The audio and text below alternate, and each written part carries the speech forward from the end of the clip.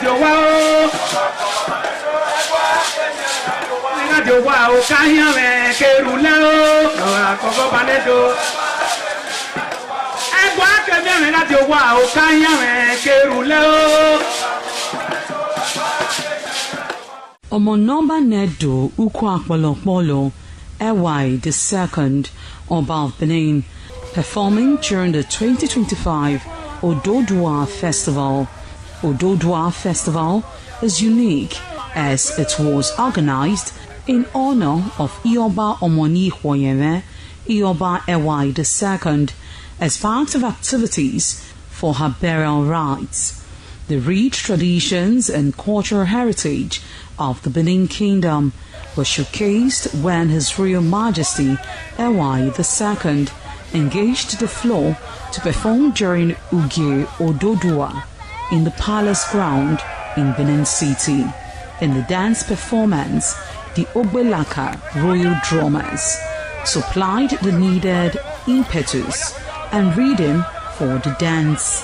However, tributes are paid by the head of Benin deities to the monarch, who was the cynosure at the event. The event can best be imagined as the spiritual rejuvenation, stunned, spectaculars and guests at the colorful ceremony. 7 masquerades representing 7 spirits and deities conveyed different meaning in company with the head of the deities of Benin, with the Oba of Benin, who exhibited a grand cultural dexterity in his dance steps.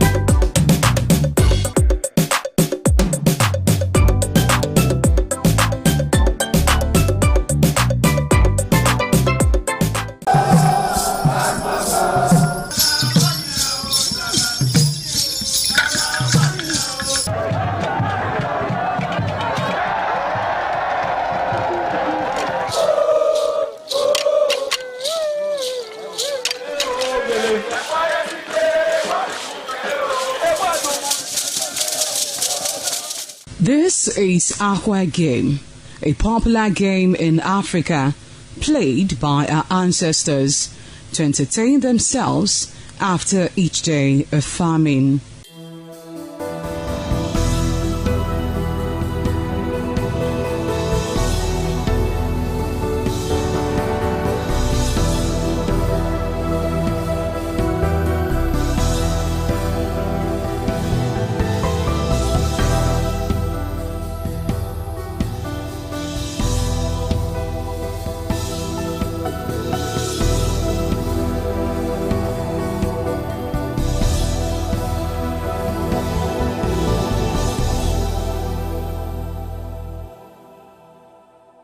It is also relevant in our coronation in Africa.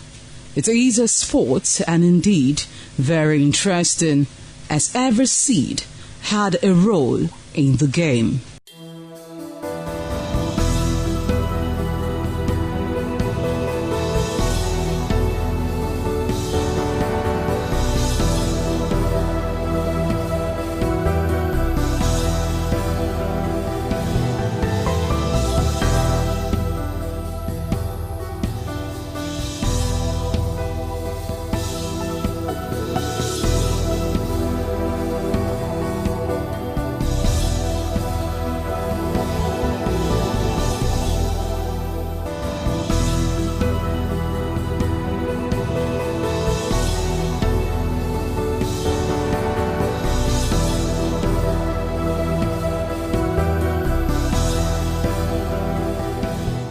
Playtime is 45 minutes per set. There is no age limit as long as you can spin aqua seed. Ayo or aqua game, known as the game of intellectual. This game requires a lot of mathematical skills. Aqua game is played with carved wooden box containing 12 holes.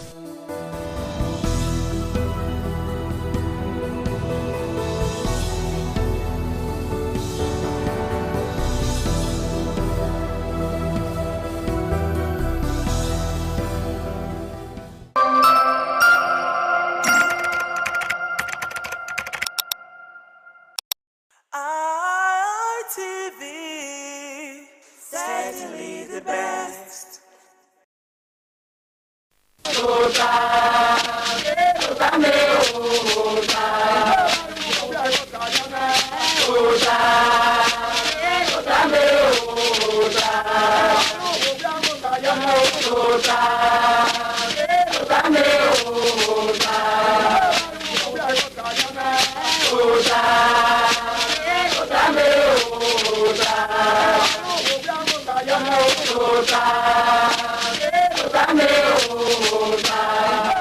Waya bota la onuma ugi bota vese ma adu ugi bota na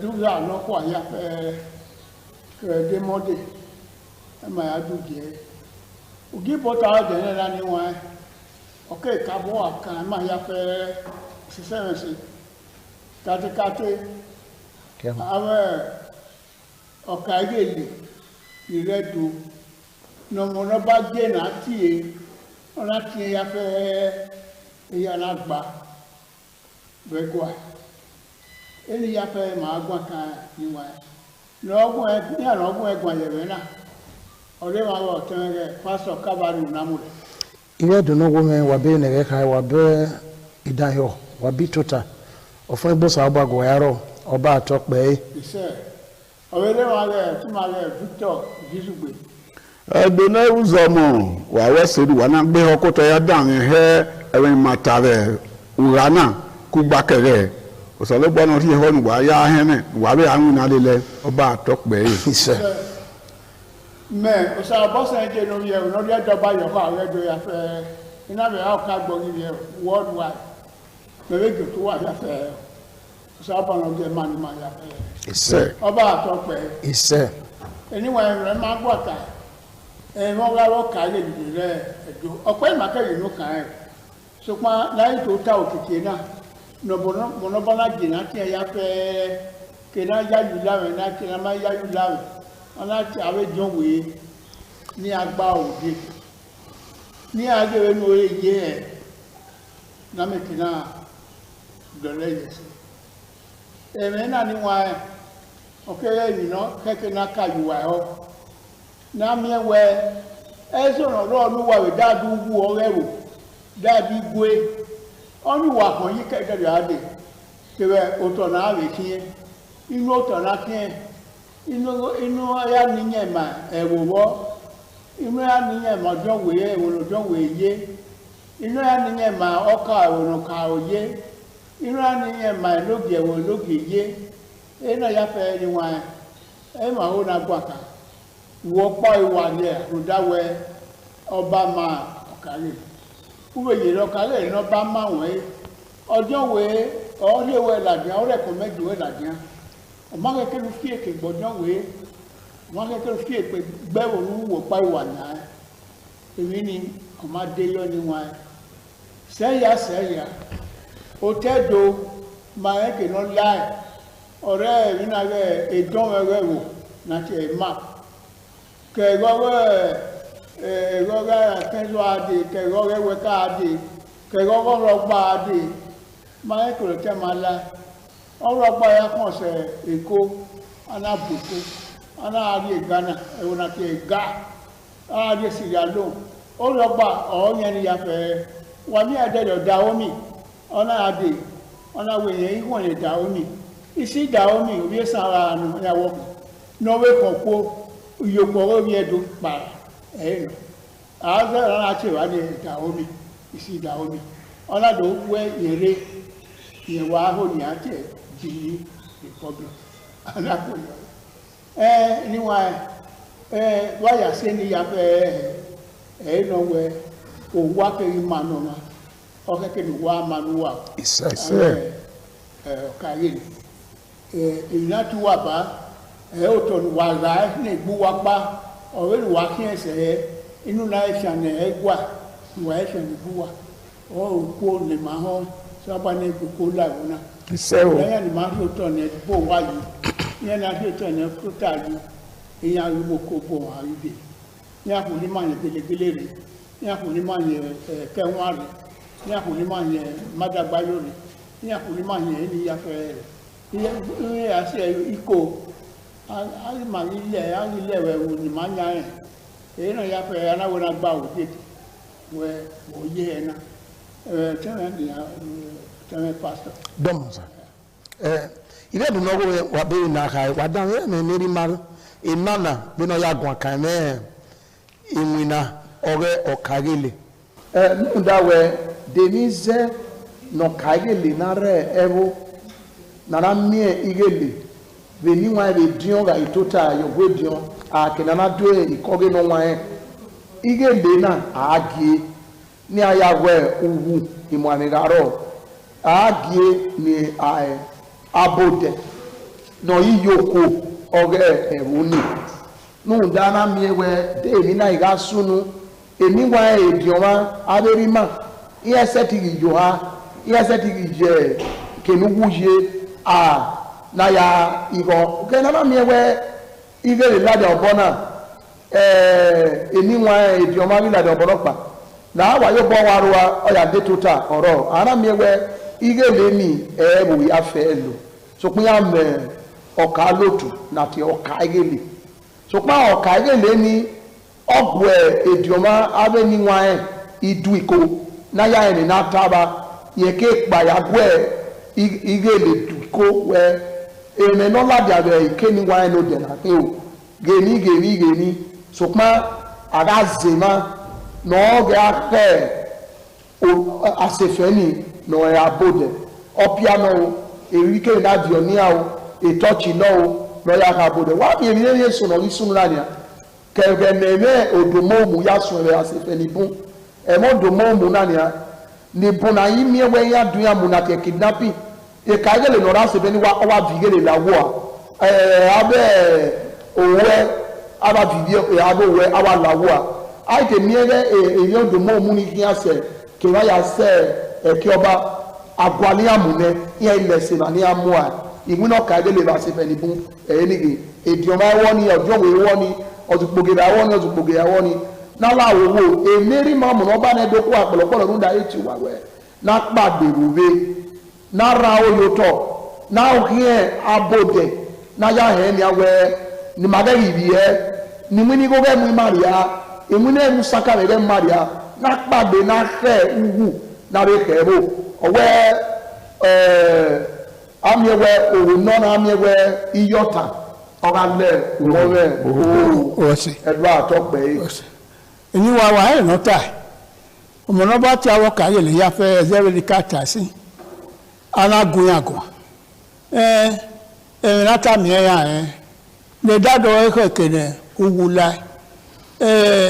ẹ̀dádọ̀ awọ kàyè lè wà ní ọkọ̀ ìkẹ̀lẹ̀ wà tó bó wà lè kùgbé wà yá àmì ìkọlù wà á do ọmọ ìkẹ̀lẹ̀ wà á náà do ẹ̀ wà á kí ààrẹ ní wọn wà èkó ìsọ́rú wọ́wọ́ yà ní wọ́n èkó èso òtọ́ ni wọ́n kí ẹ̀yà ní wàá yà kókò gbá ọ̀rẹ́ èkèlú wọ́rẹ́ ẹ̀dó lá òtọ́rẹ́ ẹ̀dó state kẹwẹ́ kátíkátẹ́ Benin City dèkè náà lá náà dẹ́kàn òdẹ́zẹ̀ sápẹ́lẹ́ gbáràn òdẹ́zẹ̀ mínárẹ̀ gẹ́lẹ́gẹ́lẹ́ òdẹ́zẹ̀ ẹni ìyàfẹ́ rẹ̀ àyàmúmàmì máa yẹn ní wàá sọ nyà wẹ ìyàn nyẹ́ra ìyàn àmì máa eso lọ wọ́n wọ́dẹ̀ rẹ̀ wọ́n kà ọ́ gẹ́gẹ́lẹ́gẹ́lẹ́ yẹn máa kó náà mọ́ ẹ̀yọ̀ wá ẹ̀ gẹ́gẹ́lẹ́gẹ́lẹ́ ikọ̀ ẹni ìwéré wa ìyẹn ọ̀zọ́wẹ̀ ìyẹn ìwà nyà ẹ̀ màá yẹn yọ pẹ̀ ní akẹ́ àríwá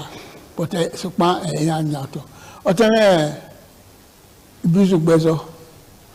dọ́mọ àbá wàwẹ́ sí àbínà yìí kàn ẹ̀ náà ẹ̀kọ́ wàá sọ̀rọ̀ yẹn mi ọ̀tẹ́ mẹ́ta ìbánrẹ́ ìkáfárí ọ̀nà àwọn tẹ́kù èmú wàá hàn wẹ́ iyọ̀tàn olóòhó mìíràn rẹ̀ áhìí tẹ́ni wẹ́ ọ̀kárí tẹ́ndòdò yìí wẹ́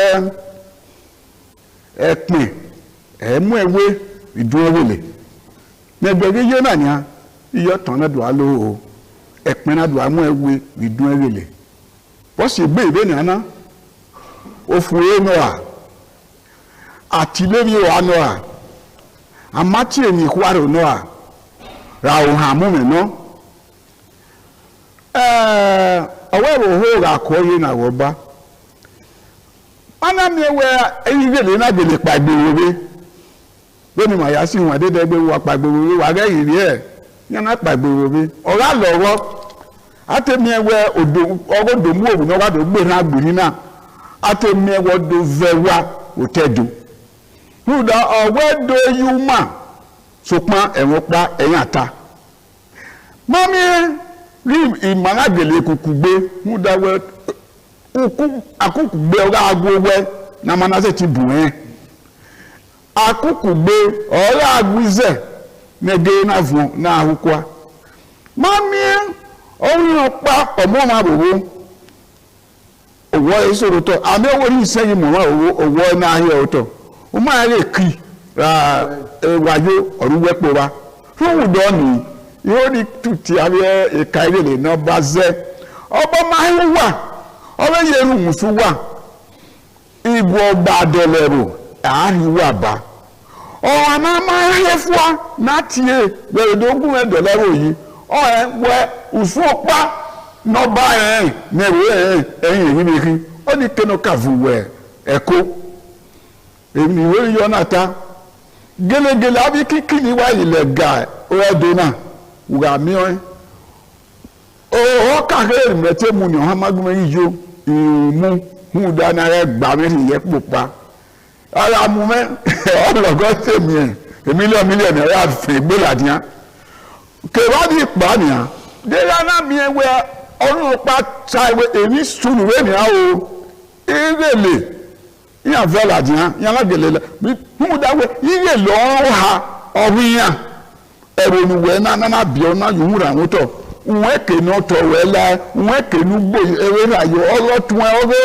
ìwọ̀n àwọn ọ̀rẹ́dẹ̀gbẹ́ nìyà òru yẹn ẹsẹ̀ tí ìhù ha ní sọ̀rọ̀ ẹsẹ̀ tí ìhù ẹsẹ̀ rẹ òru yẹn là yìí ẹwọ́ sọ̀rọ̀ náà sẹ ọmọtọ̀ wọ́n ẹwọ́ mọ́tọ̀ ọ̀rọ̀ yìíkì rudo ni wala ho onye me no ma de yuvie ni wa kiegbe wo na goba do level yi oba atokpe ise eni wa ya iwa matana awo kagele e ma gbogun na ase gbigele ewo ase gbigele ewo ose gun wa ni ani wa e manata na ni wa kugbe e ka wo gin awe no idun no e wo no kuwe no kare lo we beye unda wa gun le ba me owu owe dadore e kiru wu la we nu wo wa fi bo la o kekan we wa gu e kan e o ko wo wa marie hana o ko wo wa do mi we o ko wo wa adodo wa mu o ko wo re e kenu wo re do la ona gun akana na me we odomo mu ma do na wa mu yi no wa si okugbe be no ye na me we de o ko inare amadu mamu mama ile ko awa wa ile ri do anu le buya ori Abuja ma do lo wa yi mo lo ba yi ta o wa do ni wa to lowo de yi mo ya kan ko re ne de yi ya yero yen re ni bun wi ne so para gwa lo ara mi o ni na loro amio na ya mo egbe enu we ya ro ere udo ya agwo e oge fa kan wo wa bidun wo wa rewo o ma sun ne de unda ọba ọgbà ore ma ya fe ìnáwó naru ẹ̀rù kátíkátí ọrí náà sì ò sí rẹ̀ ẹ̀wò náà ò sí gẹ́gẹ́ gbúwà ìmọ̀wá inú wà dáadọ́ rẹ̀ yìí kú gbàgbá ní ẹ̀rọ gbà náà mi ẹwẹ́ òkú gbanú àrí gbá ni ara rí ó sì sí ìdàwẹ́ ẹ̀bàwẹ́ ara rí ọpẹ́ àfihàn ọmọ ẹ̀rẹ́ ìnáwó rẹ̀ eni yabu na na we ko yo pia ri ero oloro ya zi owe keni ade oge no ewe ni ata yen di ya mi ilasiwa ebebi so yin a ya ro o are wo na we ewa to boy no we gbere na no ya hon ko ni bu ya fe ya yiro ni wa na me we ma de ewo na yese ne lo wi ma kan e be kan bo ni ẹdùnú pẹ̀lú èdìọ̀wé ọ̀ka ẹ̀rù kébẹ̀ ọ̀ka ẹ̀gẹ̀lẹ̀ ó sanogodo ayúwà wẹ̀ òun ta ni dasefẹ́ ni òun ta wẹ̀ gbérage ọkọ̀ fúwé náà nù da eré máa mọ̀nà bá ní dókó àpọ̀lọpọ̀lọ wọ́n rí zẹ̀ ọ̀ka ẹ̀gẹ̀lẹ̀ ó sanogodo azọ́dìọ̀wé anamiẹ̀wẹ̀ ọbàwẹ̀ gbé zọ̀ká à ènìgè le la se fɛn ya o tɛ do bɛ na ka ya dɔ lɛ o yi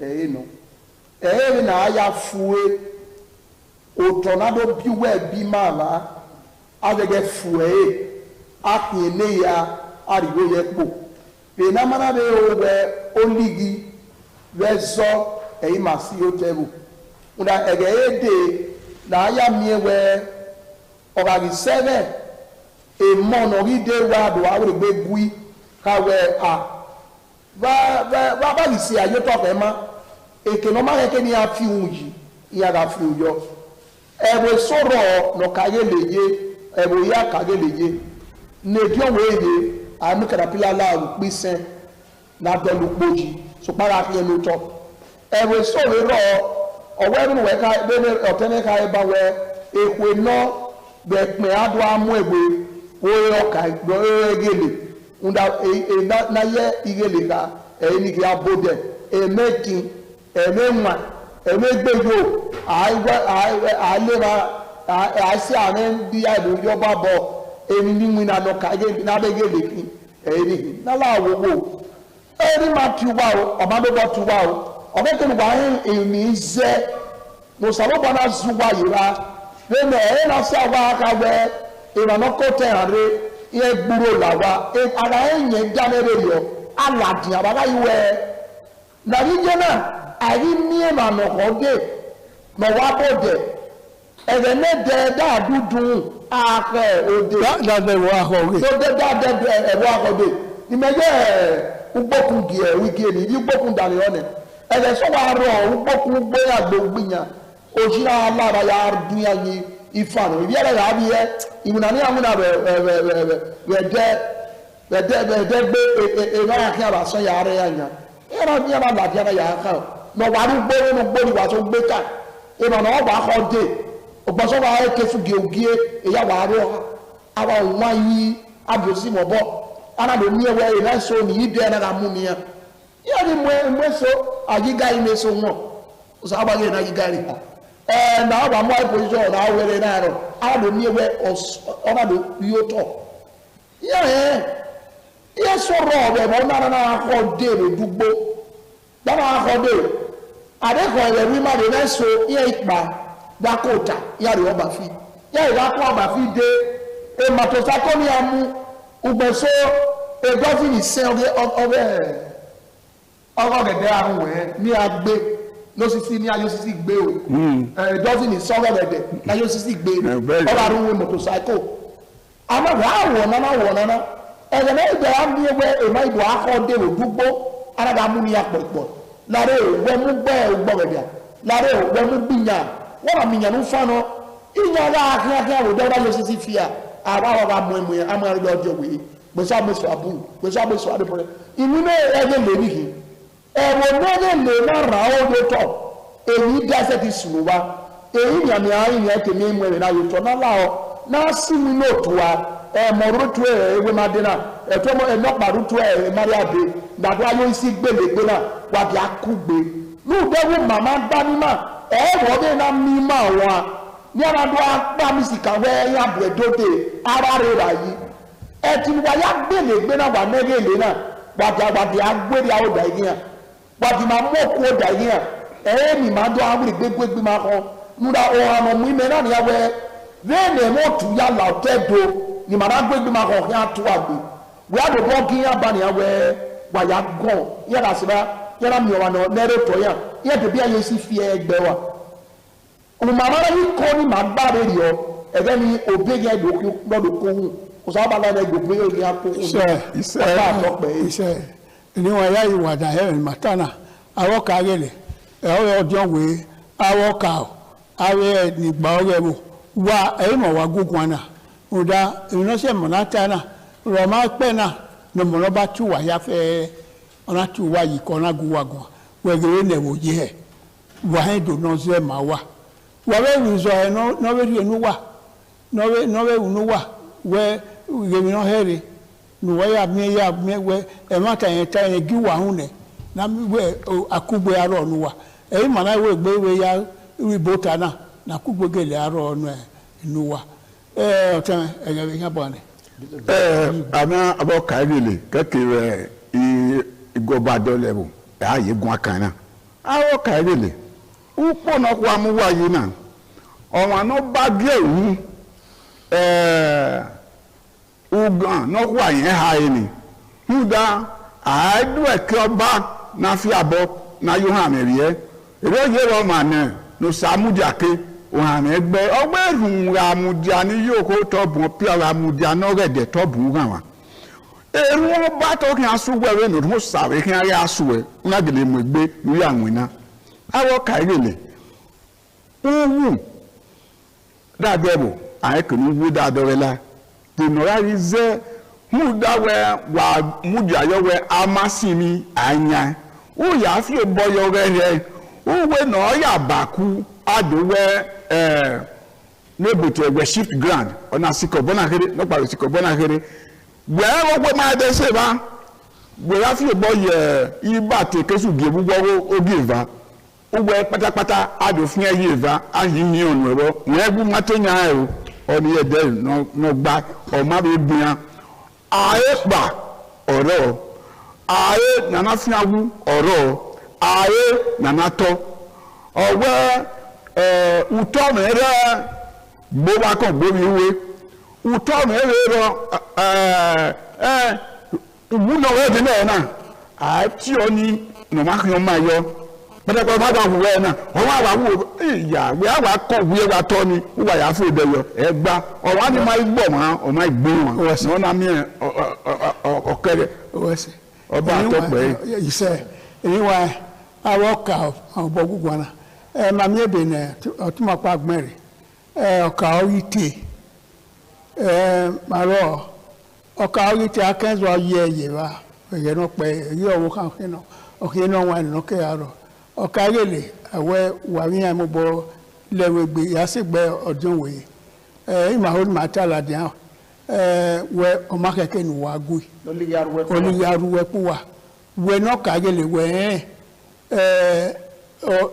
ọka ọdún wèé ọdún wèé tó bú wẹ̀ mú wa ní ọpa èyí tó pa ọka òye ọka òvé ní bóyá fẹ́ ọdún wèé ọka ayákòókò wèé kúgbé òtótẹ́ ọdún wèé ọka òye òtótẹ́ ọka ọdún wèé yé ọdún wèé ọdún ẹ̀ ní ẹ̀wò sọ̀rọ̀ ọka ọ̀rọ̀ inúge arọ̀ ọka ọ̀rọ̀ arọ̀ ọjọ́ enoge ya ize ọka ize ọjọ́ kìlọ̀sẹ̀ sopa ọjọ́ wẹ̀ nàkànà ọ̀rọ̀ bùrẹ̀dùn ọ̀nà àwọn èmi yóò tó bọ́ ọ̀sẹ̀ èmi rẹ̀ àmọ́ wẹ́ ọbẹ̀wò náà sọ ọ̀bọ ló mú gẹ̀ ọka sopa èyí ẹ̀kọ́ èrè náà yé nà á níyàn ọwọ́ bá kẹ́ yàfẹ́ ọka ọjọ́ níwọ̀n ẹ̀ yàfẹ́ nọ̀ka òye wà tó bó wà nọ̀ka nà ọ̀rí tẹ̀nà wa gbe okoto awe tu wa ya fe na we no geva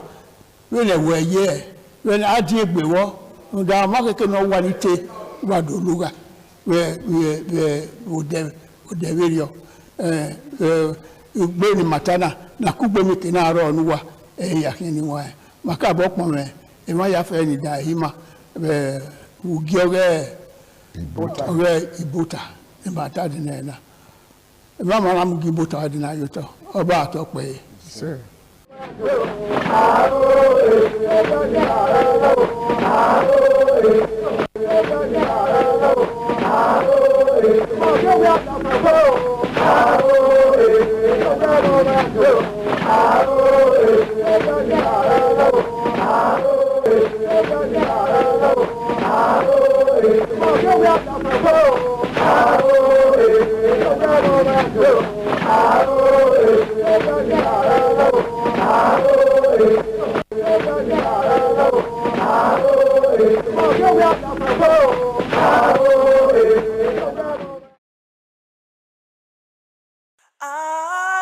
RTV, certainly the best.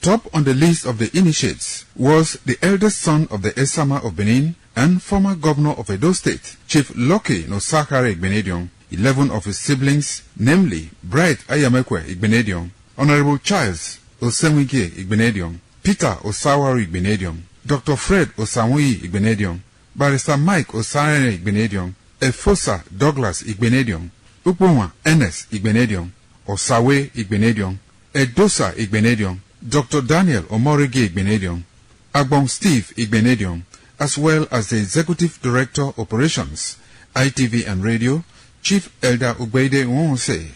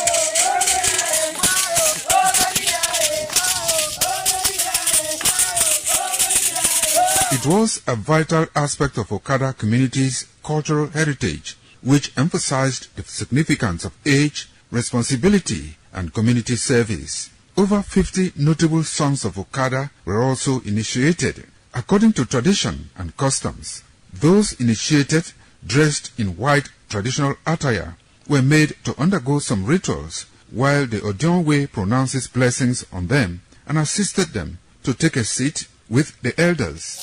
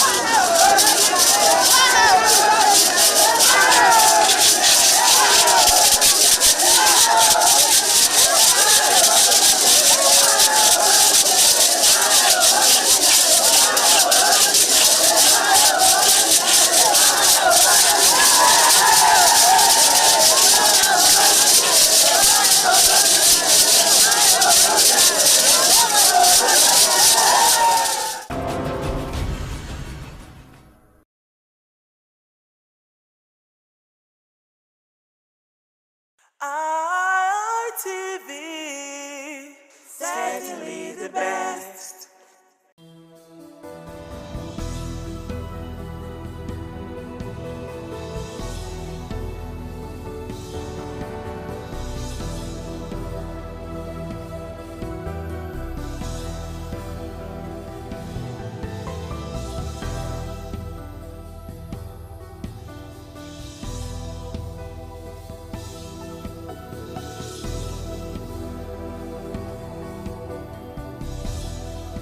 Well, good to have you join us, guys. Good morning and welcome to the show this morning on ITV. As we always drive this show to make sure that we're able to close the gaps, most especially when Nigeria has come to a point where, despite the topsy-turvy nature that we're faced with, we must be champions. We must be able to, coordinate it and make sure that we get it right. And most especially in those times where you have to make sure that you sit behind the wheels and drive. Well, a lot of challenges, there, like some will say. Well, my name is Philip Omo-Gyukpo, and of course, great to have you join us. And I'm not alone on this. I've got Anu Oluwakpo Stephen. Sometimes it takes some heaven's breath to pronounce that name. Anyway, I love the fact that Anu Oluwakpo Stephen. Right, I love the fact that you try to pronounce like a typical Yoruba person. I try to, even though I'm not actually. But it's great to be here. And the fact that you said challenges, Okpo, like plenty. It's very plenty. But indeed, thank God we're getting good news report from interesting parts of the country, and we're here to do justice to that.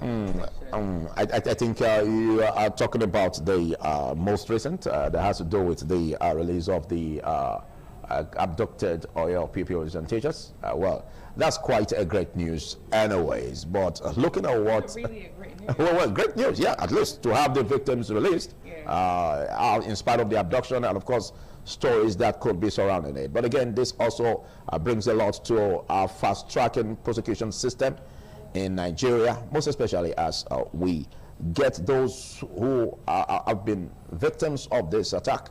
And again, the need to also, arrest those who are involved, measure the names of those who sponsored it, and of course, make them to face prosecution. Well, we will be bringing you reactions of the Oyo State Governor Seyi Makinde that said, well, there should be a UN probe on the abduction and, of course, resolution of the release of the victims. And we'll be launching this clip shortly, after which we add one or two to it.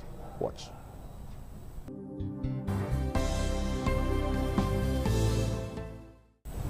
Well, before we launch that clip, as regards the governor of Oyo State, Seyi Makinde's efforts, and of course all he said concerning the probe of the abduction and of course release of the kidnapped Oyo pupils and teachers, we will be quickly getting an intro of one of our anchors who was unavoidably absent at the course of the introduction. Well, I don't know. All of a sudden, you've appeared. I don't know why you have to. I don't know how to describe. I don't know how to describe your disappearance and your appearance, because at the point I thought you were at the end, while we started. I'm still present and I'm here. We're doing the job. You know how it could be. Good morning, Philip. Good morning, Anno. And good morning, our viewers out there. Good to have you join us on the show this beautiful Tuesday, rainy morning. So that's one of the reasons why. Oh, raining. Okay. Traffic congestions. Yeah. You know how the city is like when I don't know. You don't know. No, you don't walk around the city. All right. So real quickly, I'll say good morning to you, Miss Selina Okwo of our Lagos studio. Beautiful morning to you, Philip. Good morning, Anu, and good morning, Lawrence. It's a raining Tuesday here also in Lagos. I mean, the rain outside, the weather, it's beautiful, but it's raining. But what to do? We have to be here. Trust you guys are doing good this beautiful morning.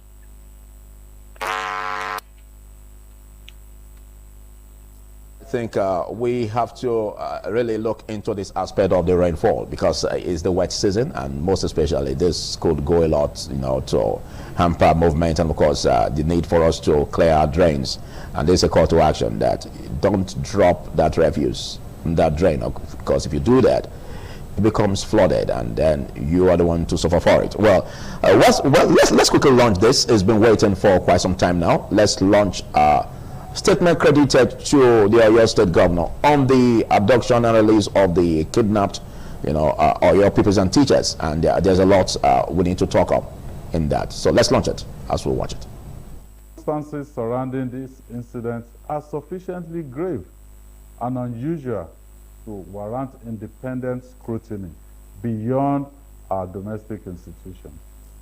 I therefore, with a full sense of responsibility as the Executive Governor of Oyo State, call on the appropriate international human rights and accountability mechanisms, including those within the United Nations system, to closely examine the facts surrounding this abduction and the circumstances of its resolution. Such scrutiny is not intended to undermine our institutions. Rather, it is intended to reinforce public confidence that the truth will be established and that every person found to bear responsibility, regardless of office, influence, or affiliation, will be held accountable. Under the Constitution of the Federal Republic of Nigeria, the primary responsibility for national security rests with the federal government and the security agencies under its command. The Nigerian people, therefore, deserve a full and transparent account of what happened, who was responsible, whether there were institutional failures, negligence, or collusion at any level, and what measures must now be taken to ensure that no community is ever subjected to such an ordeal again. This is not about politics. It is about justice for the victims, reassurance for our people, and restoring public confidence that every Nigerian child can go to school without fear. Well, just to also let you know that 4 opposition political parties are also backing the Oyo State governor in his call for the UN probe and the incident that occurred, in Oyo State over the kidnapped people, and of course the teachers and their release. Well, there's a need actually for us to overhaul this and see what happened, and of course why it happened, and of course the role of the security agents, and of course those who were arrested. We have reports that 8 persons were arrested, as those who are seen as the kidnapped suspects. And of course, how do we make sure that they are brought to book? And those who sponsor this, whatever these reasons may be, as put to the public by the Oyo State governor, there is also a need to look in that direction. Although the federal government have been slamming the statement credited to the Oyo State governor, but there is again need to look at it. Some say, well, it could be political, most especially when the Oyo State governor is also a presidential candidate in the 2027 election. Although, like my co-anchor said, he looks stretched, and that, click. What could be the reason? Well, they say uneasy lies the head that responsibility. Well, let's start with you first. Really looking at Seyi Makinde with the whole game playing in the politics and in the policy, coupled with the recent kidnap and the release of the children, Makinde looked extremely stressed when you look at him on that clip. Maybe it's because of his ambition. Again, don't forget that to run the presidential race, it's not easy, most especially when you have the current president coming for a second term. And they're also from the same geopolitical zone. Oh, really? They are Yorubas. Exactly. Say. I'm not trying to bring in tribe anyway. Or are you trying to say that it's an AI version? No. That's Makinde. The person we saw on the screen is Seyi, but he looks stressed, and we have to say it the way he is. He really looks stressed. I think it's only normal for him to look stressed, but aside from him looking stressed or not, a lot of things have been playing out, and I think what basically Seyi Makinde is saying is we need answers to a lot of questions. When we heard the release of the women and the teachers and the children after 56 days or more, a lot of questions were actually being asked. A lot of questions, Nigerians are asking questions. So it's only great that the governor of the state, Seyi Makinde, told in that same line and say, this is not about politics. Even though the federal government, the presidency has slammed him and say you don't have to politicize everything. But then again, a lot of questions should be asked. Some questions he basically asked is, how did it happen? What led to it happening? Who are those responsible for, this heinous crime? I think it's only nice that we get answers to those questions so that we don't have the same situation happen again and again. Now, when we even talk about it happening again, similar situation happened on the same day, May 15th, 2026, in Borno State at Musa community. And up till date, we have no clue as to what is going on there. Are the children brought back? No.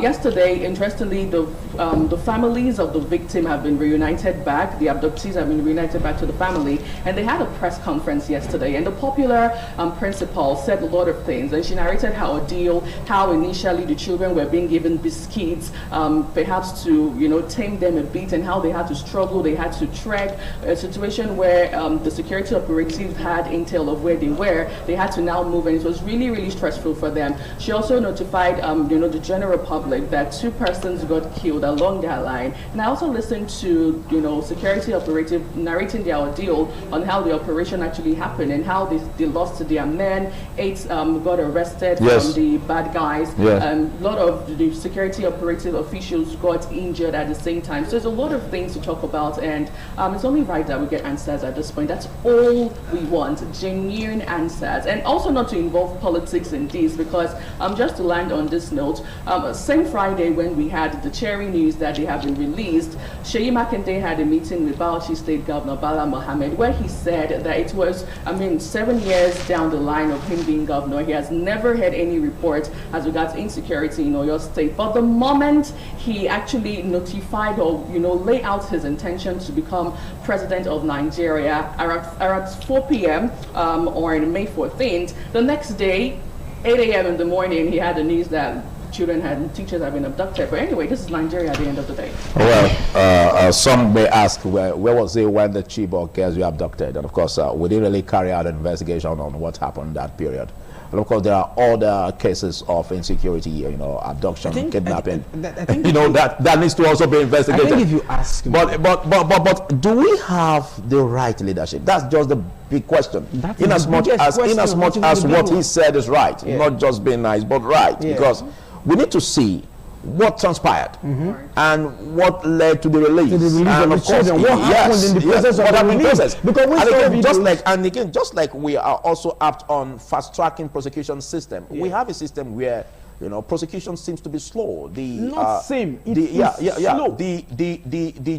legal jurisdiction that is supposed to speed up or expedite action, on that in order to fast-track tackling insecurity, we don't see it. We don't see it. So there is need to look at it. You see, there's a big question, like you said, concerning our legal jurisdiction when it comes to fast-tracking criminal matters. These are heinous crime according to the Constitution. It is an individual versus the state. So a criminal matter is not a civil matter. You understand? Especially kidnapping, armed robbery, and killing and all that. It's a matter that the state takes a responsibility of and prosecutes it. But the question will now be, does the state themselves, do they have the wherewithal? Do they have what it takes to prosecute this matter as speedily, as fast as possible? But we are seeing some states now trying to create special courts to try, like Edo for instance, to try issues like this within so and so time frame, so that those persons will be, their cases will be different from the normal regular court, where you have other files that have been bulky for 30 years, 20 years, 15 years, and nobody's attending to them. Because kidnapping is a capital offense. Killing is a capital offense, and capital punishment should also go with it. I remember vividly what the governor also said. The governor of Edo State, Senator Mondo Okpebolo, when he said that it's going to ensure that there's a speedy, a judicial process to make sure that those kidnapped, those who are alleged suspects are brought to book, and he said they will be executed publicly after they've been paraded at the King Square. You call it Ring Road.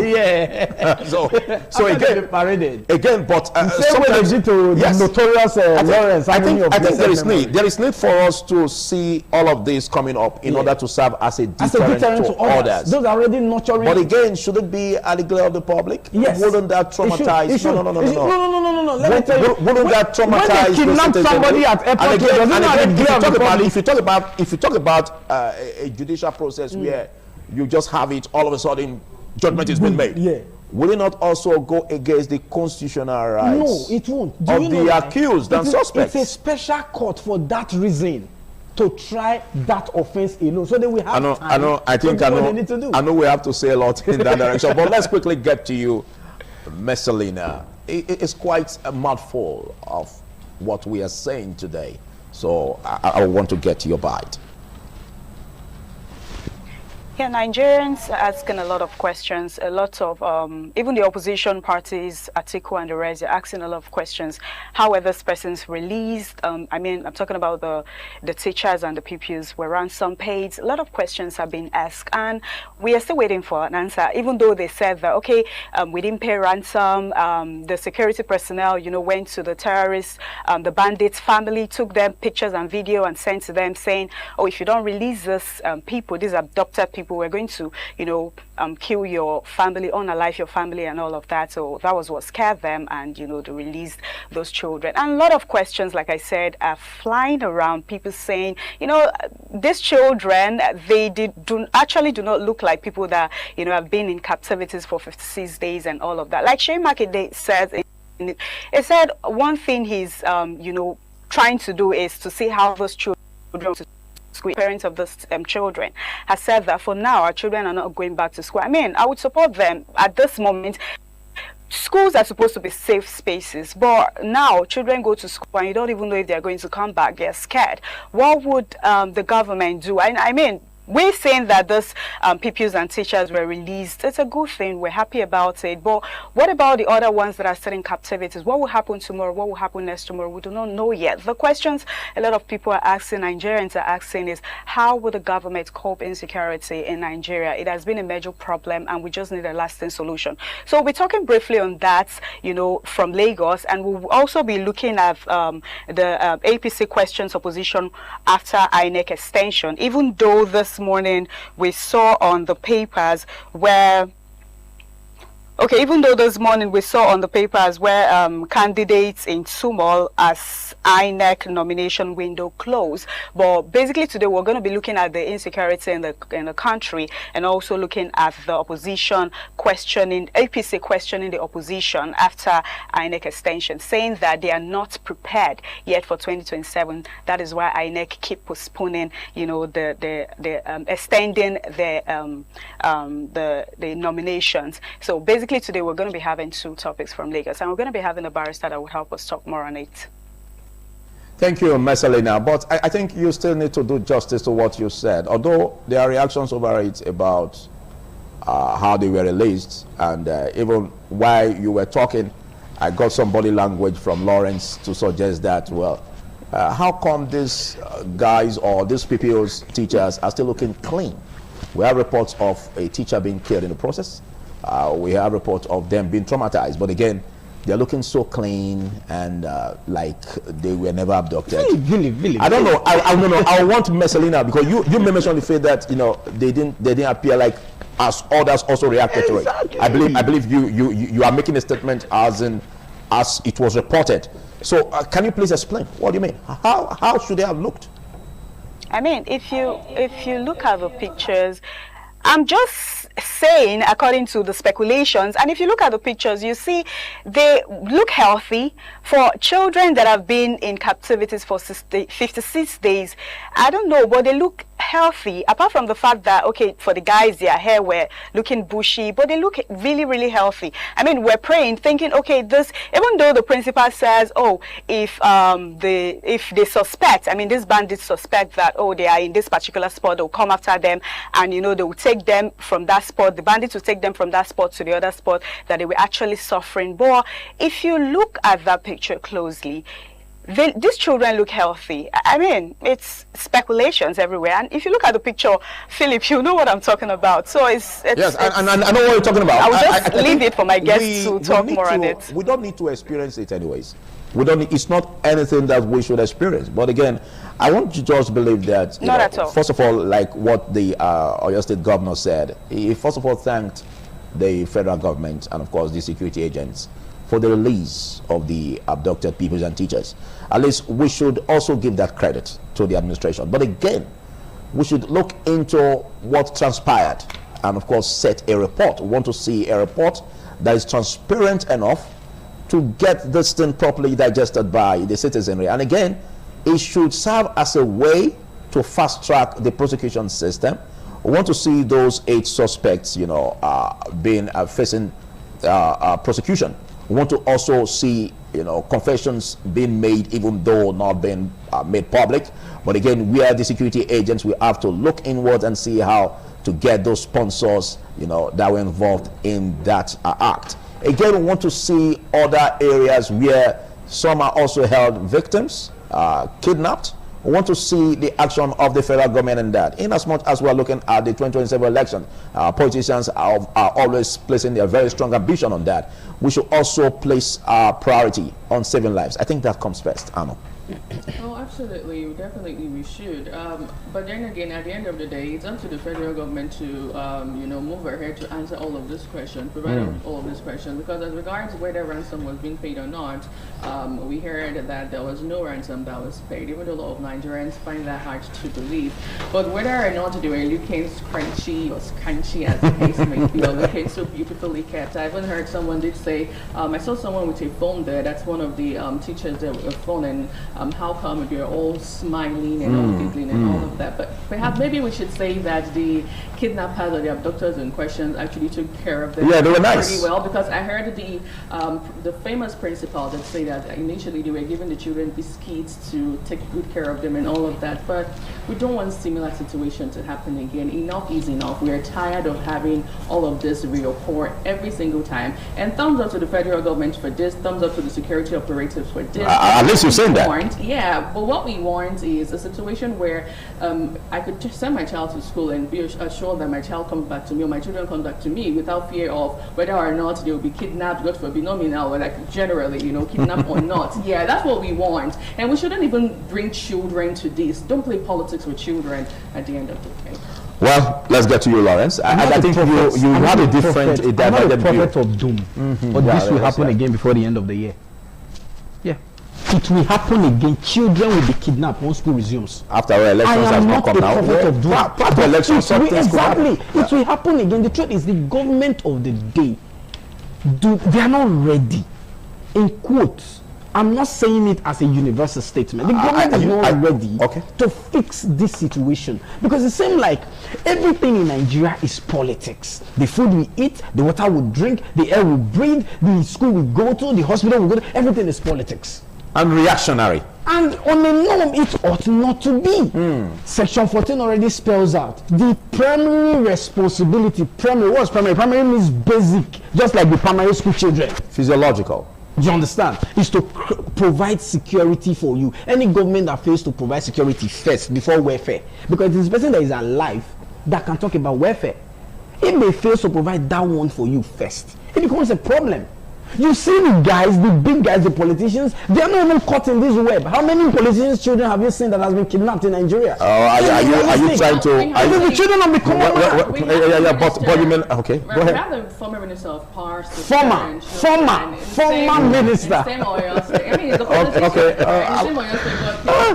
but there was a speedy recovery. That was within 5 days. That's right, but within 5 days. Solution, let's not forget that a couple of months ago, the Senate President, Godswill Akpabio, actually did say to Nigerians that, don't worry, just be at peace. Yes. After the 2027 election, yes. all of the insecurity, promises, all of the fight, another promise. Yeah, another promise. Be over. Upon promises. So basically, what we can deduce from that is everything is just politicized. They know what they are doing. Politics minded, and we shouldn't. That's why I did say that we shouldn't play politics with children. We shouldn't play politics with Nigerians, with our lives, because all Nigerians at the end of the day truly matters, and we need to be alive to vote, right? Exactly.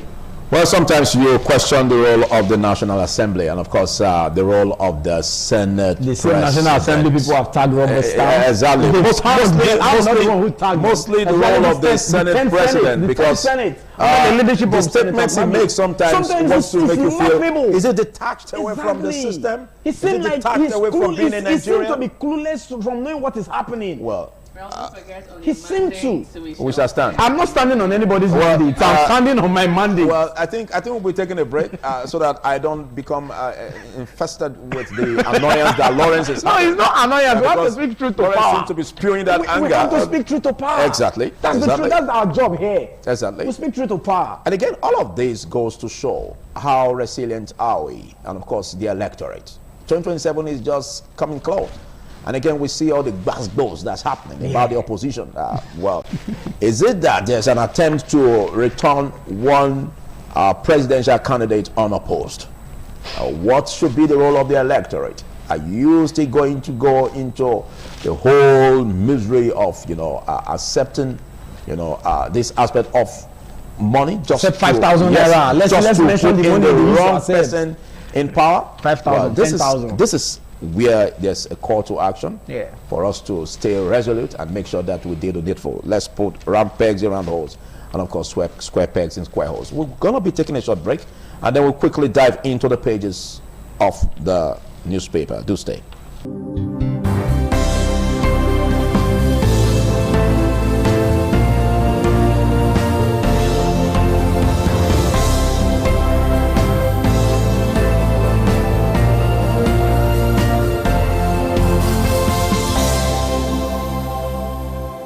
A quick look at the pages of the newspaper. We're starting with the Daily Trust, and of course, how trustworthy is this daily? We have it on the big headline, begging for attention. ADC heads to Supreme Court over Congresses.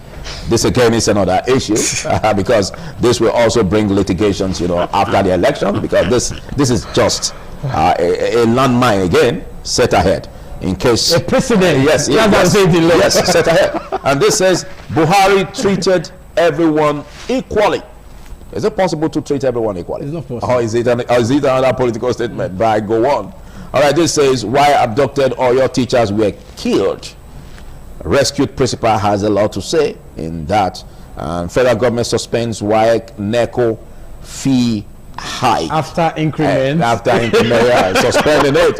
You know, because a lot of questions have been raised. How do you want to jeopardize our education system this way? All right, this says ICP won't indict Badabiamila, says Phantom Council DG. Alleged certificate forgery. Court fixes July 21 for ex-minister Nanja's trial. And 5 days after Kofi gets bail in a alleged defamation case. And again, Dangote dollar says fear hike fears. Can we ever get over it as regards those fears of fear hike? Now that's a big question that only the federal government and the Minister of Petroleum can give us answers to. We turn our attention now to the First Daily. Let's see the First Daily newspaper this morning. It's leading still with ADC crisis. The said it deepens. Appeal court bars INEC from recognizing MARC-led congresses. Subwriter says Atiku blames INEC. ADC heads to Supreme Court. Away from that, kidnappers killed 2 teachers to pressure government, who is speaking. The freed Oyo principal yesterday at the press conference they had. Oyo headmaster abducted. Kidnappers demand 30 million naira ransom. Obi raises alarm over fresh Benue Plateau killings. Serika, Buhari handed over stable economy, prosperous Nigeria. And interestingly, on the front page of the First Daily newspaper, we have a picture there of the Vice President Kashim Shettima, former First Lady of Nigeria Aisha Buhari at the center, and of course, former head of state General Yakubu Gowon. They were actually marking the 1st anniversary of the death of former President Muhammadu Buhari in Abuja yesterday. Well, may his soul rest in peace. Amen. Amen. Amen. Well, federal government suspends WAEC NECO fee hike after public outcry. Senate 34 trillion naira duty waivers slashed customs revenue. And finally, on the front page of the First Daily this morning, Osimhen eyes university degree after football. So interestingly, I listened good one. That's a good one. Yeah, so I listened to the interview with Osimhen yesterday, and then he was saying that how long would you spend playing football? Perhaps 25, 20 years. And what else would he do? It's not about the money, but he just wants sustainable stuff. So he said that he probably might have another degree, go for an educational degree, you know, just to do the things right. Beautiful. Beautiful. It's a good one. Education ends scam. Yeah, but it ends scam actually. The system. The system makes it look like it's a scam, it's worthless. but it's not actually. In real sense, it's not scam. Thumbs up to him. We'll try that in court someday. I don't know where you're coming from with this whole court saga. But let's go. Let's move on to the next one. Philip, if we have the next one from you, the next paper is today from you. Okay, we're looking at the Vanguard newspaper. We're looking at the Vanguard. Okay, we have the Guardian here, which tells a lot here. It says opposition candidates in turmoil. You get it on page 6 as INEC nomination windows closes. That's quite a very serious case. Opposition candidates in turmoil. Where are those going to go? You are seeing all of these candidates. You see, we must look into this, and then we have the judge there that will decide the case. And just so funny how we go on a stretch to try and legalize the process, and then before you know it, it falls like domino cards. You know, the truth is, political. I think this is quite awesome. Party matters shouldn't be settled in court. It's internal affairs. Exactly. But in Nigeria, everybody runs from one court, and their legal advisors are doing a bad job. I will tell them here, all the political parties' legal advisors, because all political parties have their legal advisors, they're doing bad jobs. Okay, let's get back to the pages of the newspaper. All right, we have this here. It says PFIPC scandal. DME alleges threat to life, begs Tinubu for independent probe. Well, that's a big one. Ex-Minister Uche Nnaji arraigned, pleads not guilty, gets 20 million naira bail. And of course we have this. It says discourse protests next new CapEx revenue directive. And Atiku Obi hailed suspension of 50,000 naira WAEC NECO fee hike. And that's much we can take. This says on Orire, Makinde 6 UN probe into abduction of pupils and teachers. That's again reiterated on this page on the cover page of the Guardian newspaper. Philip, I want to ask a question on this cover page of the Punch. Presidency slams Makinde over demand for UN probe. Why will you slam him? If you don't have any skeleton in your cupboard. Oh well. No, why are you slamming him? In every action there should be a reaction. Before you know, Daniel Boala will come out. What's the other name? Bayo Nanuga will come out. I mean, the answer has already come out already. Who is the presidency? You went to us. Exactly. Who is the presidency? When Bayo Nanuga responds on X, yeah, we get to hear the presidency. Presidency as so basically saying don't politicize whatever happened. Well, Nigerians are watching and the whole world at this point is watching. Another one that got my attention, the WAEC fee. Philip, I wrote WAEC for 8,000 naira, not in 1970, not in 1980, not in 1990. Have you heard the fact that anything that goes up hardly comes down? Never. Hardly comes down. In Nigeria, but in Nigeria, it never comes down. No, but the law of gravity says one goes up must come down. Yeah, but here in Nigeria, it's a different ballgame entirely. Right now, WAEC fee is being sold for 27,500 naira. So when can we for 8,000? NECO fee is sold for 13,000 naira. Well, where you even put but don't forget that policy was used to test the environment. Exactly. And it's a good one. That after the people reacted that this policy is an obnoxious policy, they have to drop it. That is how to have a government. Should we allow the people to react? No. It's expected. It's expected in the political chamber. It's expected that you want to find a way to do some turns in order to bring out revenue, increase revenue. So you just place some samples of policy to the political environment, and if they say that they react, we did not react. Today we are buying we want to continue to see the government, react to this positively. Let them do that to fear. Just as we are also talking about, just as we're also talking about in every success story, being achieved by the federal government in the fight against insurgency or kidnapping. We want to have a report, transparent report, to show how it happened, and of course to probe, to critique those who exactly, because we are going there where we must make sure that anybody that is caught napping faces the law, and that's what they call it, the full weight of the law, squarely. All right. Well, that's the much we can take. We'll take a short break, and after which we'll dive into the discussion proper, which will be started by the Benin studio as we look at fast-track prosecution system, a bold proposal for strengthening national security. To stay.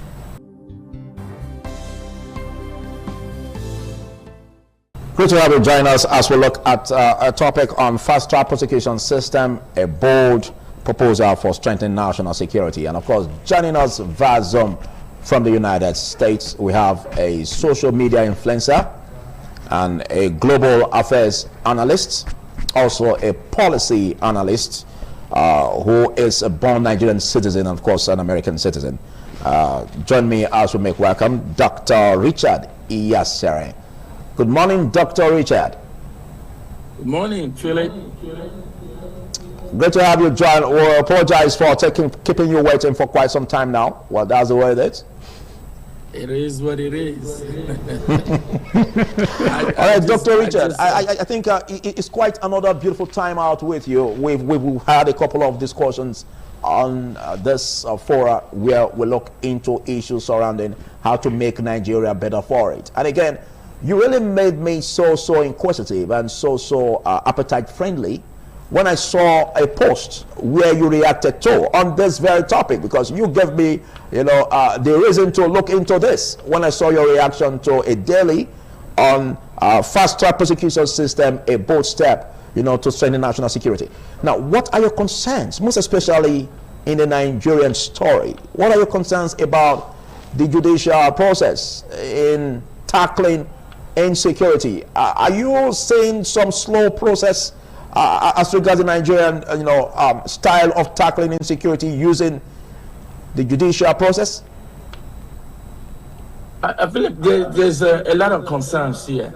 I don't know if you can remember this same program. I was here during the Edo State government election, and then I told you that after a due survey, the Nigerian diaspora or the EDULA number one concern was insecurity.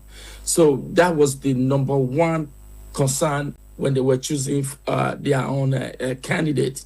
So the insecurity as of that time when we were even discussing about it in your program here, it wasn't as bad as the way it is right now. Some of the wave for deterrents that I came up with before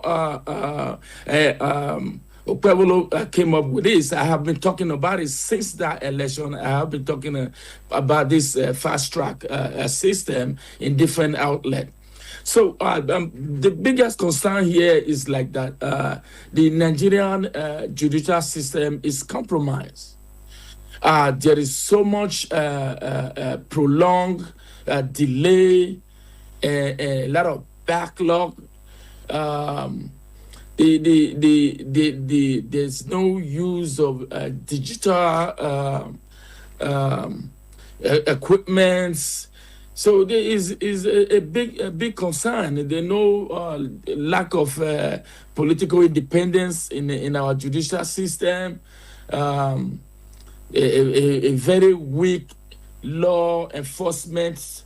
You know, the way they don't provide more about empirical facts when these cases are there. So some of these criminals, they're taking advantage of the judicial system.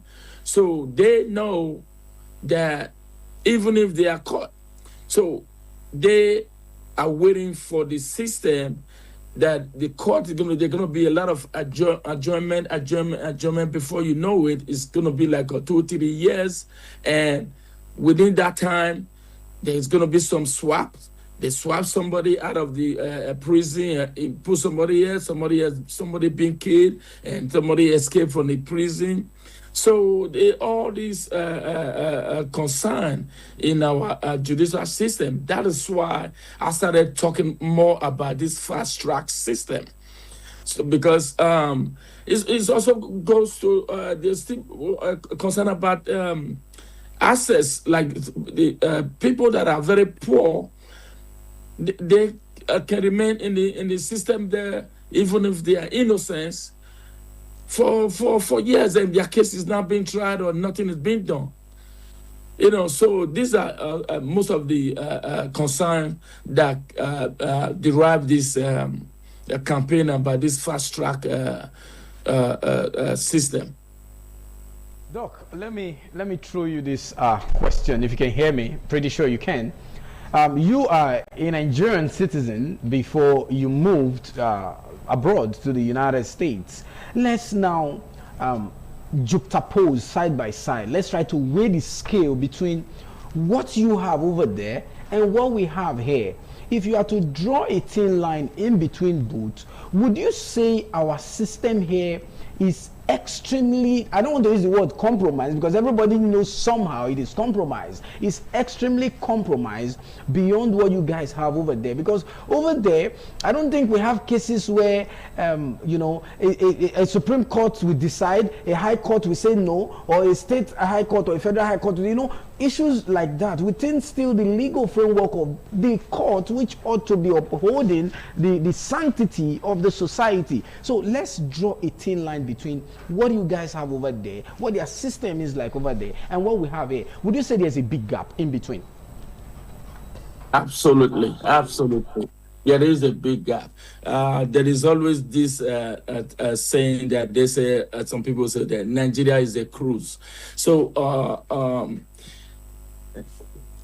here, I'm not going to come here and just run my mouth and say that there's no some infringement or some kind of corruption or something, things work smoothly here. No, I'm not saying that. But it is, there is a system in place that check and balance most of activity, especially when it comes to the judicial system. So you can't even compare with what is going on in Nigeria. Just take a look about this rescue of the children from Oyo. They politicized everything, and look at the story that is going on. These are children. These are children's life. These are human beings, but it's just become a politics that, you know, people coming up with all different kind of insinuation. The system here and Nigeria, I can't even compare. So I don't even want to go there.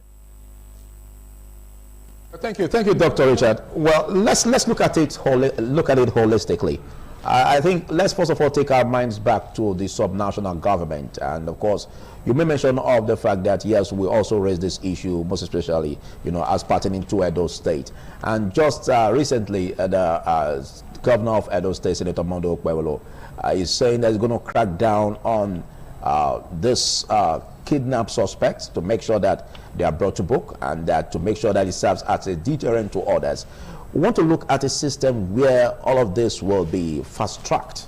He made mention of the fact that it's going to ensure that there are courts that will expedite actions on this, and then make sure that this, you know, kidnapped suspects, after being accused or after being found as guilty, faces the full wrath of the law by apportioning capital punishment on them that could even be at the King's Square, at the glare of others publicly. I don't know how your reactions is like as regards what the governor said. Are you at home with it? First of all, I'm going to give Governor Okpebholo his flower on this subject. I would definitely give him his flower for, you know, coming up boldly to tackle this insecurity. When we started talking about this fast track, that second part was never part of it, like taking people to Ring Road for capital punishments. That wasn't a part of it. But the Nigerians, or the situation in Nigeria, needed drastic action. So we cannot continue to sugarcoat or you know, use gloves or cotton to be handling some of this situation, because the insecurity in Nigeria right now is terrible. Is appalling what is happening over there. So I believe that his proposal, what he's talking about now, is a huge deterrent, and these people should be handled with iron hands. But I still have my reservation over public execution. You know, something I probably will still have to look more into. But talking about this fast track is a whole lot of benefit to it, because a lot of farmers want to go back to their farm. A lot of people want to sleep with their two eyes closed. We want to restore peace back to the society and remove these criminals from our society. So this fast track is just specifically to speed up the trial.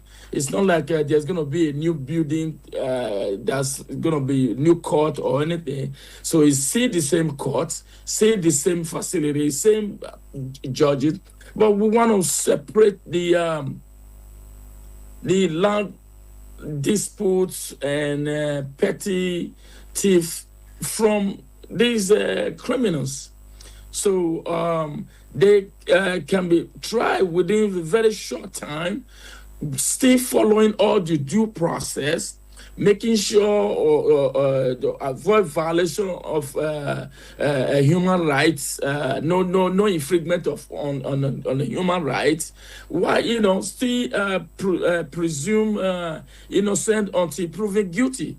So as long as all these are being followed and these criminals are handled swiftly, and whatever the punishment or the penalty that come with it will be taken immediately. So that is what this is about. Okay, you made mention of the fact that the constitutional rights of the accused shouldn't be trampled upon. Again, that's where I want you to react towards, because some have said that in the process of bringing about specialized courts to try this speedily, there could be an attempt to, infringe on these rights of these accused. Because all of this needs time to sink. All of this needs time for the accused to get a representation. And most especially as we have it where the government is saying that capital punishment for this, don't you see this, like you said, that is what you're going to really look into and see how that sync with you? Don't you see this as need for proper action to be taken in order not to bring about a speedy process that could jeopardize the rights of these accused? We need to separate the speedy process from capital punishment. What comes out after the speedy process? For now, like our prison system is congested too, so is a lot of inhuman activities that is going on. That is also crazy. So there is bound to be this fear of accused human rights being tampered with. But the goal here is to ensure that all the due process is being followed, and there should also be, like I said, a check and balance, a system that will be looking over why this is going on. And like I would say, let's see how it happens. Let's see whether this will bring about a peace. Me, I am 100% for a harsh, very harsh and way to cure this insecurity that is going on in our nation, especially like Edo State. So let's see. That's what I would say. Talking about the rights of an accused person, like you and I know, in law, an accused person have his or her right. One of the rights the accused person have is to get a legal practitioner to defend him or her in the process of litigation. If per se the accused person cannot get, the Constitution also provides that the state will make provision for him or her. But it also boils down to the question of the person the state will be providing. The state here now means the government. The person the state is providing to defend, will the person not be compromised? That's on one hand. Then where my question is going to be drawn from basically, because once you have been accused of a crime, some of your rights has been limited. That is the constitutional provision. One, they can restrain your freedom of movement, which the Constitution provides for, because they might feel you want to elope or you want to run. That's why in most cases the court will say, seize his or her international passport in order for him or her not to elope out of the country. That is on that hand. Now, looking at it from that perspective, don't you think too that it is the right step in the right direction of withdrawing some of your fundamental right or some of your human right? Because human right is different from fundamental right. They are two different rights. But in Nigeria, we muggle them together and call it fundamental human right. But in law, it is absolutely different. A fundamental right is different from a human right. So don't you think when the government or the state in itself seizes some of the right of that accused person, they are doing it in favor of the general society, which is the state? Because criminal matter is always between an individual versus the state. It's not like a civil matter where it is an individual versus an individual. Looking at it from that perspective, don't you think that the government is also doing the right thing in order of withdrawing some of their inalienable right in order for the process to be speed up? So yeah, this since the Constitution, this what you just explained has been there. This fast track do not. Maybe you are taking along the line that it will worsen it. So this has always been the system. Now, you also want to look at this. some of these criminal or some of the arrest system. What is the situation behind this arrest? How did somebody was just sleeping in their own home and then they were just picked up and faced? There's definitely going to be. That's why I said the empirical evidence you have to provide. There has to be before somebody is being put into that categories, like for kidnapping, taking somebody's life, banditry. So these are heinous crime that is to just say somebody is just pick somebody from nowhere and accuse them of these things. We want this insecurity system that is just going on in Nigeria right now. It's like a pattern. So we want to focus on just that for now, not we try to invoke what has been going on in the judicial system for years and start thinking and moving left and right. There will be a body that will be overseeing this system, and if the government is doing anything out of order, they also will point it out and bring it up and say A, B, and Z. So there is just the whole thing is in a pipeline. But the bottom line here is to cure this insecurity.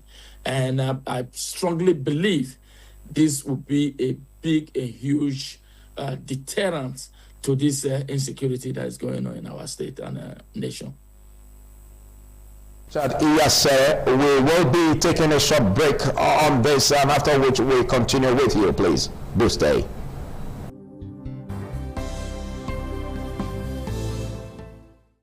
Thank you for joining me, and we are on Fast Track Prosecution System, a bold proposal for strengthening national security. And I still have the global affairs analyst with us, also a social media influencer and policy analyst, Dr. Richard Iyasere. Well, Dr. Richard, let's take our minds to the release of the abducted pupils and, of course, teachers in Oyo State. And, of course, a reaction of the Oyo State governor demanding for a UN probe, the United Nations probe into this, because it is one thing for us to have the release of these pupils and teachers. It's another for the government to produce a white paper, to give account of of how the incidents happened, and of course what made it happen, and how these the persons that were accused, and how they can make sure that they are properly prosecuted, and of course setting national security timelines for which all of these cases of prosecution will be stipulated. So I don't know, what are your thoughts in this and your reaction over what the governor said concerning the UN probe in this whole release? So the governor have his right to request and ask for all these probe, UN probe, and he have every right to ask for that. But for me, right now, we should be concentrating on those children, how to, the trauma they have faced. It is just politicizing the whole thing right now. For me, it didn't go down well with me. I'm not too happy that he, especially when he come up with this idea that the next morning after he announced his candidacy, that's when. So what are you getting at? What are you trying to insinuate? So like the government planned this just to, as you have a big threat to Tinubu. Like that, I don't think he's a big threat to Tinubu. So that take away some of his points or some of his concern. Just coming up with this kind of insinuation, just take away some of. He can go ahead and he have every right to propose and say he want to probe. One UN probe, another, which I doubt is ever going to happen. But just bringing politics into this didn't go down well with me. I want them to focus on this. We're talking about children here, and those children should be how to get them back into the society and how to take care of them. Their mental health should be the big concern for now. Looking at the whole situation right now, because as it stands, it seems like we don't have a proper legal framework that is that prosecutes some of these criminal kidnapping and all that, but creating a special court for handling issues like this, kidnapping, armed robbery, courtesan, just name the ills of the society. In your own perspective, do you think is the right way to go in order to decongest the regular court, like you said earlier? Not like they want to build another court basically or bring in other people. It's still the same judges who have been in the regular court that definitely might just be picked from court A to court B and say, okay, you be the judge handling this matter, in order to fast track the process speedily and just put an end to it. So in your opinion, do you see this as a welcome development in order to serve as deterrent to those who might be nurturing it and say, okay, I want to go into this business because it's booming? And in some cases, we've also seen people who kidnap themselves. They self-kidnap and crowdfund for money. Not like they were actually in the real sense kidnapped. Should these people also be added to the list of those that are undergoing trial when that person is caught that, oh, this person was not really kidnapped, but the person lay an alarm that, oh, he or she was kidnapped? That's claiming to be self-kidnapped. Should they be added also to this criminal court to also try them, in your own opinion? Yes, I'm 100% supportive of it. Like I said, I've been talking about this since during the election. Yeah, because those that kidnap themselves and claim have to have money, they are creating more fears into the society. They are making the whole situation worse. So they should also face the wrath of the law. That's why this is a big deterrent, so that it can scare people away. This is not the area you want to go into. This is something that you don't want to even think about or do. And if you do, you're going to face the consequences. So for me personally, I'm all for it, and I advocate for it. And once again, I commend Senator Modu Okpebholo for really jumping on this and taking it up. And he said he want to follow up through with it. Well, let's look at your stance on the president of the country, President Bola Ahmed Tinubu. What do you see as his role, of course, as his zest, if he has the zest, if he has the pursuit in tackling insecurity comparatively to that of previous administration? How do you score him?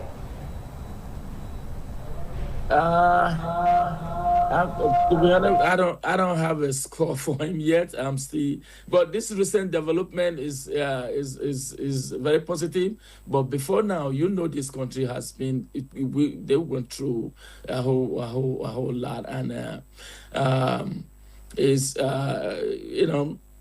just because of what happened recently, and not just they see a whole bunch of people that is still under captivity. Like they see, I think it's the Kwara or Kano State, we still have like about 40 people that are taken. There's others say that where some other people have been adopted. So the score for me right now is still not up there yet. So I just see, let's see what, in the next couple of days or months, see what his action will be. I'm thinking whatever system or tactics methodology that was used for this rescue can be applied to others. And let's keep going. Let create that, the momentum. Let these criminals know that Nigerians will come for you. If you try this, the Nigerian army will come for the Nigerian DSS will come for the Nigerian. So we are ready, and let's that momentum keep going. And then basically by that time we probably will be able to to come with a score or a scorecard or something. But for now, for me, nothing yet. So let's just keep watching. Now, you just talked about if you're in crime, Nigeria will come for you. When we say Nigeria now, that's the Nigerian state, the government in place. But let's look at it. Let me take your attention to another side of it. Crime cannot exist in a society if somebody is not aiding, abetting, or complacent to that crime. Looking at aiding and abetting and complacency, don't you think some persons in corridors of power, those in government, somehow, somewhere, by omission or by submission, expressly or impliedly, like we say in law, are aiding, abetting, are also part of some of this schism or anyhow you want to put it, in this security situation in terms of like kidnapping, banditry? Don't you think some persons at the corridor of power, at the federal, at the state, or at the local level, they know something, or they have, they are aiding this crime to happen in order for it to look as if, our government is working after they have been released or rescued? Don't you think so?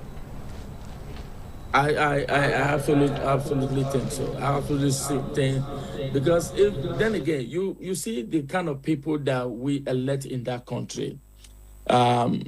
We doing a candidate. We don't do a thorough background check on some of our politicians, so we don't know. Some of these politicians were formerly bandit, or some of them was even kidnappers. So today they are in a green chamber. They are sitting down. I must have said it in a funny way, but you know exactly what I mean. So there are absolutely people in the government or in the system that are aiding and abetting some of this heinous crime that is going on in our. Some are just doing it for political reason. They just want to win, and they will do whatever it takes for them to win an election. And they come up with all these things. But one day, they say every day for the thief, one day for the owner. So Nigeria is coming into the a process now where, some of these people will be fished out. So let's start with this kind of fast track system, and then when people start crying out and start singing, then we'll see more of the these people being weeded out. Zero down to the state again. You may mention the fact that there needs to be some equipment, digital equipment, to help also to fast track the process, and most especially as regards tracking down crime. And let's make a comparative analysis between that of the Obaseki administration and, of course, that of the Senator Monday Okpebholo's administration. Are you seeing improvement as regards having the technological equipment, to fast track this process in tackling insecurity under Senator Monday Okpebholo as governor of Edo State?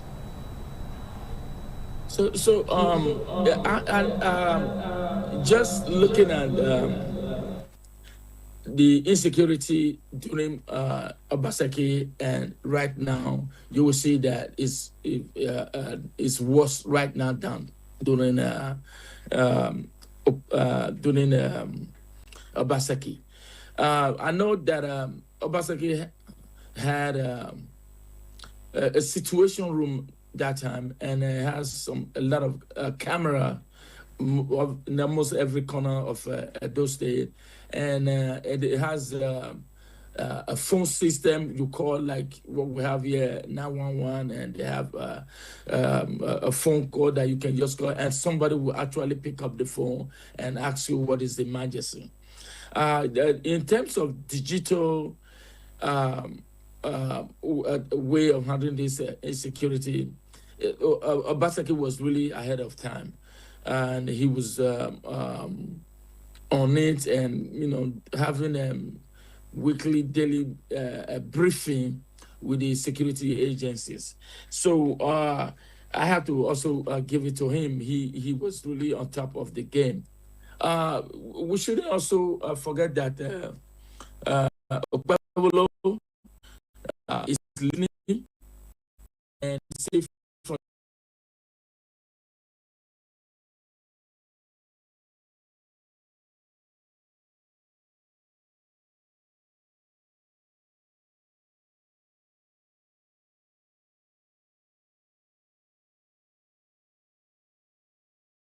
digital surveillance,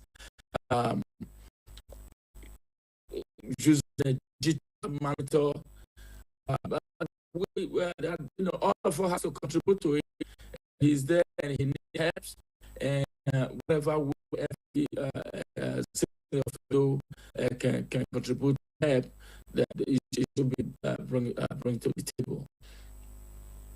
So really, quite to have you join us. That's in this question. We hope you oblige subsequent ones. Big thanks and wish you a beautiful day ahead of you. Well, there's a much you can take from the Benin studio. Will now be join the Abuja studio for a continuation of the conversation. Do stay.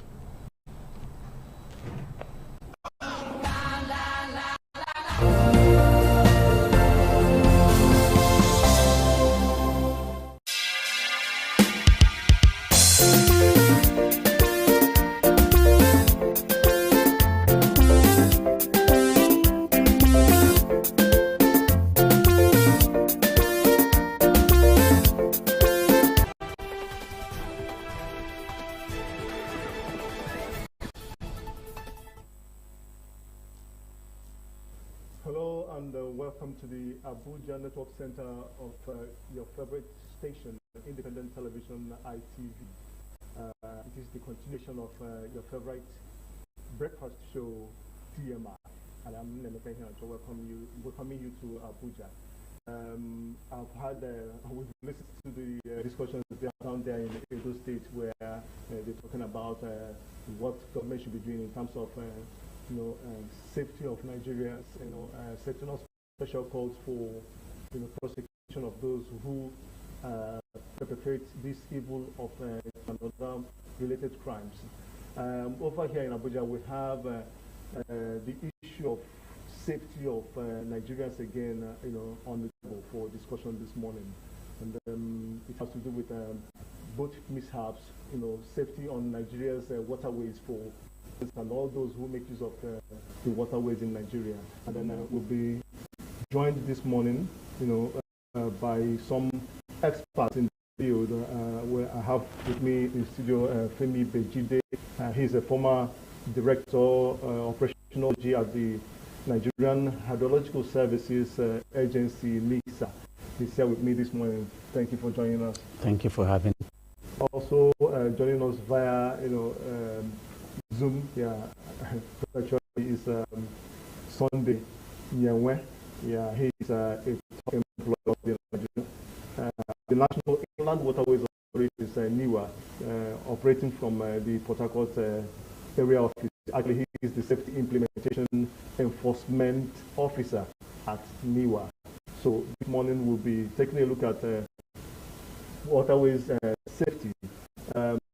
Incidents have actually happened, especially this particular year in 2020, and then we will have to take a look at them, look at those issues that many the authorities have said are the major causes of these mishaps. They are actually driven by avoidable practices like overloading, night travels, and sometimes, unfortunately, sometimes when there is this failure of or running out of getting while on what is it. These are the issues experts will help analyze and make us have more insight into what is in Mr. Bejida. I think I have to put you this morning. I don't know whether I should go ahead and then maybe give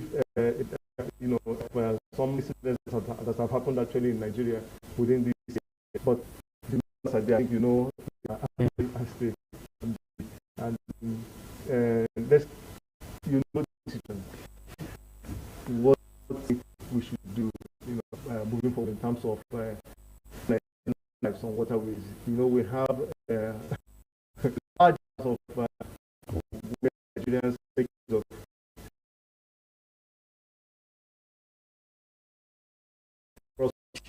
so the use it and that is what should be looking at point. Are we enough? Yeah, the truth of the matter we cannot meet, and these three major, transportation and platforms, the air, and the water. So as it is, also it is on the land and also on the waters. But there are also safety codes for each of these routes. For the air, we have the IATA also in control. The land, we have the Federal Road Safety Corps and other agencies. And for the waters, we have also NOAA, principally, and other agencies like this Geological Services Agency. But just like on the land, we have for the thing, we have accidents up on the waters. And three major things are paramount. So many factors leads to that, but to become this is very important. Number one, government should enforce there's maybe 6 a.m. to 6 p.m. Traveling on the waters. Why? Because when it's getting dark, there is problem. Because most of these boats and everything, they don't have these navigational, facilities and equipments. So most of them try to say that they want to use experience and things like that, and it doesn't work out like that. Even in the Bible times, it also recorded our Lord Jesus Christ. Also, when he was coming in the evening, also in the night, there was turbulence. Of course, there are turbulence. So they are not able to handle it. So if the government enforce that 6 a.m. to 6 p.m. Traveling time, that's number one. Number two, life jackets. It's simply called life jacket. That means jacket that can protect your life, just like seat belts. It's so simple. It's nothing. It doesn't cost anything to wear your seat belt or to put on it. Just like you wear your clothes. Some believe that they can swim very well. Whatever happens, they'll be able to swim out of the water, regardless of no, it doesn't work like. At least from statistics now, what we have been seeing over time, they should know that even the swimmers, even in a swimming pool, we have seen that also when we have life guard and everything, before he jumps there, the person have passed on, and even himself sometimes, so we cannot rely on that. Safety first, your life first. Prevention, I keep on saying it, for anything at all. Prevention is better than cure. So enforcement of 6 a.m. to 6 p.m. Number two, life jackets. It's necessity. Just like as it is in the airplane or a motor vehicle, the same thing with the boats. The boat we are traveling with. What is the state of that boat? What is the state of the boats?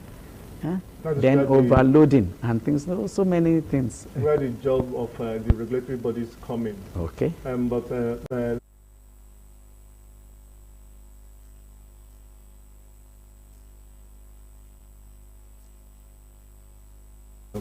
operational safety guidelines. But are you not inferring that there may be some kind of sabotage when people know that monies are being, appropriated for the management of movement of ways, in that goods are replaced when they go ready, and life jackets are provided. These are funds that come from government, and some people may be kind of sabotaging the efforts of the government to ensure money pockets. There may be some practices in this line sabotaging in terms of yes, of course, I've already said this that on a general note, we no society is 100% or 100% bad eggs. So any sector of economy of life of any nation. There are still bad eggs one way that was such. So I now rule that one out, not in any area. But when it comes to safety on our workplace, passenger and operator, you are number one to be able to make sure that your life is secured. Just the driver or the pilot, you are number one. State of health. When do you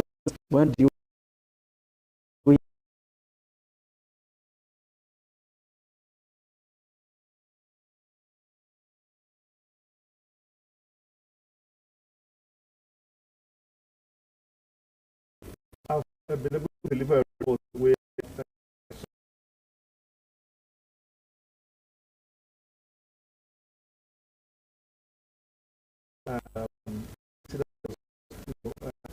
to overloading some travelers because there is enough time for them to be part of that. They will manage. What they do at the point in time. Will manage, they will end up. Yes. It's like I said, it's just matter enforcement and not enlightened understanding. Will manage, of course, just like a vehicle and just like the say weights. There's a lot of extra that has to be maintained. Just like there's a minimum. These things people have to know this. You not just because financial gain and lose lives. There's no way any money, any amount can bring back that life. So they have to be enlightened and know that, okay, this boat cannot take more than 20, and you stick at that. So if they are properly enlightened and let them know that on the first trip like that, it may not happen, but it can cause this. And when it happened, we have no remedy for it. So when they have that understanding, I believe they'll be able to adhere to the rules. The rainy season is around the corner. In fact, it's actually with us at the moment. It comes anytime and anyhow because climate change is playing its own, game on Nigerians and their part around the world. And so we don't even know how to predict the weather anymore. Anything can happen at any time. It can just, the water levels may just be rising higher than we expect. So at this point in time, it's a very dangerous period. Traveling on waterways, with records of the past. Are we talked about advocacy, continuous enlightenment of the public and then those who use the water. Are we saying that we should intensify these efforts in terms of letting people know what to do at this point in time, considering the period where advocacy is a continuous process? Just like learning, say you learn, you relearn, you unlearn, So these are just part of life. And people have to know that education is not once and for all. So we are advocating for enlightening passengers. There are passengers that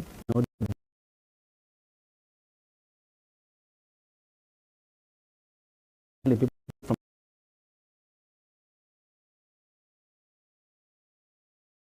in the morning, they are good by the same about and things like that.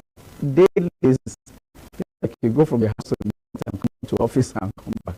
So they have to continue to be enlightened that this is a danger. This is a maximum load that the boat can carry. If the boat can carry 20 people, of course, of this weight, that same boat also can carry 10 people of that same weight because of the load they carry. So not that you just have to be looking at technically, I want 20 people, and government said 20 people, and that's all, not minding the load they are carrying also. So that's the aspect of it. People will insist, we've talked to them, they say, okay, my boat can carry 20. No. Boat can carry 20 people with this weight. And the weight is what is important because to be able to stay afloat, and not go, aground. So now, if that weight is exceeded by just 6 people even, because of what they carry, then you stop. You are not looking at the numbers that is going to travel. You are looking at the weights, so that the boat will not have issues along the line when it's confronted by, storms and tides and everything like that. So it's very, very important for them to understand the technicalities, and also to let them also know that money cannot buy life. For you to be able to adhere to these rules is to be able to come back again on a return journey. And if you don't, you are playing with your life. Instructions are the essence of life. Instructions, they are the essence of life. If you go against instruction, you are going against your life. And if you shun instruction, you have just shun your life. It's as simple as that. You're talking about instructions now. You're talking about issues that have caused all these accidents. We have looked at overloading. We've looked at the gasoline getting finished. Perhaps along the way, I've actually experienced that. I've been on a boat, and at some point we had that there was no longer fuel in it, and we were just there on the water. I was just imagining what could have happened. But these are incidents. But there's this particular one I want to point out here. It happened in Lagos in January 2026, where a commercial boat collided with a submerged object. Submerged object, it means something had been there underneath, and then propeller and other components of the boat perhaps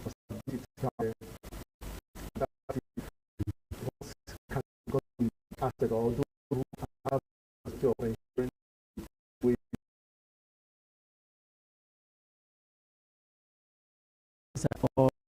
In the water, a lot of jets.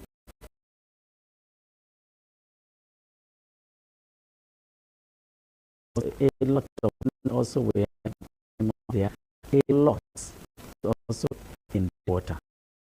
And here we need an aviation upgrade. Just like what's happening now, let me just use it now. What is happening currently at the Strait of Hormuz. It's just also what we have also looking at. These are human made. Mines are put there, on the water. That when a ship or a boat pass through, you don't know.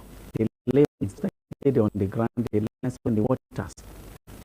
So that provides in a particular situation to pass. So a safe passage. In the state of Iran and US, United States are fighting against. So these are also on international scene. Danger to waterway. So the same thing about these objects also. They are there. They are there.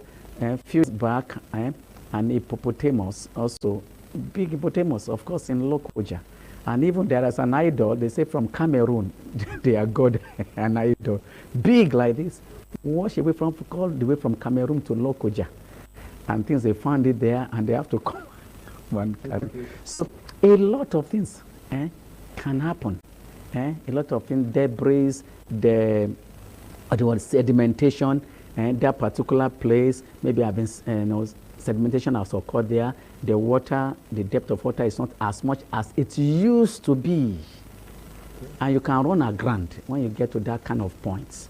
So all this, there is a lot of technicalities in this that the government and the authority responsible have to be doing, and also study, and also be giving it out to the populace so that they will be able to know, especially the operators. Like in Nigeria Hydrological Services Agency, and I know that agency is doing much in the area of sediment studies and things like that. They have a lot of reports that collaborations with NIWA they can take also, and also provide the to the operators of these boat operators and things like that.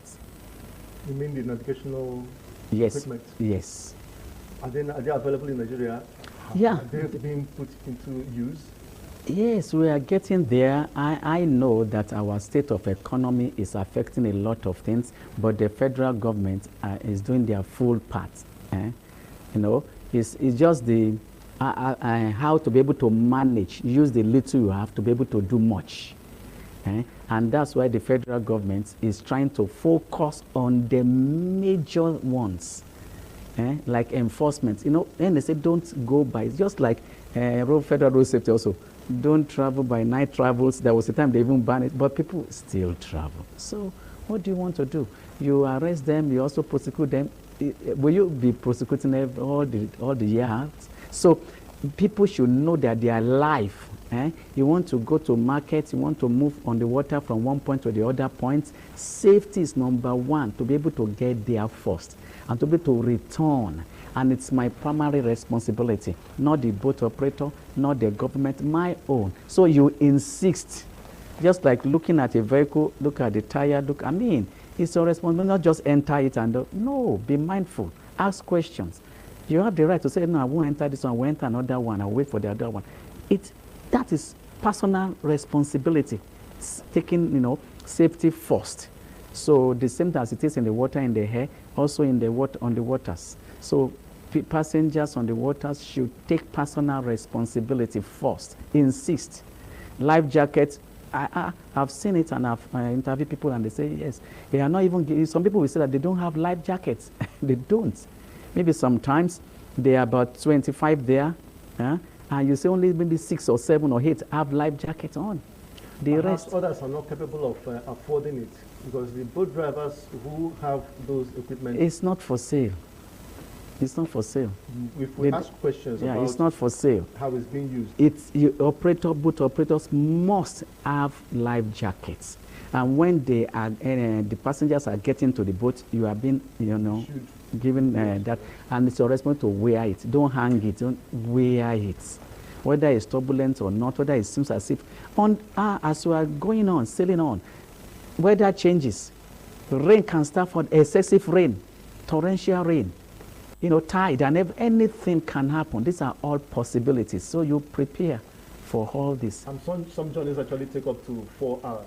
4 hours, yes. Waterways. Yeah. Been in 4 hours, 5 hours, yes. That. Yes. We were talking about enlightenment. Does it stop at the table of those responsible for, enlightening the people, those agencies of government whose responsibilities, it is to ensure that there is safety on water? Does it not extend to community leaders, maybe religious leaders as well, talking to those who listen to them on a daily basis or weekly basis? Yes. You see, how far can we go with this? One thing about people now, we are in the flooding season now. People talk about flood, they disseminate it, yes. But the same thing, silent killer, is this mishap on our waterways. If you look at it, this year alone, up to about 8, if I have not lost count, because I was following it, and many lives have been lost. And silently, no much noise, people does, some are not being reported, actually. Yes, and things like that.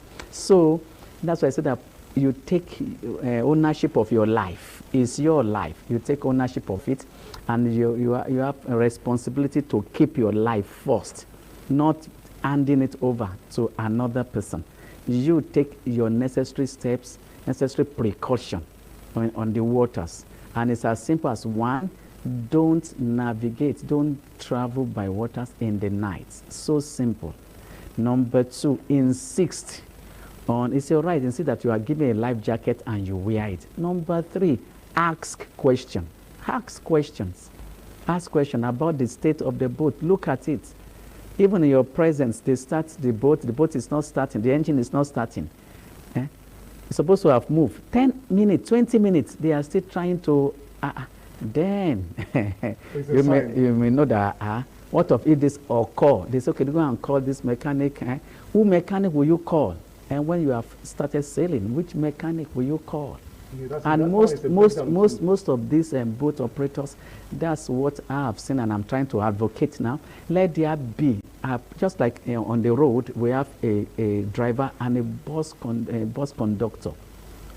Not just like in the air, we have a pilot, an assistant pilot or co-pilot. So let there be also an engineer or a mechanic or a technician.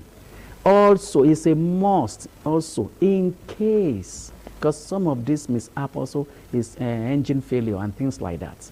But the operator want to assume the position of an operator, of an, the space that will be taken by such person, such professional who will be, intervening if there are issues of breakdown of the, vessel, the boat particularly.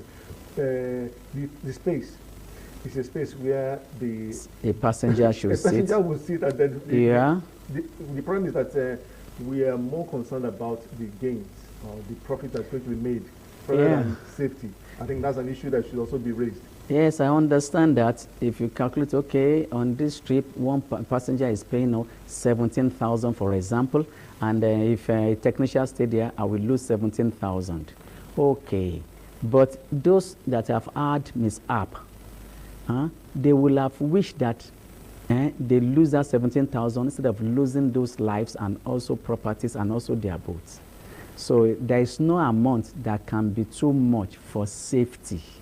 Safety first. Permit me to cut you here now. I think our guest Sunday Nyangwe has joined us via Zoom. Yeah, he's the Safety Implementation Enforcement Officer of Rivers State. NIWA is the regulatory agency responsible for managing, directing, and controlling Nigeria's inland waterways. With primary mandates including river, developing river infrastructure, enforcing navigation safety, and all the rest. Mr. Sonny, I have a little question for you that has to do with NIWA, having much money implemented, set aside to ensure that they secure the lives of Nigerians on waterways. How far have we gone in this aspect? Okay, good morning, presenter. Yeah. Nice to meet you for this program.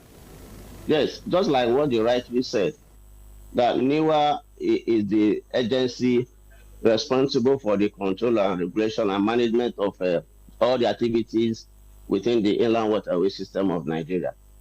Now, based on your question, several strategic efforts has been made by my authority to ensure that safety on Nigerian waterways is safe. And what are the measures? There are provisions, there are strategic provisions. There are programs, there are partnerships, there are synergy programs that NIWA has been into to ensure that this safety aspect of the waterways is reduced to barest minimum. And what are the strategies? Provisions are being made. And what are the provisions? NIWA has made provided for ambulances, buses for ambulances in the marine sector to international standard to ensure that in case there is any boat mishap or any accident, the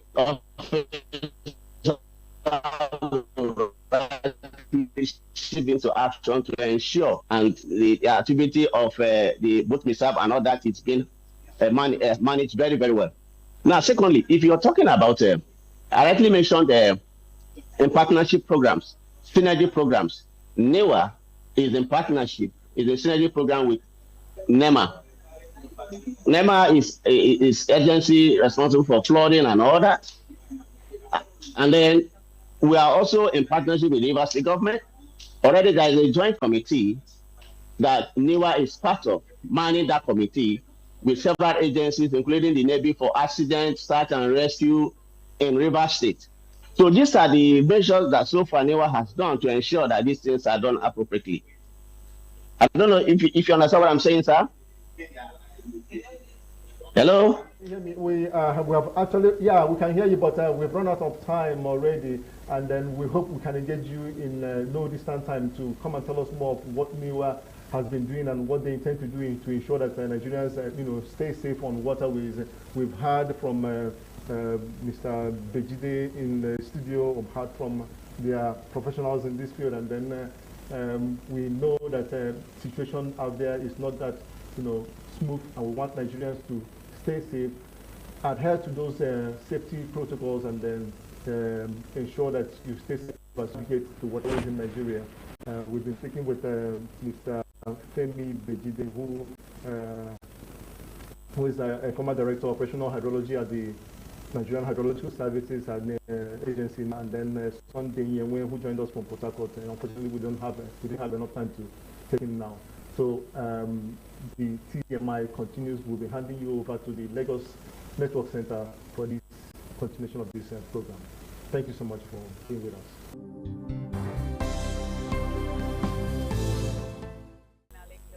This beautiful morning on CNN. Now, of course, our guest here that would help us talk about this topic is Barrister Fred Nsiako. A lawyer, an economist, a policy analyst, Secretary General, Movement on Nigeria. Hello, Barrister. Good morning. Good morning. Good to be with you. Thank you so much for coming. Thank you. Thank you. So this morning we're going to be having conversations. We'll talk about the Oyo school children released. Presidency article over words.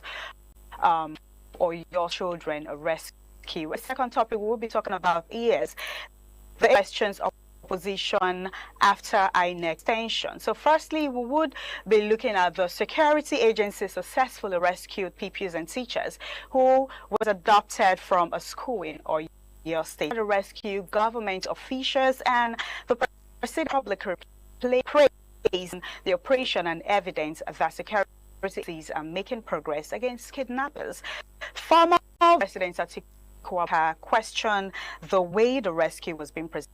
His camp argued that should be preventing abductions, not only rescues. Citizens are still being kidnapped across different parts of the country. Government officials should avoid turning security operations into political publicity. That is what he said. And the press response has the strongly pushed back Atiku of politicizing a humanitarian and security success.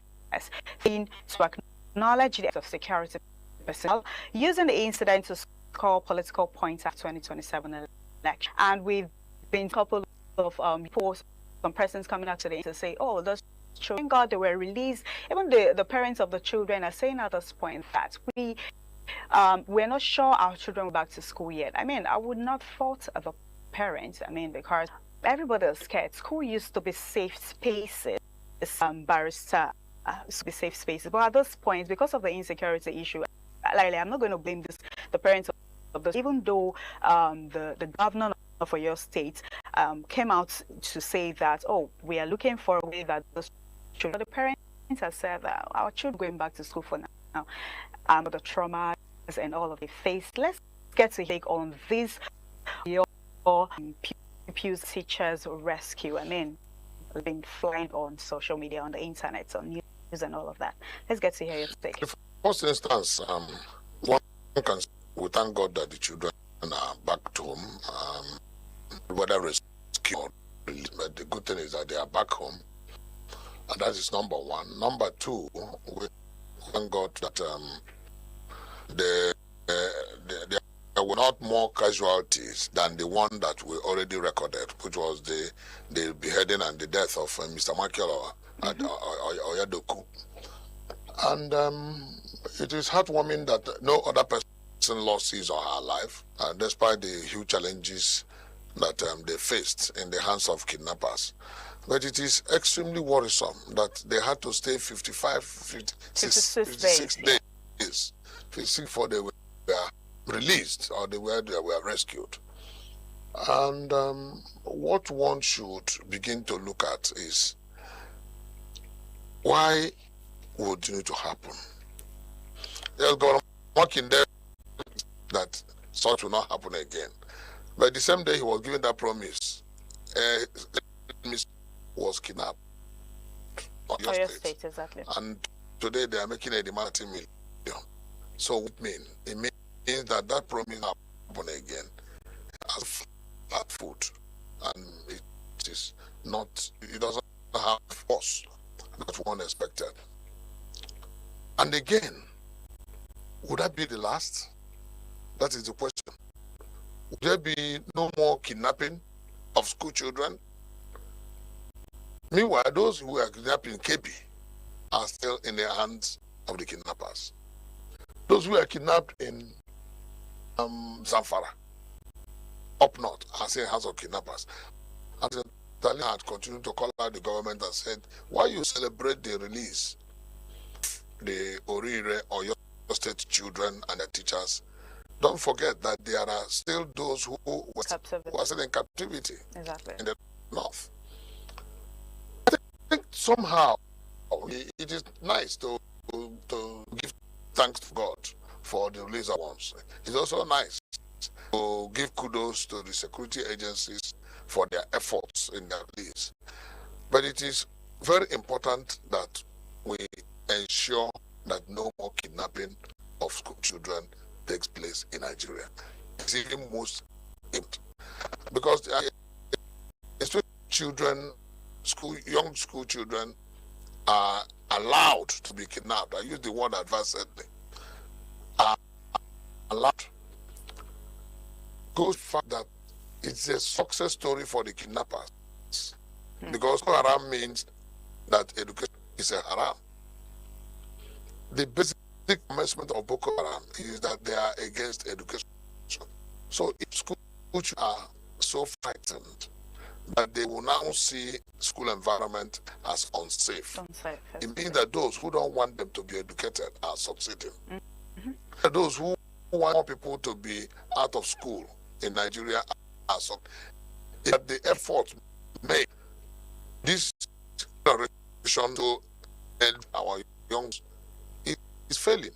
So while we celebrate success, it is crucial that kidnapping is frustrated with nipping in the bud. It's being reactive. Let us be active as a country. Stop those that are kidnapped to take place. How can I? One is block and frustrate sources of funding of kidnappers. Two is to name and shame and prosecute those who finance kidnapping. Three is to bring to book those who benefit of kidnapping endeavors. Because these are kidnapping. Government said these ones were rescued. Nigerians are pessimistic by the claim that there was no ransom paid. Men leave not paid ransom. In fact, initially, Governor of Oyo State, he was not going to share with the kidnappers. But when Michael Oyedo killed and the governor had to stand. He said, look, anything is on even if it means negotiating with them that he wouldn't mind. And that is the basis where many Nigerians believe that some money exchange under the table. And it got to a point that Nigerians said, even if money had to change hand, what is money meant for? Provided that these children are brought back. So the narrative that there was no payment should not take away the joy of others. That was paid. That government will take kudos for gallantry. It should not even. The issue is that these ones are home. And let no person be kidnapped. Barrister Fred, but the security personnel went to those bandit family, took pictures, video, and sent to them. Okay, if anything should happen to those teachers, we're going to lively. Yes. That was what scared them, make them release. That is what we were told. We have no doubt it. Like I said, we have no doubt anything. We have no reason to be sinister about the achievements of the security agencies. But we have a reason to ask that this does not repeat it. We have reason to ask that those who fit from kidnapping, banditry, terrorism, I mean, because we cannot, you can imagine the trauma those people went through. And that's why even the young children themselves are not even ready. You need to work on their psyche a lot. You need a lot of psychological and emotional reorientation for them to have any confidence in going to school. The trauma is so much that if we went in school, they could be imagining that kidnappers come back. Because that agony they went through in the bush cannot leave them in a lifetime. Sure. So we don't have to allow such to happen. We don't. And anything that government needs to do to create the efforts of us should be put in place. For several times we have been talking about those who finance, those who support, those who are sympathetic to kidnappers. This time around, there is one word called bandits. There's another word called terrorists. There's a third one called kidnappers. Bandits, kidnappers, terrorists can be kidnappers, and vice versa. All are criminality. And all should not be tolerated. And to perpetrate any of those should be brought to book. The question is, and that is where Alhaji Atiku Abubakar is going, what is government at all levels, state and federal, making to ensure that this don't beat itself? Okay, I mean, and what effort are they making to ensure that those who are in case then up to today are rescued? We saw last plenary section the Senate had where they said the idea of this whole reaction is to end if a kidnapper or a terrorist, kidnap someone, commit a crime, they need to, face the law, they need to be brought to book and all of that. I started for instance meeting with the president. I mean, that is for one side. And also talk to these things that are involved in all of these financial. But do you think the government are involved? The reason why I ask, Senate's President Godswill Akpabio made a statement a few months ago where he said that we should watch and see that after election, the 2027 election, that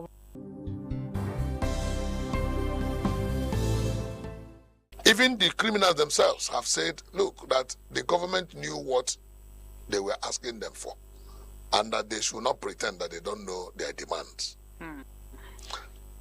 In the days of President Muhammad Buhari, many efforts were made to take care of those criminals that they brought in for 2015 election.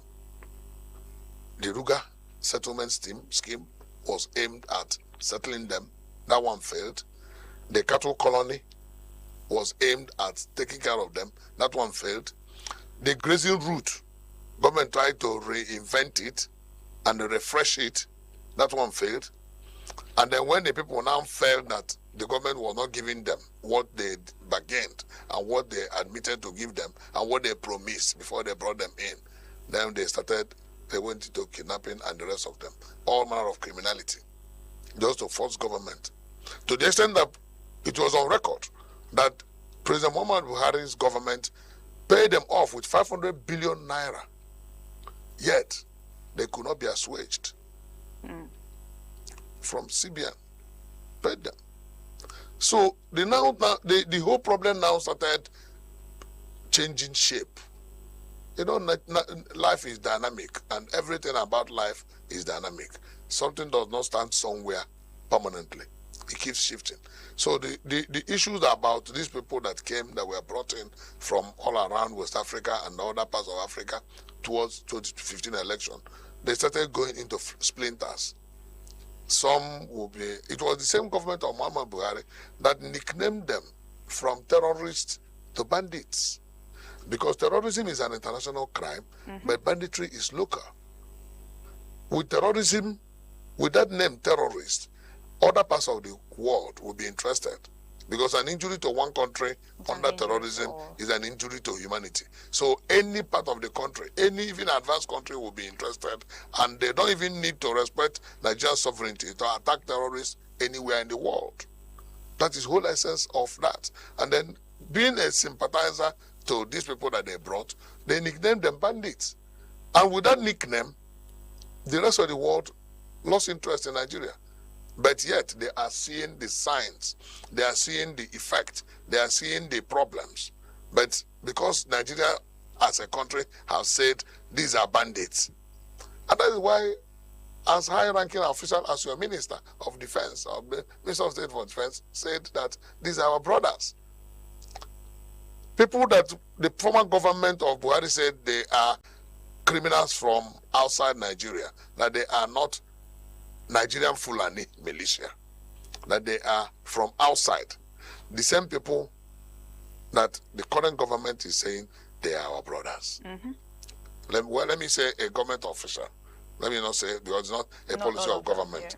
A government official, top-ranking government official, saddled with defense portfolio, said they are our brothers. We need to rehabilitate We need to rehabilitate them. We have to bring them in. And then this whole talk about rehabilitation, the government said they were not rehabilitated. But it is on record that they spent a lot of money trying to rehabilitate them, trying to reintegrate them. Integrate them, exactly. You are reintegrating and rehabilitating criminals, but you're not rehabilitating the victims. So that is why so many people believe that is either government is complicit or government is lackadaisical about issues of insecurity and terrorism area. So do you think, Barrister, do you think it's an early sign of 2027 presidential campaign? I mean, what Atiku and the opposition parties are saying concerning this particular issue? The basic essence of government, any government, is the security and lives of the property of the people. Exactly. This is enshrined in our Constitution, Section 14B, that any government that does not secure the lives and properties of the people is not worth its name, is not worth its existence. So if they want to politicize security issue, that means the government is majoring on the minor. If they want to see the whole thing with the spectrum of 2027 election, that means the government is not doing well, because election is an event, but governance is a process. Election will just come and go. What happens to governance? After an election, for the next 4 years, governance should continue. So what effort is government making towards good governance to secure the lives and properties of the people?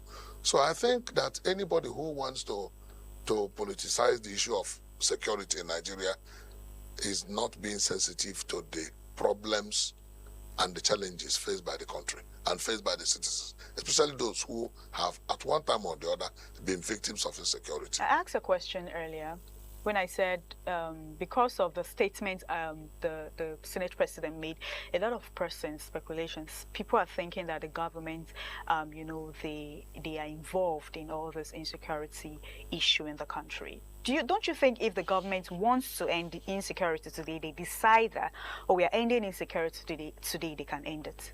Well, I do not think that it can be ended in one day. Okay. But I think that if government is sincere, then the incidences will be tapering down towards end or towards ending. But the question is government making that effort to end it? And if government claim that they are making the efforts, how come the citizens are not seeing the results?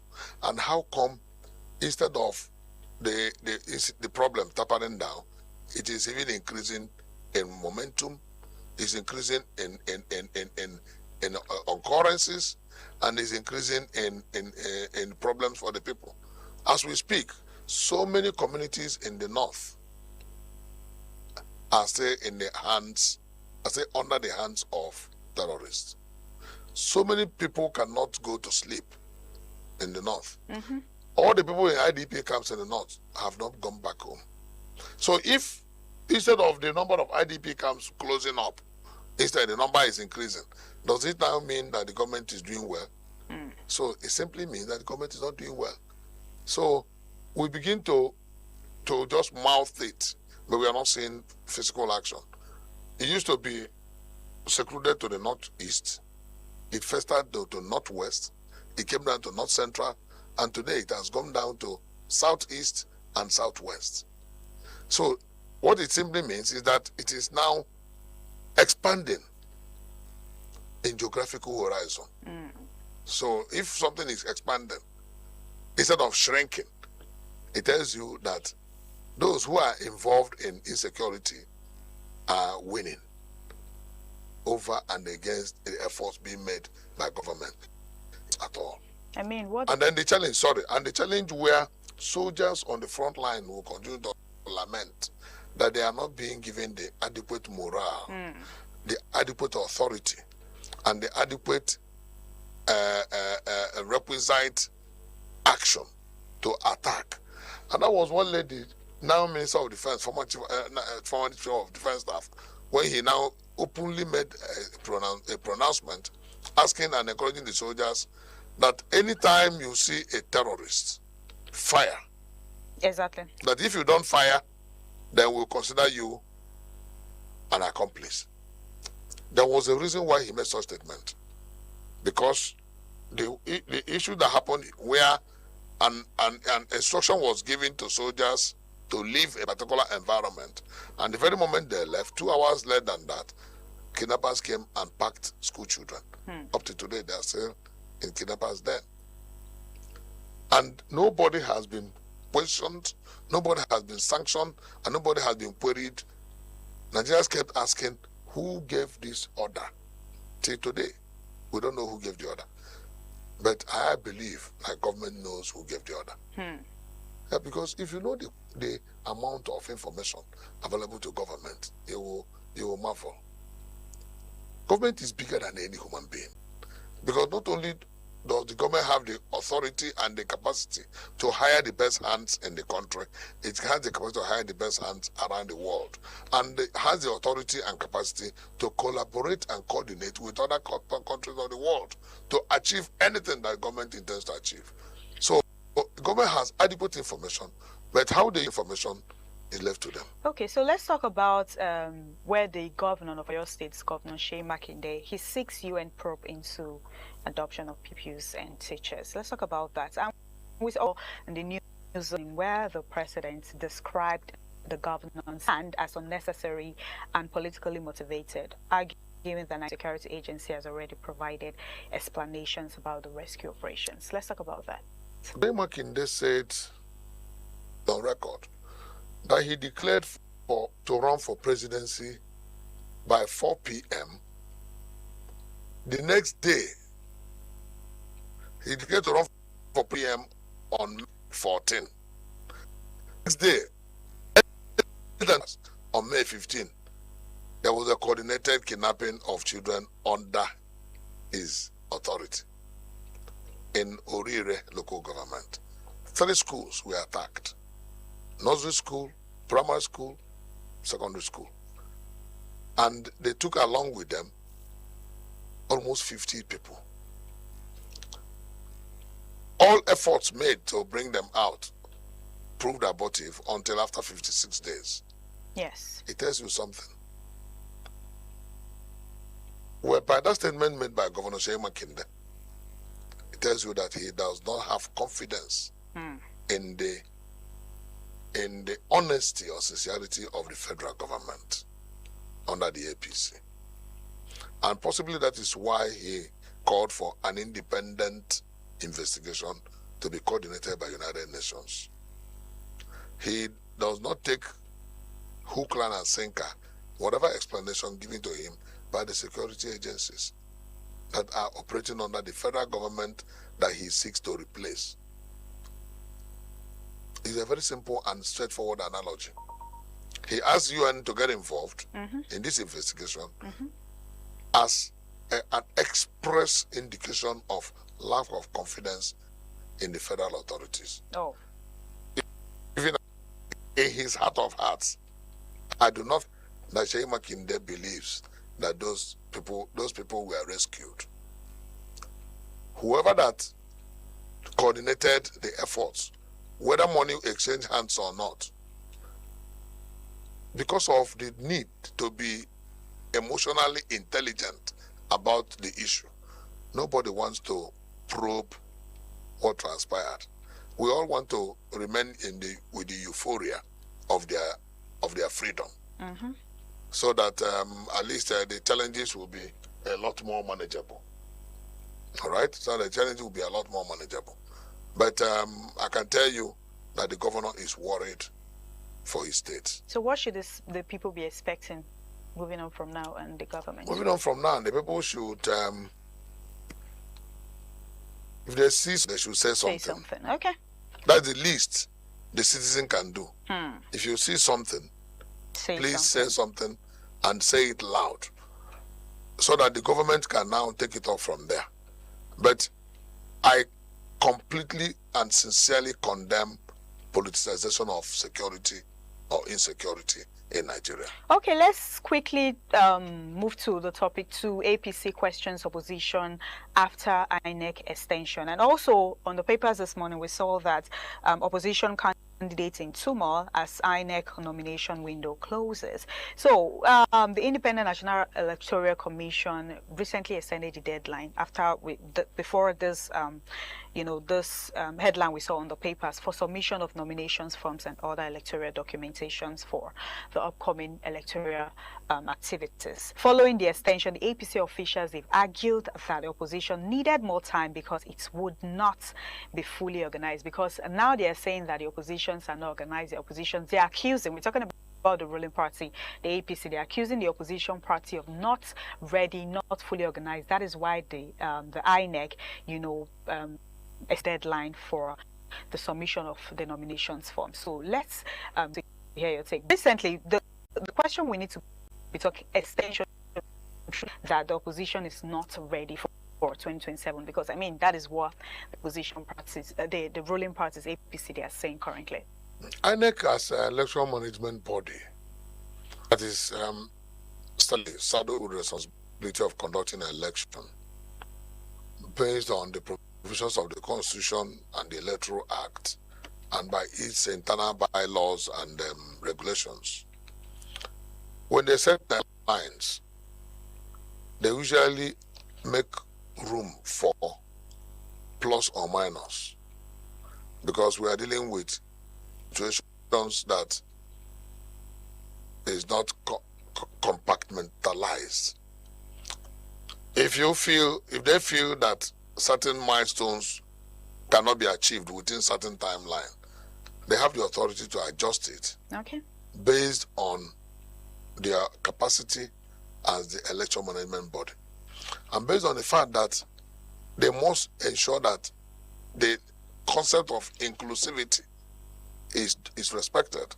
They're not going to run to not an election that is run by one or two parties. Exactly.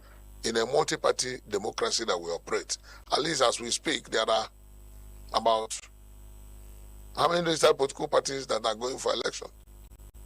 Many, close to 24. So you do not allow only one party. Oh, I have submitted. Then you become fastidious about the time. No.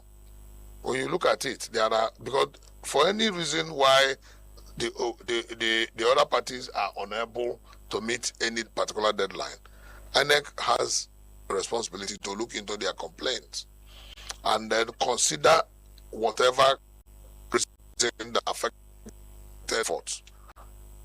It is different from the fact that, okay, this group of people are working. Certain things can be achieved based on certain circumstances. And based on that, I make the timelines. But the ruling party is even the party that is ready for election. Oh, why would you say that? Yeah, the ruling party is even the party that is not psychologically ready for election. Okay. Because they have not done well at the center. Hmm. Yes. APC has not done well at the center. They can claim anything, but the verdict of the Nigerian people is that they have not delivered.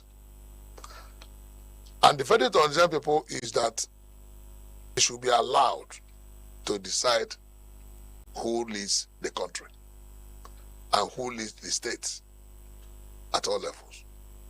We're not talking about local government, because every party in power is always 99 to 100% in charge of all the local governments. So we keep that aside. The only place you see somebody come off democracy is at state and the national. Is APC ready at the national for election? They may claim they are, but the signposts do not indicate that they are.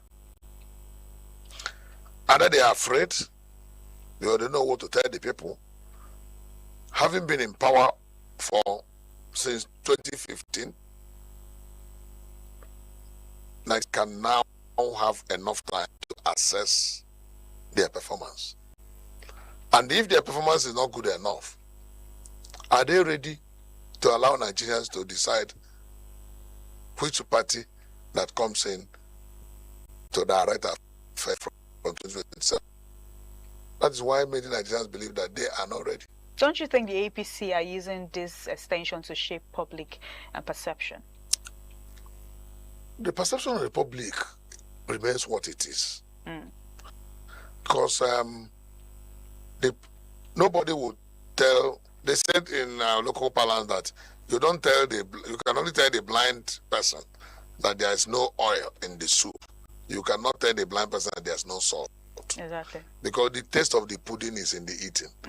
Even if you say, oh, there's no salt in this soup, and he eats it, he will tell you don't know what they're talking about. But you can tell him there's no oil. Nigerians know whether the government is working or not, whether the government is delivering or not. Massive insecurity has not been solved. Hunger has not been solved. Unemployment has not been solved. Poor healthcare has not been solved. Inadequate infrastructure has not been solved. High cost of living has not been solved. Poor level of education has not been solved. What are they going to campaign with? But during the primaries election, we saw that the president got almost 11 million votes. The president said the exam and marked his script and awarded himself 100%. That's all. In the primaries, APC said they had 12 million members and close to 11 million voted for Mr. President. What does it tell you? He marked his script, awarded himself 100%, or 99%, and wrote big excellent. I remember the days when we were in a primary school, some teachers will mark some papers down. The young chap will don't look at it and then just pick his paper and give himself one long good and then come and write 100% excellent. Yes, it was a mischievous act, but it tells you that nobody is fallible by his own estimation. So APC would have given themselves pass mark. Did you not see the counting of the primaries? But it was not just in APC, other parties too. We saw the same thing. We are talking about APC. Okay. Do you not see the counting of the primaries? 1, 10, 100, 1,000, 5,000, 2 million. So that was how Mr. President got 11 million votes. Okay. We are not bothered. And then we said it then. I remember that I was one of the very few people that raised the earliest alarm that this is a mockery of democracy. Absolute mockery.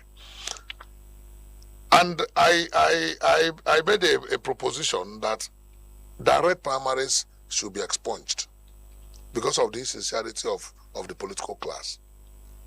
Very, very insincere. So there's no need.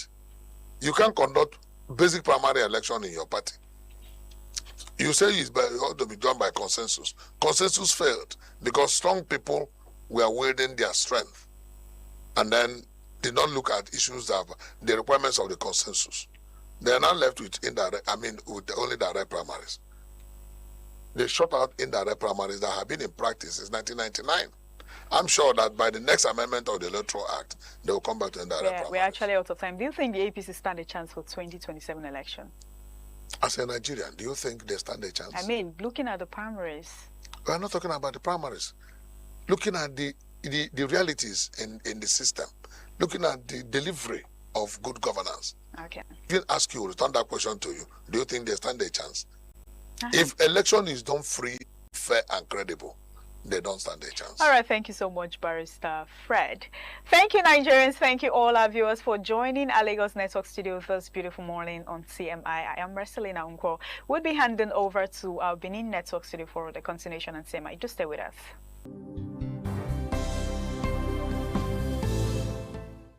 Thank you for being with us on This Morning on ITV. We do this same time tomorrow. I am Philip Omoro Gupo. Have a beautiful day ahead of you.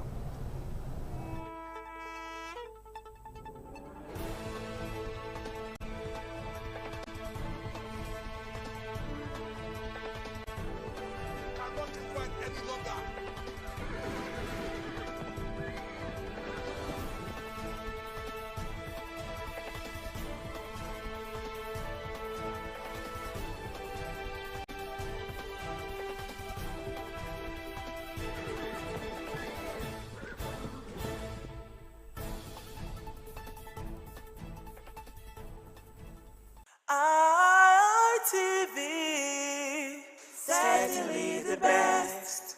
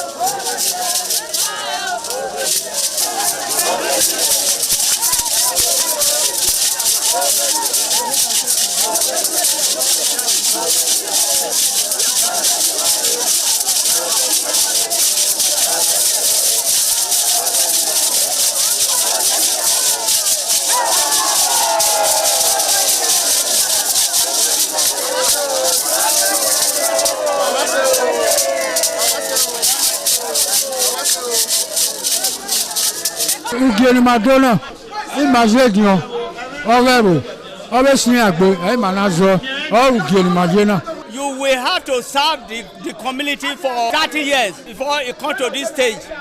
They will ordain you ordain title. Then by then you are one of the elder. This year now, we don't read the year, so that's why we can do this year. Historically, joining the Elders' Council, an individual must have reached a certain age and must have made significant contributions to the community through leadership, service, or other meaningful ways. There was jubilation in the community as sons and daughters of Okada, both at home and in the diaspora, trooped out to be part of the ceremony with various homes of the initiates agog with festivities. Friends and well-wishers of those initiated into the Elders' Council jubilated at the Ogwedion after performing all traditional rites. The elders, known as Edion, in company with their loved ones, danced to their various homes where guests and family members were entertained.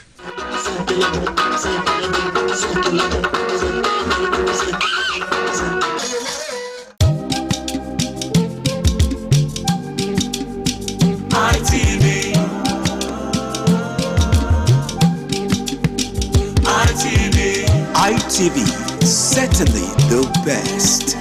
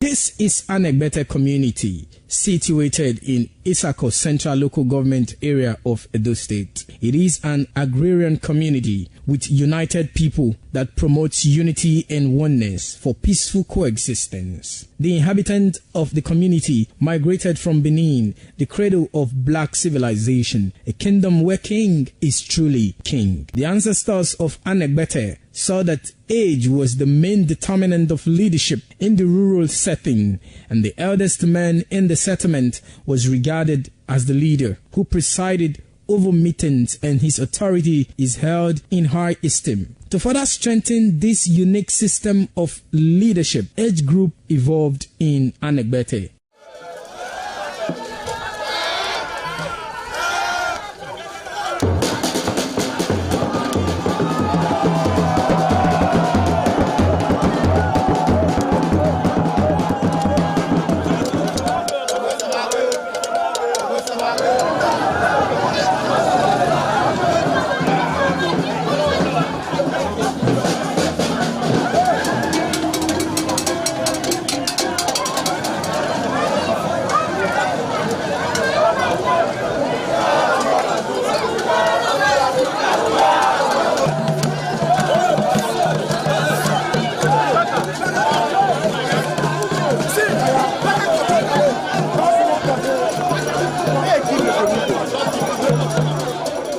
In Anegbete, age group is categorized into two, that is the common and the noble. Anegbete is rich in cultural heritage, as the community at noon saw the commitment of the festival with the first set rolled out in beauty colors to showcase their might and strength, indicating their feet and ready for the responsibilities behold on them. The streets in the community with a feed up of young men and women adorned with the festival. Later, the royal family takes the stage as their children fight out royally and work in the community to showcase their might and fitness.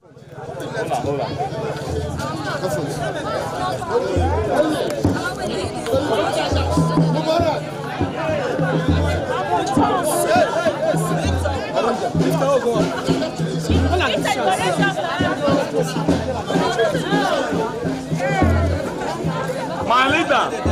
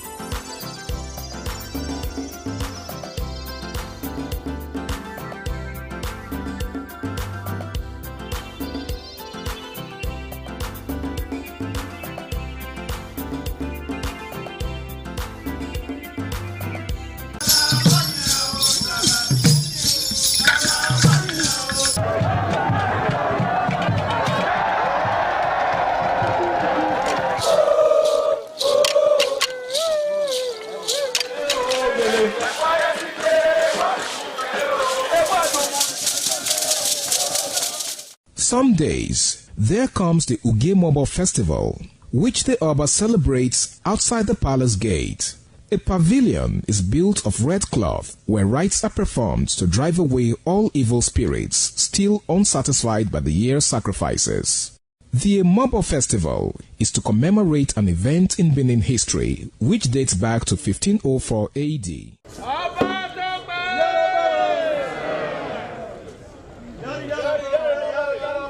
Yari, yari, Oba Tope!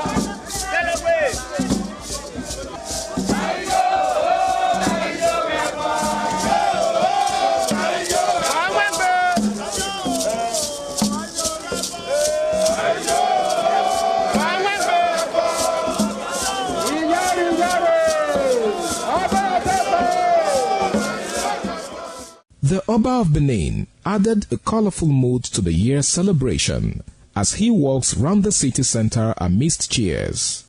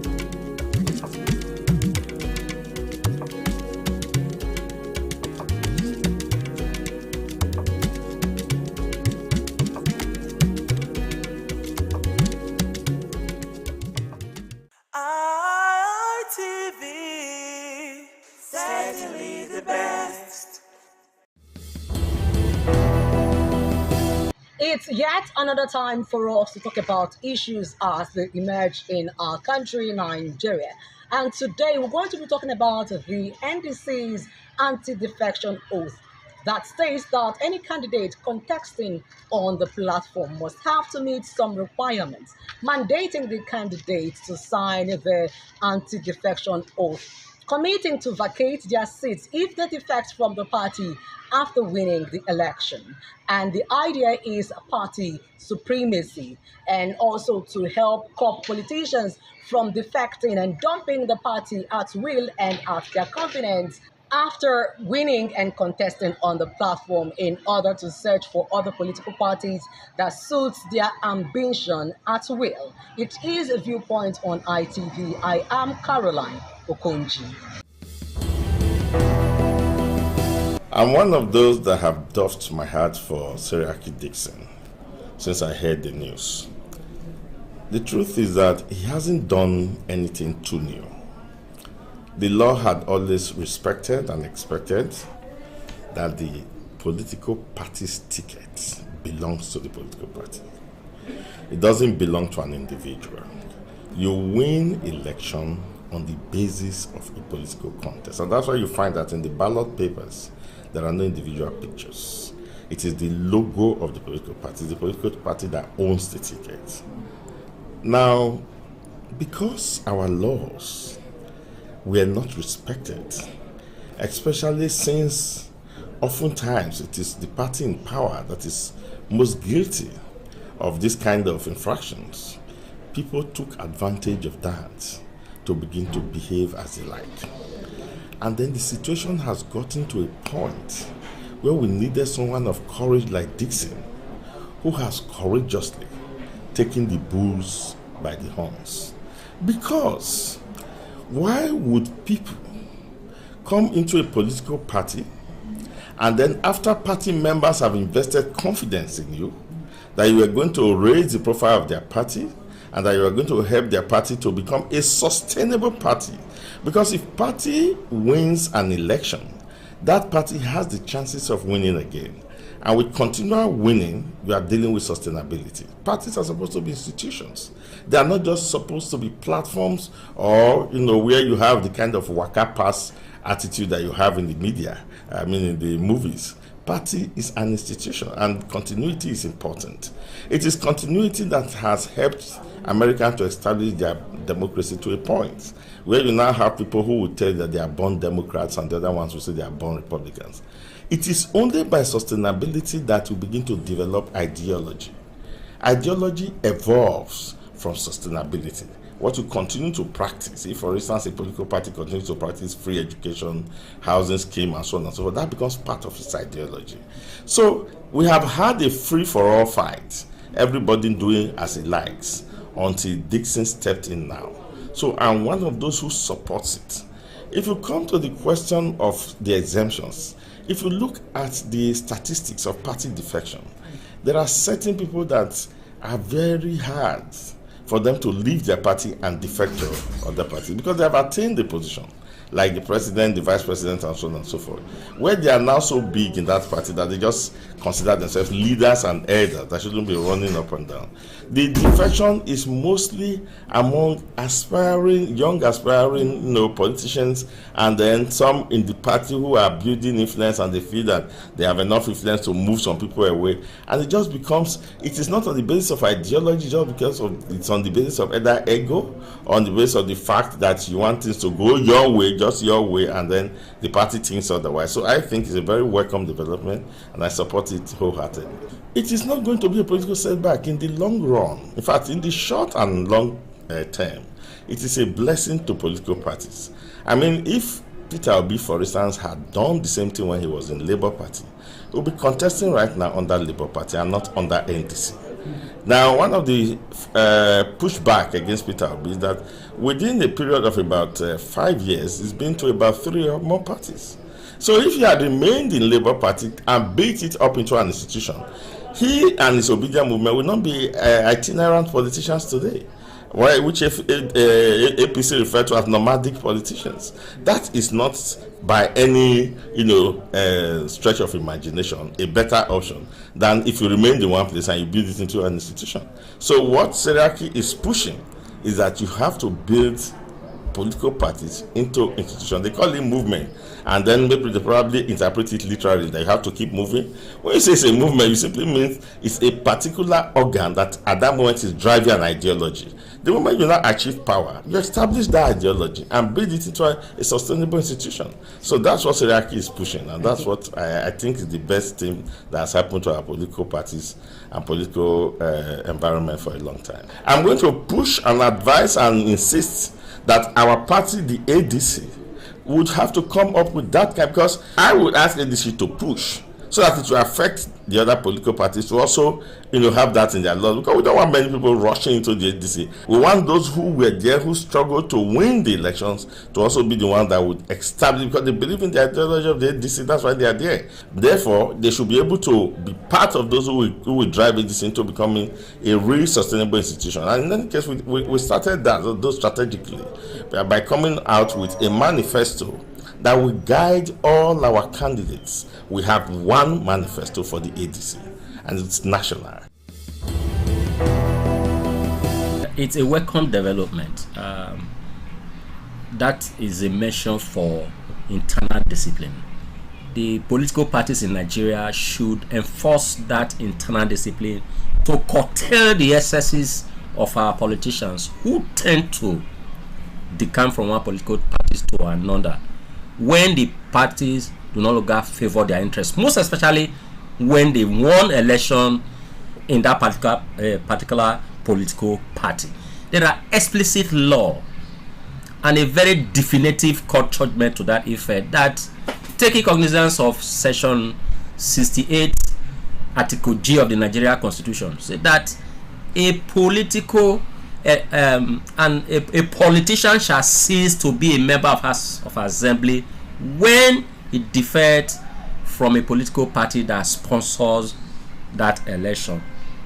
What that simply means, every politician that wins election under a political party does not have the legal right to defect from that political party to another, except on the occasion that there is a national division in such political party that render the leadership of that party incapacitated to manage that political party. That is only a situation or time it is provided for politicians to defect from one political party to another. But what we see in Nigeria, taking locus classicus, the senator representing Edo South, Senator Neda Imasuen, who won the senatorial position at the level of the Labour Party.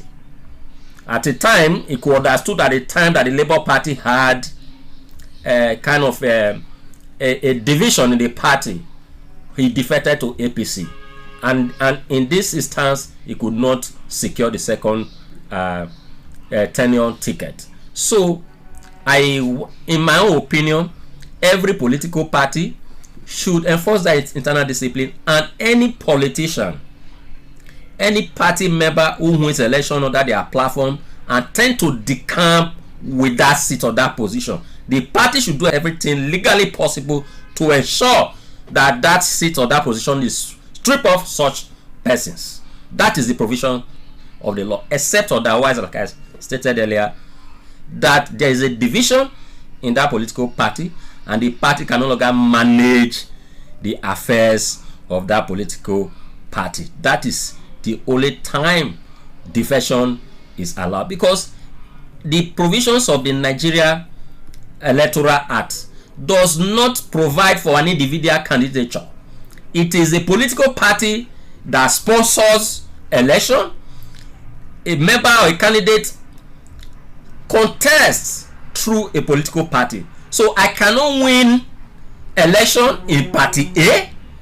Tomorrow I defer to party B when there is no crisis in my political party. The law has coherently and explicitly states that at such circumstances I will vacate or forfeit that position that I won under my political party. So that is the position of the law. So it's a welcome development, and I want to appreciate such measures to sound a warning to those that are defecting now, because the reason majority of the politicians are defecting is not because they want to serve Nigerians. It is because they see it as a new platform they can use to cling to power. And having cling to power, if that political party does no longer suit them or please them, they move out. So that political party should ensure that it is a very stringent measure to ensure that when they win, they don't decamp with that position. And I also urge our political party to do the same.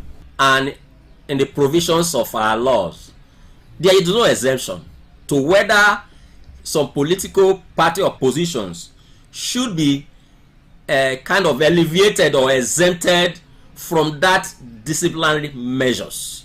The law did not say the president have the powers, or the president or the vice president of a country can decamp from his political party to another party because he's the president or vice president. No. There's an equilibrium for all Nigerians. This equal rights. The same rights are applicable to every member of a political party. It's also applicable to the president, to the governor, and everybody. So there is no exemption.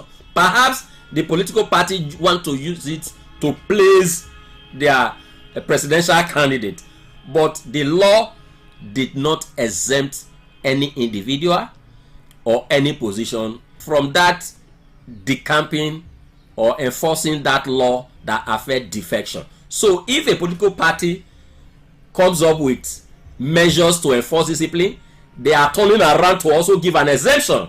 To me, they are not ready to enforce that law, and it's going to cause more problem, except they have their own internal rules that tend to support that. But with the provisions of Nigeria Constitution, the Electoral Act, and the Supreme Court judgment on this matter, there is no exemption. So I advise NDC, if they want to enforce that discipline, they should enforce it across board without kind of trying to give some persons a special preference, or without inequality. There should be equality and there should be equilibrium, because equal rights across board. It's funny and it's laughable. First and foremost, it won't work because the Constitution preaches freedom of association, and in one breath you are preaching taking an oath not to leave the party. It won't work. Is it a secret cult? It's not a secret cult. On the same breath, they are exempting some persons, the presidential, vice presidential candidates are not affected. That alone, spoils the whole thing. So it won't work. It not with our politicians. Trust me. Even in the NDC, it won't work. It must have to pass through constitutional process. If it passes through constitutional process and it is embedded in the constitution, that's the only reason it will work. And if they do that, yes, this jumping here and there in the name of getting party tickets. Our political parties, they don't drive on ideologies anymore. They just want to find a party that they can grab ticket from and contest election and win election and do whatever they like. So no ideology. All the parties, there is no ideology, because everybody in all the parties, they are neither in PDP, APC, they are all one and the same. So if it's done, if it passes through constitutional process whereby that, okay, if I get into this party, it is for life, the constitution has held me there for life, it will be fine, it will work. By so doing, there will be ideologies, there will be discipline, there won't be this rowdy going here and there. That's the only reason it can work. But as it is, trust me, it will not work. You cannot be working in John Oates and receive salary at the 11th. But however, the party have to strengthen their internal democracy very well. So you cannot say because candidates have sworn an oath of anti-defection, they will be maltreated and treated anyhow. In fact, internal party democracy should be strengthened, and the manifesto of the party should be strengthened. A situation whereby you now depend on candidates who are now elected to run the party. That's not how it's done. Political party, all members are supposed to be financial members. That way, nobody will have a say over the control of party affairs. What normally happens when the burden is now too much on the office holder, you find out that you'll not be looking for shelter elsewhere. And of course, it's clear in the Constitution of Nigeria 1999 has amended that if there is serious trouble within the party, particular member is permitted to leave for another political party. But however, looking at what happened in 2023, where a lot of persons came under the platform of the Labour Party, and at the end of the day, before we even got to the primaries in 2027, they've all defected to the ruling political party. So this anti-defection oath is meant to keep people within their party. If people elected you, because if you look at the ballot paper, names of candidates are not written on it. It is the party logo that is there. It is the party's name that is there. So therefore, it is the party that contests for any election. So if you are leaving a particular political party, having won election on the platform of that political party, then you should also relinquish your position and go and contest freshly in that party. Every person who contests on their platform and wins an office will swear to an oath that they will not cross carpets. It's a novel idea, but we are looking at it vis-a-vis the Constitution. What does the Constitution say about freedom of association and peaceful assembly? If someone believes that he's no longer comfortable in a particular political party, can he not leave that party? It's a germane issue. Ordinarily, I think the mischief the Nigerian Democratic Congress is trying to cure is very important, because we see politicians cross carpet at will. But I believe that the superior courts need to pronounce on this before it becomes binding, or the National Assembly really make a law. But we see that that National Assembly is not very willing to make such laws, because they are the principal culprits in this saga. But I think that right now, that policy may not really work, because it is contradicting the Constitution, which speaks in section 40 of the 1999 Constitution as amended, which says that everyone has right to peaceful assembly and peaceful association, right to association. And so it's a new development, and I hope the superior courts will eventually pronounce on it. They just seem to have shown that they are weak, just like the National Assembly did, which exempted governors and presidents from that law that says they should not defect. I think that Nigerian Democratic Congress has shown that they are weak and that they are not serious with this. What is good for the goose is good for the gander. If you say the other political offices should not defect, then why do you not hold the gubernatorial offices and the presidential offices accountable to that? I think that they have not been fair, and I don't think this will hold water. Majority of the opinions of our respondents centered on the fact that political parties is not an individual thing, and during election you don't get to see individual pictures being put on the ballot paper, but rather it is the party logo that it's being used during election and it's seen on ballot paper. So for that reason, any individual that decides to dump a political party after winning under that platform must be ready to vacate the seats if they defect to other political party. That is the opinions and thoughts of most of our respondents. And then again, they considered it a welcome development in order to curb this idea of politicians defecting at will, especially when elections are around the corner. It is a Viewpoint on ITV. I am Caroline Okonji, saying to you many thanks for watching, and bye for now. ITV, certainly the best.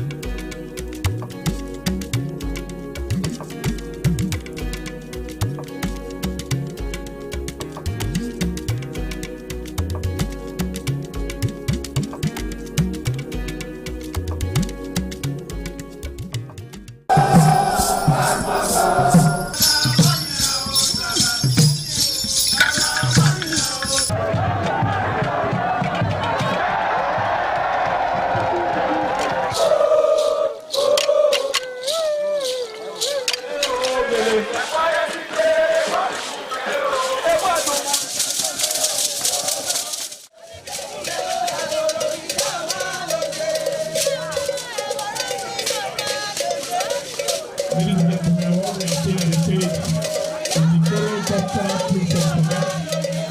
On the other side, we have the Gigante boys. Gigante boys, you don't know what we want to do now. We are bringing upstairs. We are at the first floor. We don't know what we are going to do in the second floor.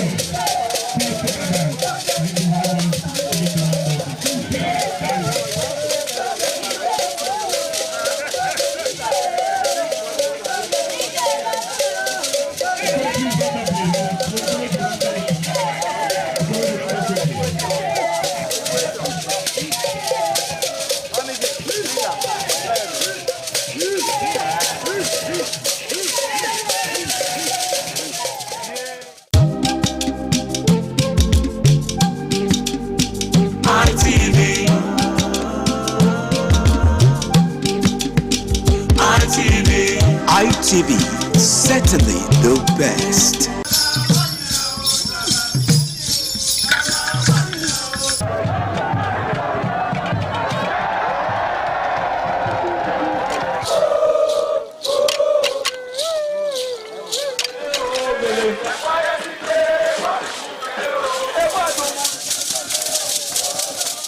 Some days, there comes the Ugemobo Festival, which the Oba celebrates outside the palace gate. A pavilion is built of red cloth where rites are performed to drive away all evil spirits still unsatisfied by the year's sacrifices. The Ugemobo Festival is to commemorate an event in Benin history which dates back to 1504 AD.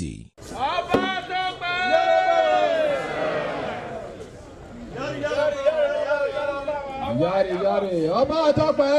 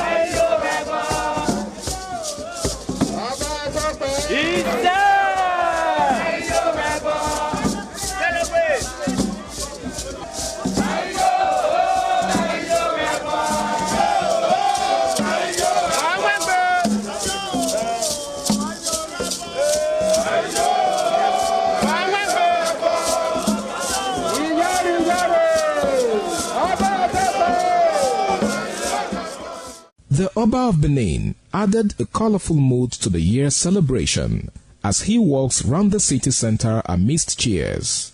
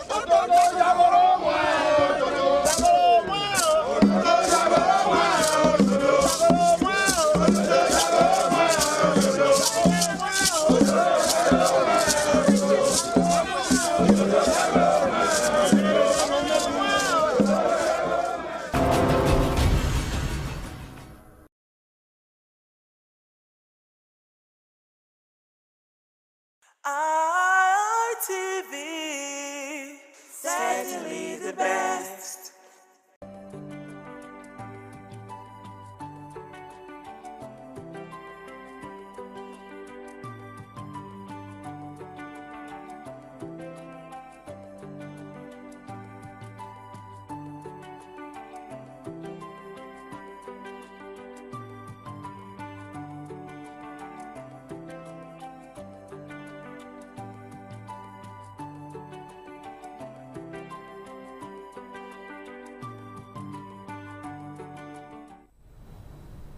Well, there is always this feeling that comes with knowing that it's another lovely Wednesday afternoon. And of course, it's time for your ultimate socio-cultural program on television. And I'm talking none other than Flipside on independent television, reaching you live from the city of Benin. Now, for those that are just joining us for the first time, Flipside is a unique program that, tends to pinpoint some pressing issues in the society. Of course, there is always a different way to look at every, issue. All right, there is the popular view, and of course there is the not so popular view. Now that's basically what Flipside is all about. My name is Harry Aigboje, and it is my pleasure to have you join me on this episode of the show. Now, today we have a very, very important conversation, something that has to do with us as a people. Africans are unique in a very, very special way, and ever since we gained independence, especially as Nigerians, a whole lot has changed. Okay, some persons are of the opinion that we've actually not gained independence because just like I think it was the late Kwame Nkrumah that said that Africans are still under neo-colonialism. What does that mean? Well, perhaps in the course of this conversation we are going to throw more light on that. Well, I've got joining me on the show this afternoon the erudite Kingsley Ikeke. He goes by the he is a clergyman, and of course he's also a public affairs analyst. Welcome on board, sir. Thank you very much. Good to be here. Always a pleasure to have you, sir. Yes. Today we're having a conversation about international organizations. Many a time we hear people make mention of international organizations, but I don't think it's everyone that actually understands what they stand for. So, what are international organizations basically, and what are the objectives? Okay. Thank you very much, Harry. Well, like we all may know by now, we are already used to some of them unknowingly. The actual organizations are set up by interested countries. Most of these set up are voluntary; they are not mandatory. Okay. The idea is actually to foster peace, security, enhance adherence to international rules and engagement, promote international relationships, also to enhance the educational segment of some of the underprivileged countries. So they were set up to actually mitigate some obvious problem or imbalance that exists amongst nations. Okay. Yeah. Well, the objectives, whether it have been met, it's even brought altogether. There are different segments of these international organizations, and there are actually two basic types. We have the one called the governmental. Okay. Those ones, the government are directly involved, like the United Nations, like OPEC, like the African nations. These are government-related organizations that are internationally known. The African Union. Yes, the African Union, even the ECOWAS. Okay. There's even a new one called the Alliance of the Sahel country between Mali, Burkina Faso, and Niger. What I think that is voluntary. Like Niger was formerly. What's the primary purpose of that one? Initially, Niger was formerly part of ECOWAS. Okay. If you feel that where you belong to is not meeting your needs, you are not obliged to be there. We are not there by compulsion. We are there voluntarily. You can choose to be. For instance, in OPEC, Russia is not a part of OPEC. Because they don't want to be restricted in their oil production. They've looked at their economy, they want to be free to determine how much how they produce oil on a daily basis. Unlike Nigeria is a part of OPEC, we have a limit by 1.something million, so close to 2 million barrels per day. We can't exceed that because our OPEC quota. Okay. So and if we have a budget that exceeds that, then we have to look elsewhere to source for funds. So like I said, most of these bodies are voluntary. It's not mandatory. I said that the governmental segment of it is also what called the non-governmental, which they call the NGOs. Okay. Those ones are not really funded by government. For example, Doctors Without Borders, Amnesty International, these are non-governmental organizations. Is there a difference between non-governmental organizations and international non-governmental organizations? They are all international. Okay. Only one of them is funded or government is fully involved. In a way, in the fact that, for example, we are members of African Union. Okay. It's not a non-governmental organization, it's a national collaboration. We are part of that union. But when you say amnesty, we're not they're not binding us to amnesty. We can choose to listen to their counsel, we can choose not to. See, Doctors Without Borders, they are working on they're independent. Although they are still somehow regulated by the country, but you can just talk them at any time. You're not directly funding them. Okay. Yeah, so their funds come from donations from foundations, and what we call them non-governmental, and because government is not directly involved in their day-to-day running. That's why we call them non-governmental. And their funding are also safe. They do their funding by themselves, either by their foundations or by philanthropists, depending. So they are non-governmental because they don't rely on government for anything. Amazing. Now, how effective do you think the United States is, for example, in solving Africa's problems, especially economic and security problems? The United States, the United Nations. Okay, nations. Yeah. For me, I would like to deviate to a point. I don't believe that, although the United Nations were actually set up after the Second World War, it was a fallout of the devastation of the Second World War. Okay. So as to ensure that they prevent further kind of catastrophe that went with that particular war. But when it comes to benefit, you look at it from, I think really the bigger nations really benefit from them, to be very fair. Because the exploitation has remained. It's just that this time it's like we are cooperating with them to be exploited. Some of the internal conflicts you have in Nigeria, you have in Africa, if you trace some of the root cause, you find that international hands are involved. If the weapons are not purchased here, where are they coming from? If you're only one manufacturer, where are they coming from? If the people are coming to the forest to lift people, where are they coming from? You see, somehow they are involved. So I think they have a way to play because of the advancement, but I think that we should be the first point of call in resolving our own conflict.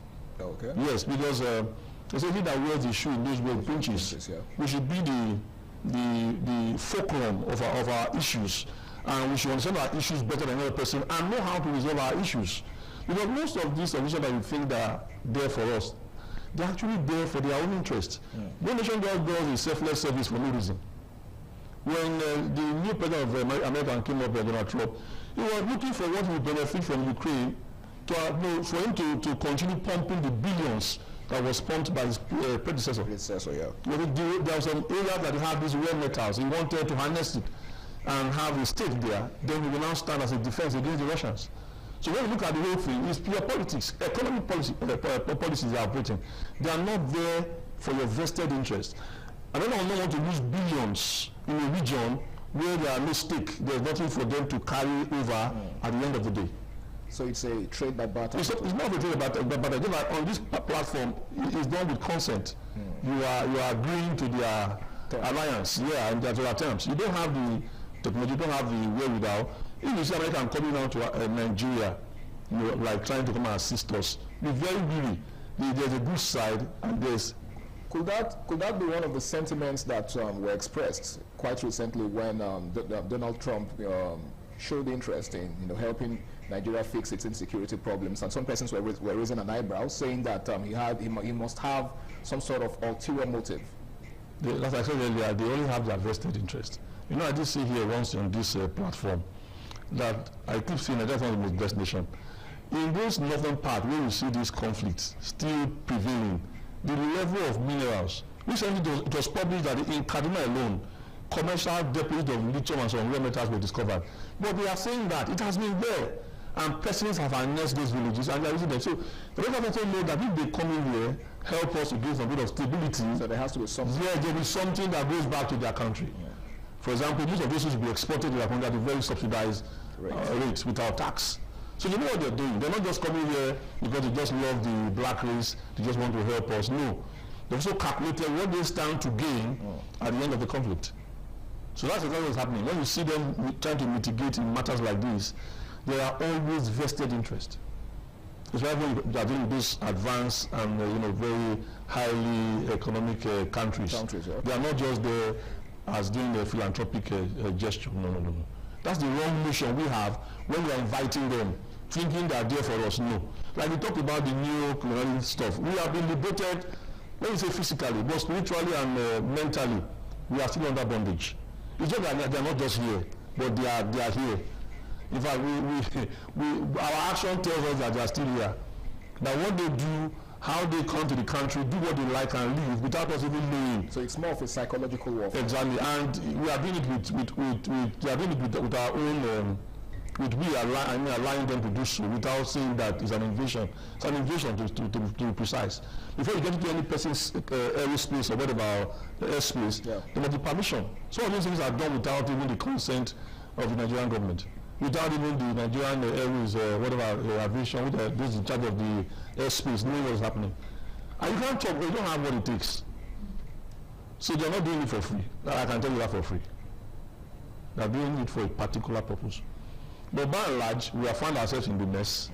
we must find a way to find ourselves out of the mess. Amazing. Now, talking about finding a way out of the quagmire, okay, the contributions, I want us to take a look at the African Union, because we talked about solving our own problems by ourselves. Okay, so if we are going to leverage on our ability to solve our own problems, or our potentials to solve our own problems, let's take a look at the African Union, which is the biggest, should I say, the biggest body that we have, you know, that has the capacity to solve our problems. What contributions do you think it has made towards resolving conflicts on the continent? Because we've, you know, experienced pockets of conflicts here and there, you know, over the years on the continent. What role do you think the African Union has played in helping to mitigate against it? Well, for me, from my own observation, I have not seen anything tangible. To be fair, nothing really tangible from the African Union. I think what was most effective then was ECOWAS. ECOWAS, the time they had what they called ECOMOG. They had a military arm that could enforce an ECOWAS policy. But for African Union, I don't think so. I don't think there's anything they've done. Look at what's happening in South Africa, for instance. Now, the South Africans are saying Nigerians should go. Now, go back to history and check what Nigeria has invested in South Africa. Now, you'll be shocked that the massive wealth in South Africa is not owned by the blacks. In terms of percentage, most of the wealth is they are owned by the whites. When you say wealth, are you talking about both the landmass, the economic strengths, the mega industries or whatever? They are owned by whites. Go and find out. If are the blacks, you see, I don't know how they do it, but the blacks now see the other blacks as the problem.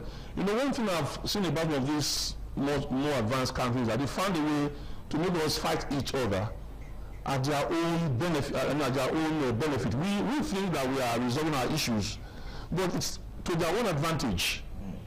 What has the black man who opened the shop in South Africa has to do with your problem? It's not holding your wealth or holding you from working. If it's work, but they're going to cause a conflict where the blacks are now fighting the blacks, sending every Nigerians, Ghanaians, Mozambique, Zimbabwe out of their country. But when we look at the real core of the matter, who owns the resources? Who owns the economy of South Africa? It's not the blacks. It's the white. Now, someone who came from somewhere else and has invaded your country is not a citizen, and those who fought for your liberation are now your adversary. And they are fighting it with passion. Brothers fighting brothers. Exactly. Nobody's even thinking that Nigeria was a heaven for them when their country was in turmoil. Even I saw recently in Israel that Ghanaians are saying the same thing. Ghanaians left their country and they came to Nigeria, and they were helped. After a while, they said the Ghana must go. But after that, we have to Nigerians in Ghana. Now Ghana said Nigerians must go. You see, we must sit down and come up playing out. Exactly. We can see that we have not understood our problem. Let me give you a simple example. The EU has a currency, which we call the euro. Far before they even had that idea, there was this proposal for an EU currency. Even as simple as a regional West African currency, it's not even there. We cannot even cooperate to have a single currency. We cannot even integrate. We cannot allow ourselves to stay amongst ourselves, you know, to enhance our economy. The connection is not there. And there is strength in unity, and we don't believe in it. Whatever we say, we don't believe in it. If you're asking us to leave, let's look at the economic benefit from Nigerians, from South Africa, and whatever takes away from Nigeria. Go and do the comparison. In fact, what we take away from Nigeria is if not 2-3 times its value of what we get from them in terms of diaspora remittances. And yet they're asking us to leave. Then we are in Nigerians crying that all South African companies here should be removed, or they should find their way out. You see, we are not helping ourselves because many of us are subscribers to their network. You can imagine if that begins to play out. You see, we are ending up fighting ourselves for no just cause. No just cause. So I think that we should look inward. The African Union should be more decisive. The ECOWAS, just like they did with the ECOMOG, when they were trying to enforce democracy in Liberia, they did that. They did that, and it worked. So it's not about joining an and you cannot bring the policies you are preaching to reality or people. So that is it. I actually do have a question to ask with regards to the ECOMOG thing, but that will be right after this break. In case you just don't know us, it is Flipside on Independent Television. Please stay tuned.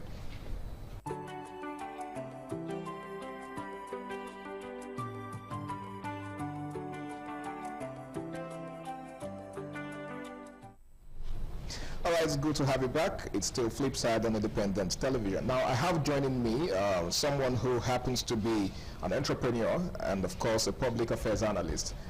He goes by the name of Matthew, or Deacon Matthew Ahirabo. In fact, his portfolio is actually very long, but let's not... Thank you for having me, though little issues. Absolutely. One of those things that happen sometimes. It's good to have you on the show. I greet Edo State, I greet Nigeria for having the opportunity to listen to us this time. I like your African regalia. I thought I told you we must recognize, yes, we must buy made in Nigeria, we must consume made in Nigeria, yes.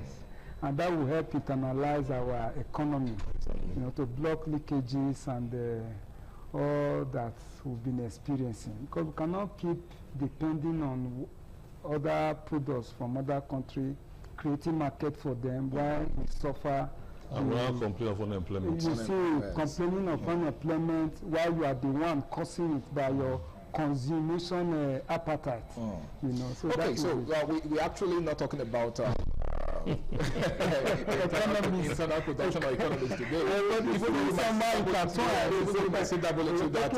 Global economy, talking about international agencies, what they influence. It still boils down to consumption. Absolutely. And so let's get started. Let me ask you this, because before you came, Mr. Kingsley was actually, you know, taking us on a journey through Africa's experience or interaction with the international community thus far, and the challenges that we've had, of course. So I would like to ask you, could you please set the tone for the conversation, you know, with regards to organizations such as the IMF and the World Bank? You see, it is derogatory to see that they are like cooperatives, only they are made up of heads of government.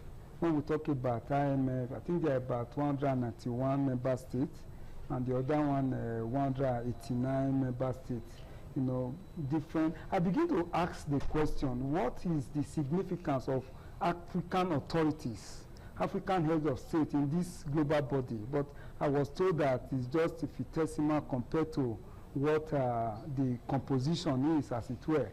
And you ask me, talking about demography, talking about population, Africa, you know, put together of the about 50-something states, commands huge population density in the global economy, that his contribution or his impact is small compared to what we are expecting. You know, the other day I was told when the fuel, the petroleum we are consuming now, well, it was about, I think, 200 and something thereabouts. IMF were predicting that the fuel price should be sold at about 700 and all of that. And not just too long now, about 2 weeks ago, we were also told that IMF is saying Nigeria is credit worthy, their debt is not that high compared to... Are they to dictate to us how we are to run our internal affairs? And that's because we've been depending so much on what comes from outside the country, and that has been the problem. So it is good to come together, like pooling resources. You know, like when we talk about insurance, for instance, you know, you do not wait for risk eventuality to happen before you organize yourself. You understand? You have to take a step ahead. It's good to come together, but by the time it gets to the point that you have no say whatsoever, you know, whatever they dictate, they tell you, I have problem with that. And that is why... Are you implying that Africans are not proactive? They are not just that they are not proactive. They've not been how will I put it now, productive to be able to decide what happens within their state. Then talk more of international influence. That is where I have the problem. You should be able to control your resources, what happened, you know, within your as a sovereign state. That and outside the world power, so to speak, made up of like this organization we are talking about, and they now begin to decide what happened. You know, I have problem with that, and I have not found any funny retirement. I say it everywhere. They are not helping us. If you want me to come that straight, they are not helping us to dictate, you know, what is happening within our natural, what we do with our natural resources, the production process. Imagine now they are giving you that opportunity to come and borrow money for instance, like the World Bank, and they will be telling you how you are going to spend it. Don't invest in capital projects. Don't invest in the industry. Don't invest in productivity. Invest in recurrent expenditure. Invest in palliatives. Invest in, to cushion like rolling out of vaccine. Just imagine. I'm not okay with it, and that is why I thank God and I salute ITV for this opportunity for me to air my grievances. For God's sake, we are a sovereign nation, and our leaders should act thus. They should act, in that direction to be able to dictate what we are doing and how we should go about it. All right, thank you very much. Your grievances are very much acknowledged. And I'm hoping that the powers that be, especially on the international level, are taking notes and planning to do the needful, just so we do not keep moving in circles. Now, let me ask you, Mr. Kingsley, how has the World Bank supported economic development in African countries in the past, say, 10 years? Well, they've been doing their bit, like he said. When you are in an organization where you don't have a say, or even when you have a say, the say is only when the money comes to you. There are two major problems. One, we don't have a voice in the World Bank. Why don't you have a voice? Because we are not. We are more of a third world country, and you cannot sit with millionaires and billionaires and a poor man. You say you have idea. Who wants your idea? If you have idea, why where you are? I think there's a Benin adage to that effect. Yes. so you may be talented, you may be wise, but because you are poor, your idea is discarded. That's where the problem is starting from. It's not as if we are not intelligent. For instance, I was looking at the IMF loan IMF loan that came to Nigeria. I thought it came out through the COVID-19. And you know that COVID-19, for crying out loud, I hate to sound always controversial, can be managed by our medical concussions. Yeah. You think so? I'm telling you the truth. Not take it anywhere. I've read the symptoms. You see, when they say they have given you vaccine and they ask you to put a nose mask, if you understand what the vaccination is, what it means to be immunized. Yeah. If you are immunized, sometimes I can say for a decade, if you are predisposed to such infection, it will not affect you because you are already immune against it. How can they give you a vaccine and yet you are still following the preliminary precautions? It means you're not safe or you're not safe. So two things are wrong. One, we don't have a voice. Two, when the money comes, who are the ones the monies are given to? Is it the same corrupt leaders we're talking about? That we engineer a project. There was a project that happened once. I don't want to mention the state so I can be covered, so I don't put people in trouble. It came in I think about 20-something million. And when we saw what was being executed, we raised an alarm. And they went to meet the governor. The governor said the governor has taken half of the money. Of about 20-something million, 11 million has gone. Then you have paid tax. Then the contractor took another half of the money. What is and now called Mr. Harry, say you can build something. Say, yes, I have 10 million left, but I'm taking 5. Can you execute the project with 5 million? You say, I can try. And you want to say make profits. You now execute the project with about 3 million, you now need 2 million. From 24 million, the project executed is barely 3 million. So when the WHO gives us funds, who monitors the implementation of these funds? I think that's a very salient question. Because most times we take loans. If you check, if you do what we call forensic auditing, in fact, most of the loans or facility that comes by donation, if you check the way the money are expended, you eventually find that more than 75% of that money ends up in the pockets of leaders. Let me not be specific. Ends up in their pocket. So the money is not really sent back to the economy. That's why it was complaining, how can they give you money and tell you what to do? Because they know our kind of person. And what we, out of the 10 million, you snap there, hey, thank you. You find out of the 10 million that was given to you, only maybe if you have fear of God. Generous. If you have the fear of God, you may give half. But if you are devoid of the fear of God, you may give 10%. Well, what kind of fear of God would that even be in the first place? The fear of God means to an extent you have conscience. You have conscience, you are still compassionate. Some people are not even compassionate. Entire money enters back into their pockets. That's why most of these interventions by the government is not effective, because there's corruption on this end, and there's a lack of voice on the other end. So there's no proper synergy, and who monitors what is given and how it is implemented. So the effectiveness becomes almost zero.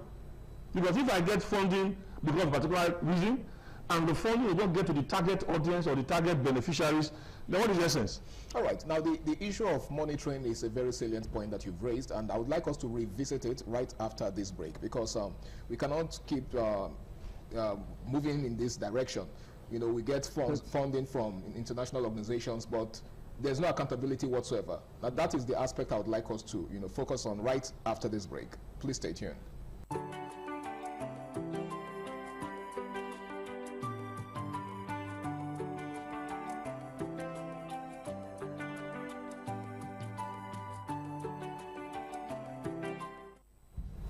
All right, welcome back. It's still Flipside on Independent Television. Now, Mr. Kingsley, the point you raised about accountability is quite a very serious one, because it will go a long way to determine how these funds or these aids are utilized, when they do get here. Now, what do you think can be done to create a system of accountability, a mechanism that ensures that the wrong people do not hijack these monies that are actually meant for the well-being of the people? I think the very first thing will come from your end as journalists. When monies like this are being sent, they should be made public. People should be aware that, for instance, UNICEF is donating $5 million to underprivileged Nigerians in some areas. They will give us a demography of the breakdown of who gets what and what they are to get. And it should make a public document so that everybody can have an input. They can see exactly what is on paper. That way, whoever is trying to steal is already on alert that it's not going to be business as usual, because whatever is going to steal is already known to the public. Awareness should be made. Most of these transfers are done in secret. Most of the benefits don't even get to know. For example, somebody sent a couple of grants to me to disburse to a couple of persons, and there's a grant. I've already told them what the money came. Not because of my kind of person, that's all. Ordinarily, money has even entered my custody. It's a small money though, but then I can just,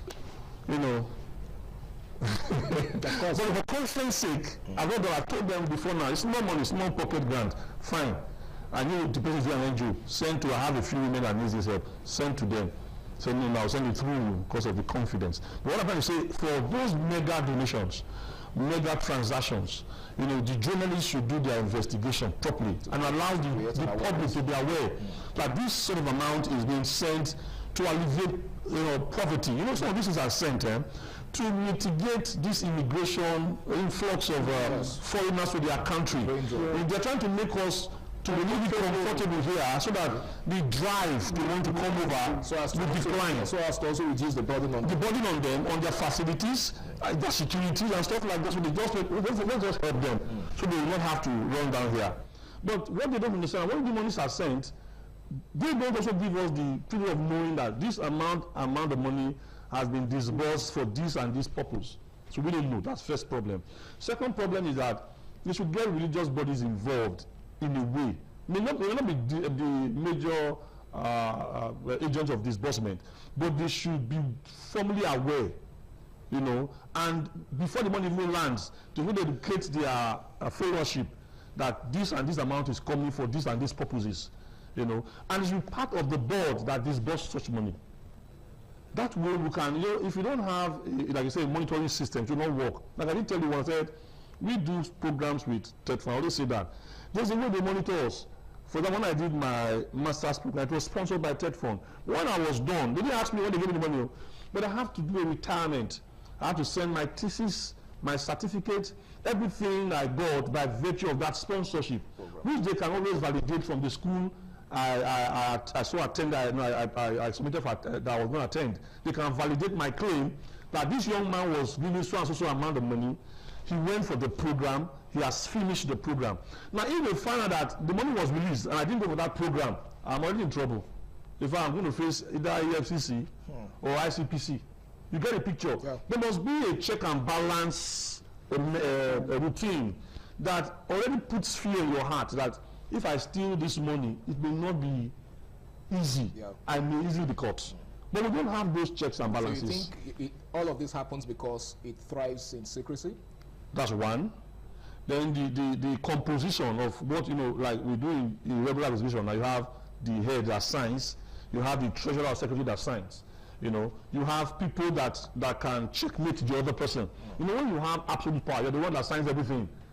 They say absolute power will now corrupt you absolutely. Yeah. Because nobody checks you.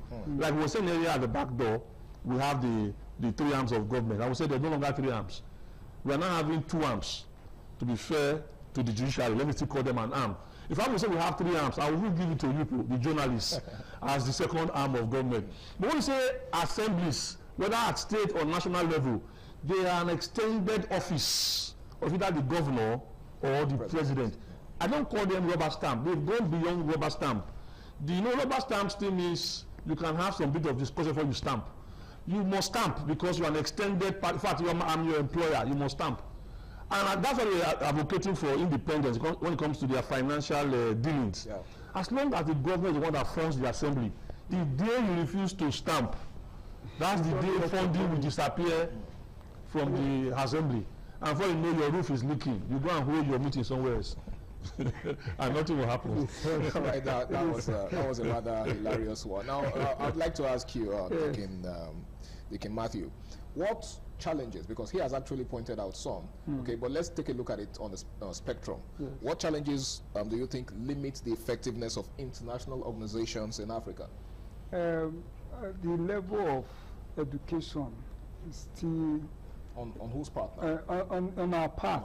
On our part, because what you refuse to find out will be hidden for you for, if not throughout your generation.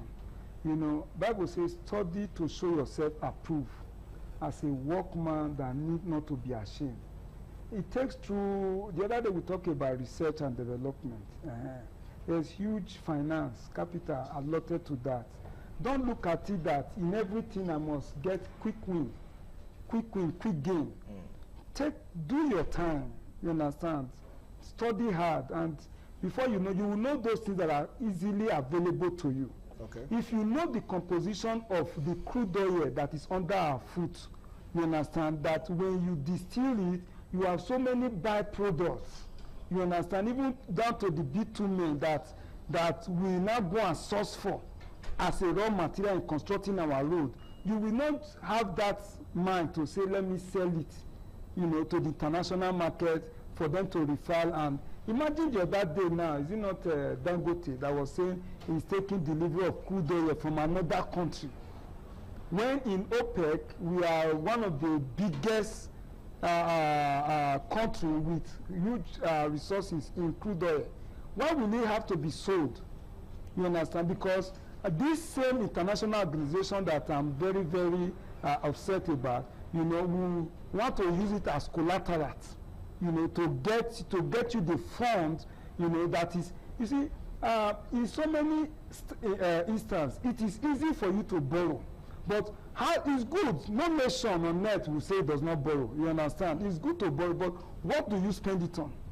So one of these challenges. Do you think we are borrowing too much as a nation, for instance? One, we are borrowing. We are not using it for what it is meant. So the problem is not that we are borrowing. No, it's not that we are borrowing. But you don't think we are borrowing too much? We are even borrowing too much because it is not being spent for what it is meant. Okay. So these are all these things we have to look at. Our nation, we should take the bull by the horn. Let us go the hard way. Do your time. Pay the sacrifice. Work on your raw material.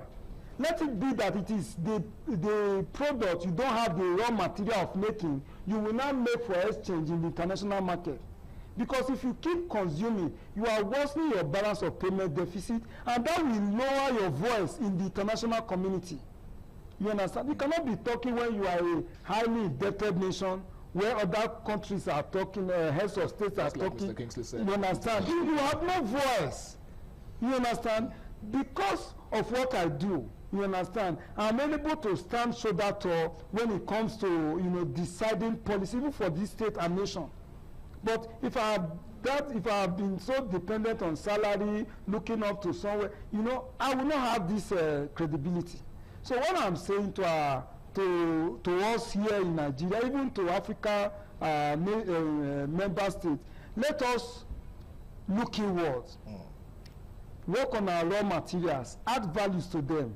Then let it be that it is what you don't have, you make for exchange, you know, to balance the economy. There must be trade, whether it's by barter or by currency. There must be trade, whether at the local market, national market, and the international market. So that is how it is. We must invest in education. Let us know, you know, the composition of what we have and how we must utilize them. And also talking about monitoring, you understand? It is the duty of like the legislative arm to check what the executive is doing. So if there can be a way, each of these arms gets their funding from the constitution, not passing through the executive, I think that would be another way that this monitoring will be more effective. You understand? Because it becomes like an appendage of the executive, even to the judiciary. Just not too long, we are told that judges should not be taking gifts so that it does not corrupt them. You understand? Because if what they decide, who pays the piper dictates. You understand, is coming from only the executive, you know, they'll be able to, that will influence their judgment in court. Then for the legislator, that will influence their oversight. You know, we cannot be keeping moving around circles, circumnavigating and think we are going far. You know, you come to where you started from, you go over again, you come to where you started from, and those around their journey, they are heading on. So that is how it is. Let's invest in education, then monitoring and evaluation, very important. Because if you do not know where you are coming from and know where you are now, it's difficult for you to dictate where you are going. So when you say monitoring, you're saying that it's the role of the international organizations to actually monitor? Even if they have business, because no nation is an island of its own. Okay. You understand? Whether they are doing well to my own perception before now or not, you know, let them involve, like my brother said, let's involve religious leaders. Those some can also be corrupted. Of course, but I was going to say, yes, religious leaders are even... We understand that. So by the time media takes it up, we'll be able to know what is happening. But the whole according to him is transparency. Transparency. Mm-hmm. Let the journalists put it up. Let us know what is coming in. Then who is it on his table now? Let us know. Then where is it going from there? Because look, ITV, thank God for what ITV is doing, even with all your sisters program and all that. How we are able to even call, you know, while on program, we call a sitting chairman, called DPO, called the state commissioner of police, you know, to give accounts of what they are doing. This makes for check. It's not just what the legislators are doing that we don't see. Let us hear from them live. Could that be the reason Mr. Kingsley called us the third? You are even not doing more, you know. They say we are the fourth. No, they call them the fourth. But in my own explanation, I will rewrite the economic history and call them the third arm of government. Because one arm is already missing. It's not an arm anyway, it's an extension of one of the arms. So they are the third arm. On my own, you think we have filled the vacuum? Yeah, in large extent. Not feeling it, you are acting because we are actually flattered, and you don't have to flatter. It's obvious. You know, you are able to make people know what is happening. You know, give people space to air their opinion, to voice their grievances. You know, you are now doing the job that we expect the legislature to do. That's what you're doing. Okay. I'm not speaking about any legislation in Nigeria because it's like the same thing all over. Yeah. When you have an assembly that is at variance with that we have in River State, it's always volatile. There's always one institution where the assembly will say yes. And our late Archbishop, the Patricia, will say, if you have the people around you at the yes type, you know you are finished. The Bible says, all men say well of you. Yes, you are not safe. All right. Thank you very much, Mr. Kingsley. Well, it's still Flipside on Independent Television. Now, this is our final break on the show. When we return, we are going to be, piecing things up and just, find a way to make sense of all of this conversation, especially focusing on the solution part of the conversation. Please stay tuned.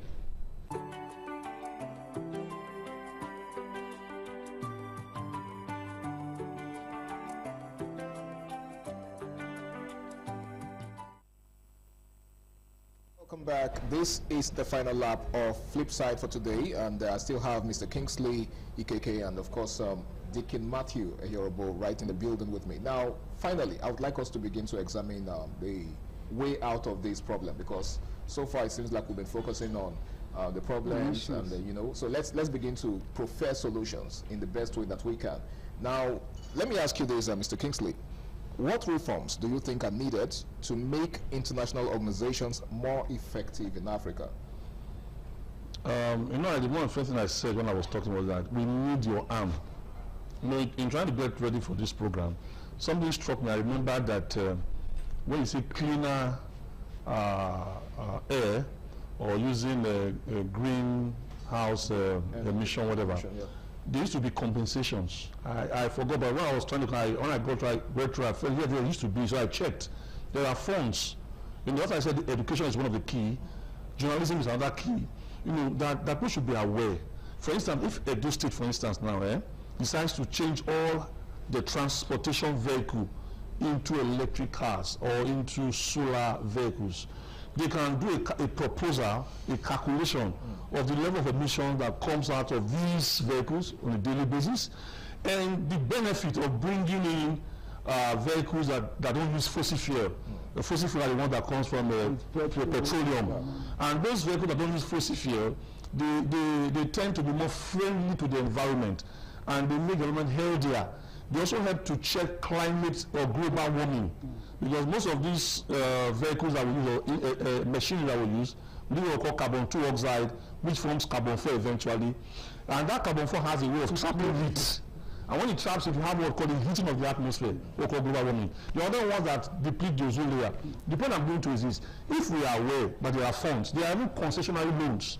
When they know that you are trying to make the environment healthier, they give it to you with almost zero interest. So you cannot implement those transportation, like we talk about CNG, that the emission rate is far minimal than the regular diesel or fuel. So you can have a calculation and make requests, and you are giving even funds outside the loans. You are giving. So we need enlightenment. That's why I say you are very key to this matter.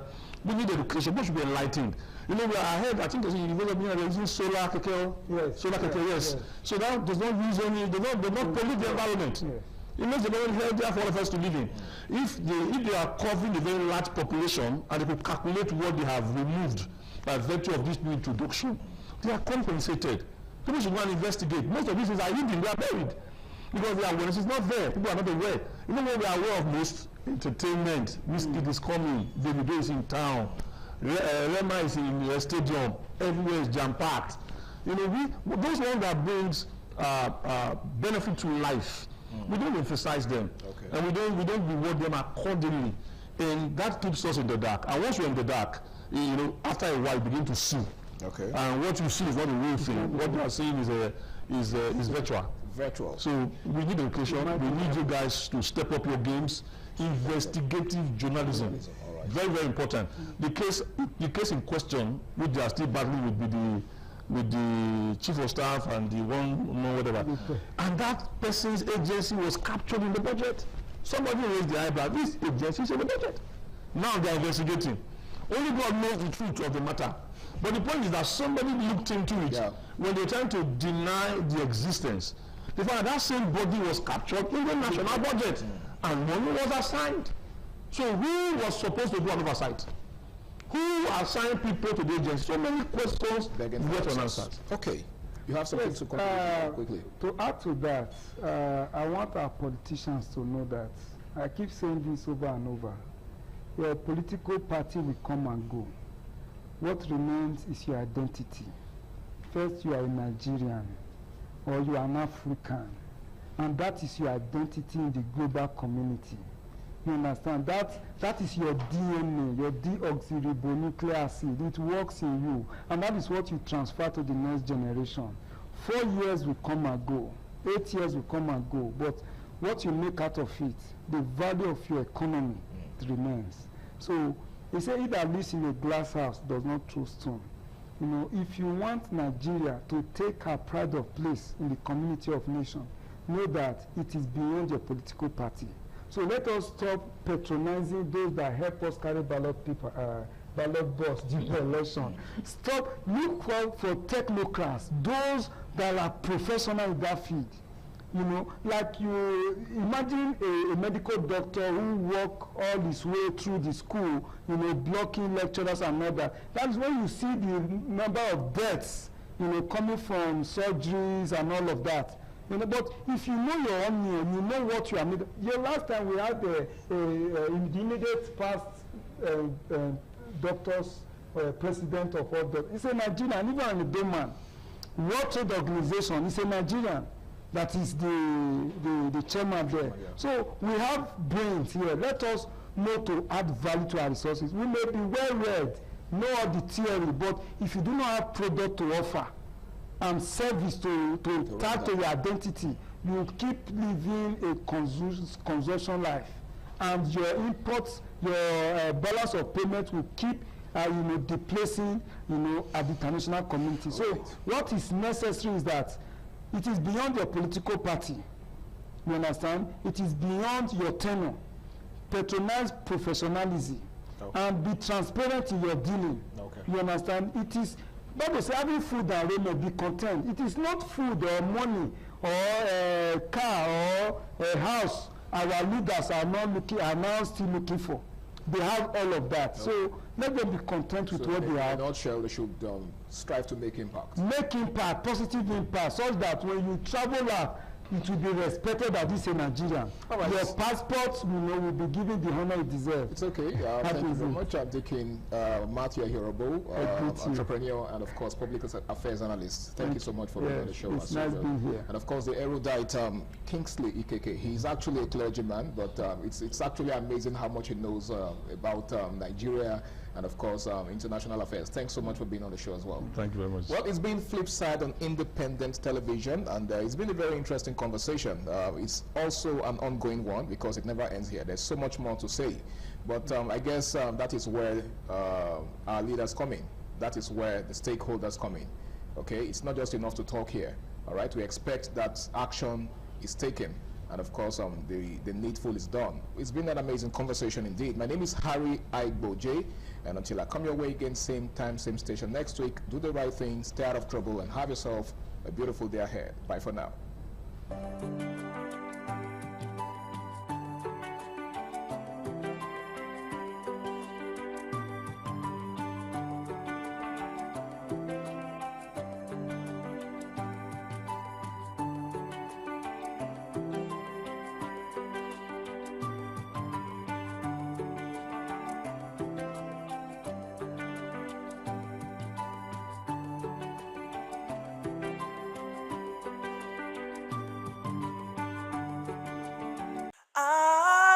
ITV, certainly the best.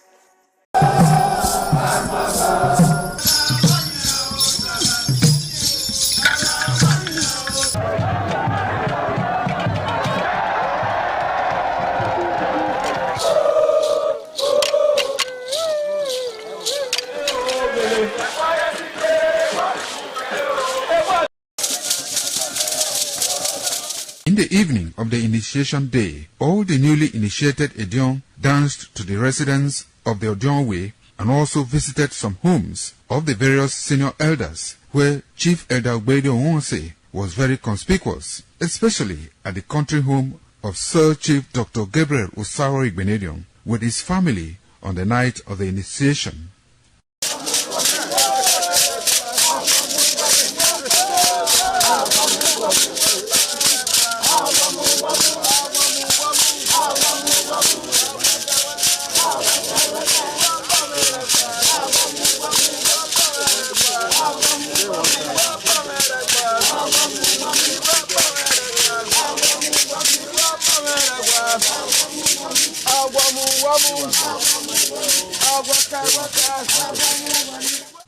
On the following morning, as part of the rite to be performed by the newly initiated Edion in Okada town, the initiates, led by Chief Elder Ogbede Onwonse, visited the Esama of Benin, Sir Chief Dr. Gabriel Osaro Igbenedion, at his Okada country home residence to pay homage and appreciate him for all he has done in the development of the community, which has placed Okada in world map. They also thanked him for his role in the success of their ceremony. They commended the Esama of Benin as a custodian of Benin cultural heritage and for revitalizing the age-long tradition of the age-grade ceremony.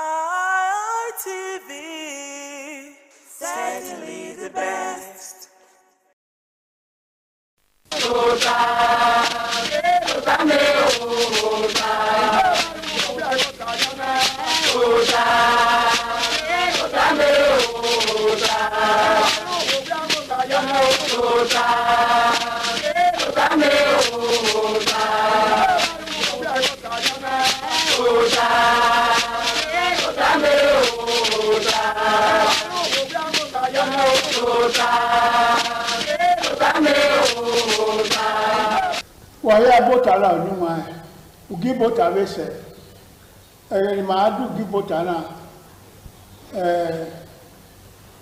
duza no kwa ya demode ma adu die ugi bota je na ni wa okay ka bo aka ma ya fe sisense kate awe okaigeli iredu no mono ba gbe na tie ona tie ya fe ya na gba begwa eni ya fe ma gwa kan ni wa no ogun ni ara ogun egwa yebe na ore ma wo tan re pastor kabaru namure ile dono wo me wa be ne re kai wa be idayo wa bi tota ofo egbo sa ogba go yaro oba atokpe ise ore wa re ti ma re Victor Gisugbe Dona uzomo wa weseru wa na gbe okoto ya dan he ewen matare urana kugbakere osolo gbonu ti honu wa ya hene wa be anwu na lele oba atokpe ise me o sa boss en je no ye no le do ba yo ko awe do ya fe ina be ha ka gbo ni ye worldwide bẹ́ẹ̀ jò tó wà yàfẹ́ sábà náà jẹ́ máa ní máa yàfẹ́ ìṣẹ́ ọba àtọ́pẹ́ ìṣẹ́ ẹniwọ̀n ẹ̀rọ máa gbọ́ ta ẹ̀rọ wáwọ́ ká lè dìde rẹ̀ ẹ̀dọ́ ọ̀pẹ́ ìmàkẹ́yìn ló kàn ẹ̀ ṣùgbọ́n láyé tó ta òkìkí náà nọ̀bọ̀nà jìnnà tí ẹ̀ yàfẹ́ kìnnà yáyù láwẹ̀ náà kìnnà máa yáyù láwẹ̀ wọn láti àwẹjọ wèé ní agbá òde ní agbèrè ní orí yé ẹ lámìkì náà dọ̀lẹ́ yẹ sí ẹ̀mẹ́ náà ní wọn ẹ ọ̀kẹ́rẹ́ ìrìnà kẹ́kẹ́ náà ká yùwà ẹ̀ ọ́ náà miẹ́wẹ́ ẹ sọ̀rọ̀ lọ́ọ̀lù wàwẹ̀ dáàbí wú ọ̀rẹ́ wò dáàbí gbé ọ̀nùwà kan yí kẹ́kẹ́ rẹ̀ á dé kẹwẹ́ òtọ̀ náà rè kí yẹn inú òtọ̀ náà kí yẹn inú ya níyẹn mà ẹ̀wò wọ́ inú ya níyẹn mà ọjọ́wèé ẹ̀wòlòjọ́wèé yé inú ya níyẹn mà ọkà ẹ̀wòlòkà òye inú ya níyẹn mà ẹ̀lógì ẹ̀wòlógì yé ẹ̀nà ya fẹ́ ẹni wọn ẹ̀ mà ó na gbàkà ìwọ pọ̀ ìwà ni ẹ̀ rúdáwẹ́ ọba mà ọ̀kàlẹ̀ wúwèyè lọ́kàlẹ̀ iná bá mà wọ́n ọjọ́wèé ọ̀ọ́lẹ́wẹ̀ làdìyàn ọ̀rẹ́kọ̀ mẹ́jọ làdìyàn ọmọ akẹ́kẹ́ ló fi èké gbọ́dọ̀ wé ọmọ akẹ́kẹ́ ló fi èké gbẹ́wò wúwo pa ìwà náà èmi ni ọmọ adéyọ ni wọn sẹ́yà òtẹ́dọ̀ máa ẹ̀kẹ́ náà láì ọ̀rẹ́ ẹ̀rí náà rẹ̀ èdán rẹ̀ wò láti ẹ̀ má kẹ̀rọ̀rẹ́ àtẹ́sọ́ adé kẹ̀rọ̀rẹ́ wẹ́ká adé kẹ̀rọ̀rẹ́ rọgbà adé máa ẹ̀kẹ́ ló tẹ́ máa láì ọ̀rọ̀ ọgbà ya kàn ṣe èkó anábòkó anáàrí Ghana ẹ̀wọ̀n àti ẹ̀gá anáàrí Sierra Leone ọ̀rọ̀ ọgbà ọ̀ọ́yẹn ni yàfẹ́ wà ní ẹ̀dẹ̀dọ̀ Dahomey ọ̀nàdè ọ̀nàwẹ̀yẹ ìwọ̀n ní Dahomey ìsí Dahomey òbí sára àánú ẹ̀wọ̀ nọ́wé kan kó ìyókò orí ẹ̀dùn pààrà ẹ̀yìn àázọ́ ìrànlá àti ìwádìí Dahomey ìsí Dahomey ọ̀nàdò wẹ́ ìrẹ́ ìyẹ̀wò ahóni àti ẹ̀ Guinea Republic alákòóyọ níwọ̀n wáyà sí ní yàfẹ́ ẹ̀ẹ́nàwó òwú akẹ́rì mànú wa ọ̀kẹ́kẹ́ ní wà mànú wa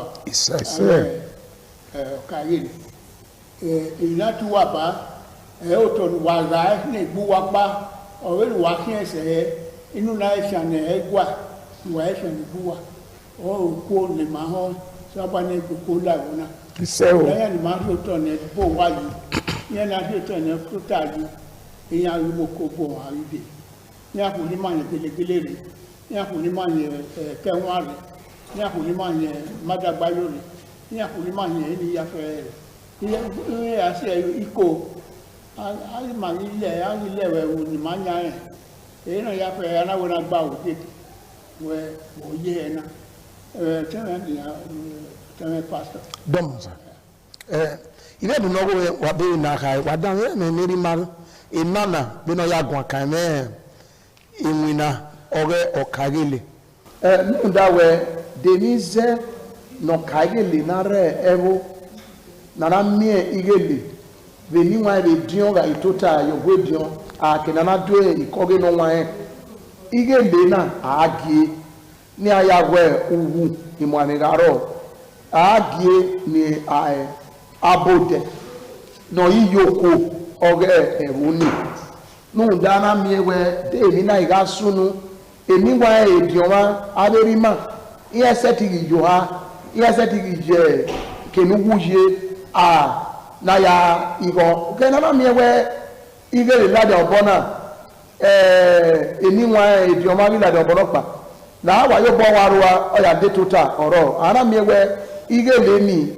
ebu ya felo so pin ya me oka lotu na ti oka igele so pa oka igele ni ogwe edioma abe ni wa idu iko na ya ni na taba ye ke pa ya gwe igele duko we eme no la dia be ike ni wa no de na ke o geni so pa aga zema n'oge ake asefeni no abode opiano erike na dionia o etochi no no ya ka abode wa bi eri yesu no isun la nia kege neme odomomu ya sun re asefeni bun e mo domomu na nia ni bona yi mie we ya duya munate kidnapping e ka gele no ra se be ni wa vigele la wo abe owe aba video abo we aba la wo ai te mie e yo do mo mu ni kian se ke wa ya se ke oba agwali amune ya ile se na ni amua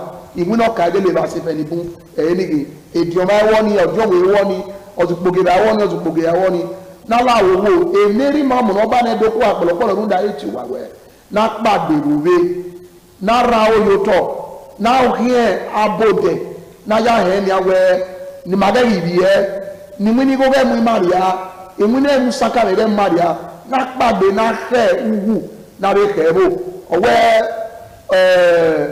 amiewe o no na amiewe iyota ọ̀rànlẹ̀ ìwọ̀rẹ̀ òsì ẹ̀dùn àtọ́pẹ́ ẹni wa ẹ̀ nọ́tà ọmọdé bá tí awọ kàyè lè yá fẹ́ ẹ̀zẹ́rẹ́ ní káàtà sí alágúnyàgùn ẹ̀rìn látàmì ẹ̀yà ẹ̀ lè dádọ̀ ẹ̀kọ́ ìkẹ̀lẹ̀ òwúlá ẹ̀dádọ̀ awọ kàyè lè wà ní ọ̀hẹ́ kẹ̀lú wà tó bú wà rẹ̀ kùgbé wà yá amẹ́kọ̀ọ́ wà á do ọmọkẹ̀lú wà á náà do ẹ̀ wàá kí ààrẹ ni wọn wàá èkó èso wọ́wọ́ wáyà ní wàá èkó èso òtọ́nu wàá kí ààrẹ ní wàá yà kókò gbá ọ̀rẹ́ èkénu wọ́rẹ́ ẹ̀dó lá òtọ́rẹ́ ẹ̀dó state kẹrẹ kátikátẹ Benin City dèkénu lá lọ́mọdékan òdẹ́zẹ̀ sápẹ́lẹ́ gbáràn òdẹ́zẹ̀ mìíràn gẹ́lẹ́gẹ́lẹ́ òdẹ́zẹ̀ ẹni ìyàfẹ́ àyàmúmàmì máa mahenya ne maso nya we nya nyaba nya ami mai esoro wo wojere wo ka o gelegele nya makwe na mo yo wai gelegele iko eni were ba nya uzon we nya wanya mai wo pe nya ke ariba but supa nya nyato otene bizu gbezo dɔmɔ a b'a wa wɛsɛ a bɛna yunu kan na a ko wa sɔn mo ɲɛmɛ o tɛ ne ta bangɛ kavari ɔna o tɛ kue mu wa hɔn wɛ iyɔ tan olowo mina wɛ ahi tɛ nia wɛ ɔkari tɛ do yi wɛ ɛkpɛ ɛmu ewe idun ewele nɛgbɛgi yɛ na nia iyɔ tan na do alowo ɛkpɛ na do amu ewe idun ewele. Wọ́n sì gbé ìbéèrè àná òfurufú náà àtìlẹ́yìn wa náà àmàtí èmi ìkwárò náà ra òhun àmúmi náà ọwọ́ ìròhó rà kọ́ yé náà wọ́n bá ọ́nà mi wẹ́ ẹyin gbèlè náà gbèlè pàgbèrè lónìí màá sí wọn dédégbé wà pàgbèrè wà rẹ́yìn rí ẹ̀ yẹn náà pàgbèrè ọ̀rá lọ́rọ́ atemiɛwɛ ɔgɔdomu owu na ɔgado gbe na agbiri na atemiɛwɛ do vɛwa otɛdo nuda ɔwɛ do yiwuma sokpa ɛwɔkpa ɛyata mami ri imanagele kukugbe nuda wɛ akukugbe ɔga agbo na manase ti bu ɛ akukugbe ɔga agwizɛ nege na vun na ahukwa mami. Only ọ̀pá ọmọ ma bòbò òwò ìṣòro tọ àmì owó ní ìsẹ́yìn mọ̀mọ́ òwò náà ayé ọ̀tọ̀ ó máa lè kí ra wáyé ọ̀rúwẹ́pọ̀ wa fún ìdọ́ ni yóò ní tùtì abẹ́ ìka ìrèlè náà bá zẹ́ ọbọ̀ máa ń wà ọbẹ̀ yẹn ń mùsùn wà ìbò ọba àdẹ̀lẹ̀rò àárín wà bá ọ̀hún àmà máa ń yẹ fún wa láti ẹ̀ gbẹ̀rẹ̀dógún ẹ̀dọ̀lẹ́rò yìí ọ̀rẹ́ wẹ ùfọ́pá nọba mẹ́wẹ́ ẹ̀yìn ìwé mi ó ní kẹ́nu kàfù wẹ̀ ẹ̀kọ́ èmi ìwé yọ náà ta gẹ́lẹ́gẹ́lẹ́ àbí kíkì ní wáyé ilẹ̀ ga ọ̀ẹ́dọ̀ náà wùgà mìíràn ọ̀ kàkẹ́ mẹ́tẹ́ mu ni ọ̀hán mágbọ́n yìí yó ìmú mú dáná rẹ̀ gbà mí yẹ kó pa ara mu mẹ́ ọlọ́gọ́ tèmi ẹ̀ mílíọ̀nù ẹ̀rọ àfẹ́ gbọ́ládìá kèwádìí ìpànìyàn délá náà mi ẹwẹ́ ọdún pa ta ẹwẹ́ èmi sùn ìwé nìyà o ìrèlè ìyàn fẹ́ làdìyà ìyàn lágèlè lẹ mímú dáwẹ́ ìrèlè ọ̀hún ha ọ̀hún yàn ẹ̀rọ ònùwẹ̀ náà bíọ́ náà yòówù rà wọ́n tọ̀ nweke no to wela nweke nu gbo ewe na yo oro tun oro e ma we oro de gbe ni ya oru nye se ti u ha ni so we e se ti e we se re oru nye la yi e wo so ma na so omoto nwe wo moto oro yeke rudo mi wala ho onye me no ma do yu vie mi wa kiegure gbewo na goba do lewo yi oba atokpe ise ẹ̀yin wa ya ìwà matana awo kayele e ma gbogbo gwana ose gbigele ewo ose gbigele ewo ose ku wa ni ani wa e manata na ni wa kugbe e ka wo gyan no idun no e wo no ku we no kayele o we ye ndo wa gbun le ba me uwu o we dadore e kirugu la we nu wo wa fi bola o kekan we wa gwe kon e o ko wo wa marie hana o ko wo wa do mi we o ko wo wa adodo wa mu o ko wo re e ke nu wo re do lai o na gun kana na mi we odomo mu ma do na wa mu yi no nu wa ji okugbe we no ye na mi we de o ko inare amadu mama ile ko awo wa ile ri do anu lebuku ya Oyabuja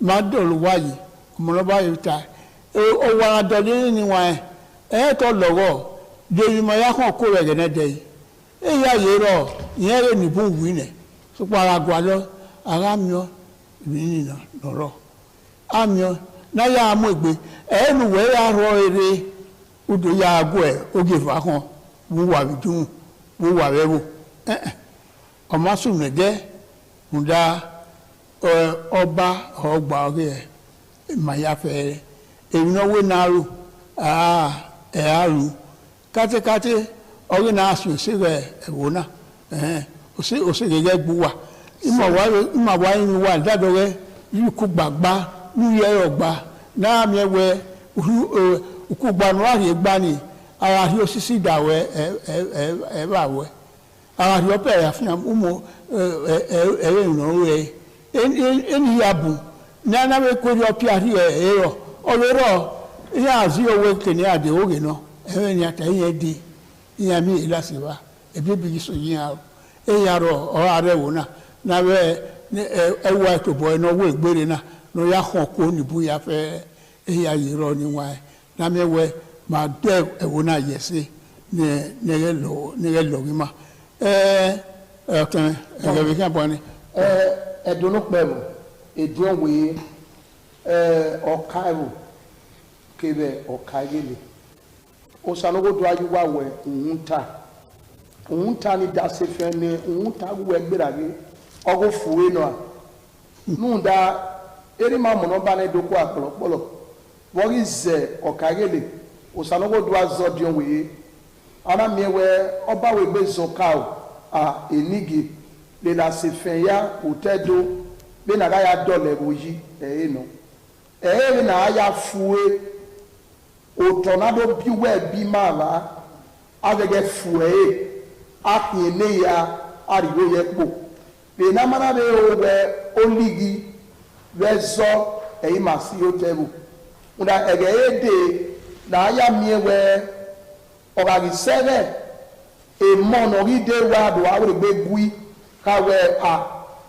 bá yìí sí ayé tọ́pẹ́ má èkè náà má kẹ́kẹ́ ní a fi hùn yìí ìyára fi hùn yọ ẹ̀rọ sọ̀rọ̀ nọ̀káyé lè yé ẹ̀rọ yá káyé lè yé nèdí ọ̀wọ́ èyí àmì kàdàpílà láàrú pínsẹ́ ládọ́lù kpojì sùpárà fi ẹnu tọ́ ẹ̀rọ sọ̀rọ̀ rọ̀ ọ̀wọ́ ẹ̀rọ wẹ̀ ká ọ̀tẹ́nẹ́ká ẹ̀ bá wẹ̀ èkó náà gbẹ̀pẹ̀ adó amú ẹ̀gbẹ́ wọ́n ọkà ìgbọ̀nrẹ́ igele náyẹ igele ká ẹ̀yìn ní kí a bó dẹ̀ ẹ̀mẹ́kin ẹ̀mẹ́wà ẹ̀mẹ́gbẹ́yò àìlera àìsí àmẹ́ bí àìlórí ọba bọ̀ ẹni níwìn náà lọ́ka nábẹ́gẹ́lẹ̀ kí ẹ̀yìn ní nálà àwòwò ẹni máa tu wá o ọ̀mádọ́gbọ́ tu wá o ọ̀mẹ́kẹ́ni wà ń èmi zẹ́ mùsàlùbọ̀ náà zu wá yìí rà lẹ́nu ẹ̀yẹ́ náà sí àwọn akawẹ́ ìrànà kó tẹ̀ àrẹ ìyẹn gbúrò làwà ara ẹ̀yìn dánẹ́rẹ́ yọ aladi abaga iwe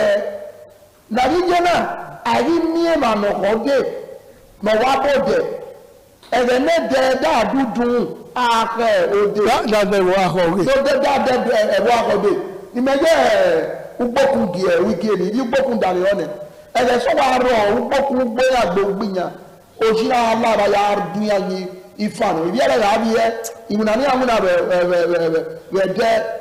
de gbe e na ya ba so ya re anya era bi ama la dia ya ka no waru gbo no gbo ni wa so gbe ka e ma no ba hode ogbo so wa e ke fu ge ogie e ya wa ro awa nwa yi abosi mo bo ana do mi ewe e na so ni ide na ga mu mi ya ni mo so agiga ime so won so abage na agiga ri na aba mo position na were na ro ana do mi ewe ona do yoto ye so ro be mo na ko de le dugbo da na ko de ade ko le wi ma de na so ye ipa da kota ya ri oba fi ya ri ko oba fi de e ma to sa ko ni amu ugbo so e do fi ni se oge gede arun we ni agbe no sisi ni ayo sisi gbe o e do fi ni so gede na yo sisi gbe o la run we motorcycle ama wa na ege na ide am ni ewe e mai do akode odugbo ara ga mu ni apopo lare we mu gbe ugbo gede lare we mu gbinya wona minya no fa no inya ga aka wo do ba yo sisi fia ara wa mu ama ri do we gbe sa me so abu gbe sa me so ade pore inu ne ege le ni ki e wo ne le na ra o do to eyi da se ti sunu wa eyi nya mi ayin ya ke mi mu na yo to na la o na si mi no to wa morutu ewe madina etomo enokparutu maria be na do ayo isi gbelegbe na wa bi akugbe nu dewu mama gba mi ma wo be na mi ma wa ni ara do apa mi sika we ya bredote ara re ra yi ti wa ya gbelegbe na wa negele na wa bi agberi awo da yin wa bi ma mo ko da yin mi ma do awuri gbegbe ma ko nu da o amo mu me na ni ya we ne mo tu ya la tedo ni mara gbegbe ma ko ya tu agbe we a do bo kin ya ba ni we wa ya gon ya da se ba ya na mi wa no nere to ya de bi aye si fi egbe wa o ma mara ni ko ni ma gba re yo e be ni obe ye do ko hun o sa ba la le gbegbe yo ya ko hun ise ni wa ya yi wa da he matana awo ka gele e o ojo we awo ka awe ni gba o mo wa e mo wa gugun ana uda inose monata na roma pe na no mo ba tu wa ya fe ona tu wa yi ko na guwa go we gere ne wo ye wa he do no se ma wa we wi zo no we ri nu wa no we unu wa we ge mi no here nu wa ya me we e ma ta yen gi wa hu ne na we akugbe aro nu wa e ma na we gbe we ya wi bota na kugbe gele aro nu wa ọtẹmẹ ẹyẹ bi yẹn bọ ni. ana abọ kaayele kẹkẹrẹ igọba dọlẹbù ayé gun akana awọ kaayele ukpọ n'ọkụ amụwa yi na ọnwa n'ọba bịa ewu ugan n'ọkụ anyị ha yi ni huda àádú ẹkẹ ọba n'afi abọ na yohan mẹrìẹ èrè yẹrẹ ọmọ náà n'osamudìake ohun ẹgbẹ́ ọgbẹ́ ìrùn àmùdíà ní yóò kó tọ́bùn píọ̀rọ̀ àmùdíà náà rẹ̀dẹ̀ tọ́bùn hàn wá. èrò wọn bá tó kí n asúwẹ̀ rẹ̀ nù tó sàrẹ̀ kí n rí asúwẹ̀ ńlá gèlè mọ̀ gbé lórí àwọn iná. awọ kàírèlè wúwú dáadọ́ ẹ̀bù àyẹ̀kùnú wú dáadọ́ rẹ̀ la tèmọ̀rá rí zẹ́ mú dáwẹ́ wà múdìà yọwẹ́ amásìmí àyà ó yà á fi bọ́yọ rẹ̀ wúwẹ́ náà yà bàkú adowe n'ebutu egwe shift ground ona sikobona here no paro sikobona here gbe ogwe ma de se ba gbe afi ebo ye iba te kesu ge bugbo ogiva ogwe patapata adofin eyiva ayin ni onu ero won egbu matonya o oni ede no gba o ma be bian aye pa oro aye nana fiawu oro aye nana to owe utọ mere gbowa kan gbomi iwe utọ mere ro umu no we de na àti oni no ma kan ma yo bada ko ma ba hu we na o wa wa hu ya we wa ko we wa to ni wa ya fu de yo e gba o wa ni ma gbo ma o ma gbo won no na mi o kere o se o ba to pe you say anyway I walk out on Bogugwana ma mi ebe na otuma pa agbere oka orite maro oka orite akenzo ye wa ye no pe ye owo kan kino oke no wa no ke aro oka yele awe wa mi am bo lewe gbe ya se gbe odun we ima hold matala dia we o ma keke ni wa gui oli yaru we pu wa we no ka yele we ọka ọdún wèé tó bú wẹ̀ mú wa ní ọpa èyí tó pa ọka òye ọka òvé ní búyá fẹ́ ọdún wèé ọka ayákòókò rẹ̀ wíkú gbé òtótẹ́ ọdún wèé ọka òye òtótẹ́ ọka ọdún wèé yé ọdún wèé ọdún ẹ̀ ní ẹ̀wò sọ̀rọ̀ ọka inóge arọ̀ ọka ọ̀rọ̀ aro enoge ya ize okawo ize jonwe ize sopa ojonwe na kana oro brojo ona awe mi yoto boss emi amawe obewe no so obo no muge oka sopa eyi e ko ere no ye na aniyan wo ba ke ya fe oka ojo ni wa ya fe no ka oye wa to bo wa no oka no ori tena wa gbe okoto awe tu wa ya fe na we no geva we le we ye we na adi egbe wo nda ma keke no wa ni te wa do luga we ode we yo gbe ni matana na kugbe mi ke na ro nu wa ya kini wa maka bo pon me e ma ya fe ni da hima ugi oge ibota ni bata di na Mama am gibo to adina yoto oba atope sir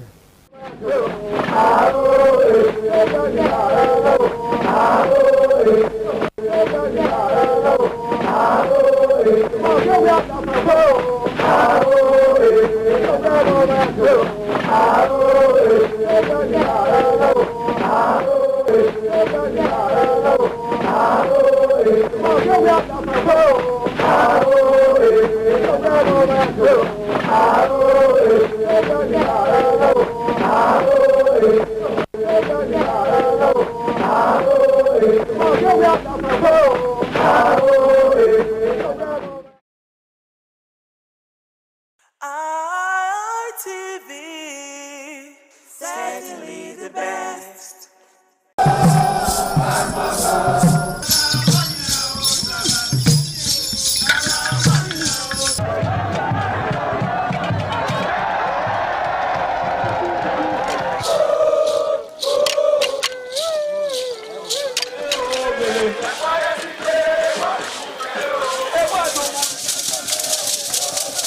This is Anegbete community situated in Isako Central Local Government Area of Edo State. It is an agrarian community with united people that promotes unity and oneness for peaceful coexistence. The inhabitants of the community migrated from Benin, the cradle of black civilization, a kingdom where king is truly king. The ancestors of Anegbete saw that age was the main determinant of leadership in the rural setting, and the eldest man in the settlement was regarded as the leader who presided over meetings, and his authority is held in high esteem. To further strengthen this unique system of leadership, age group evolved in Anegbete.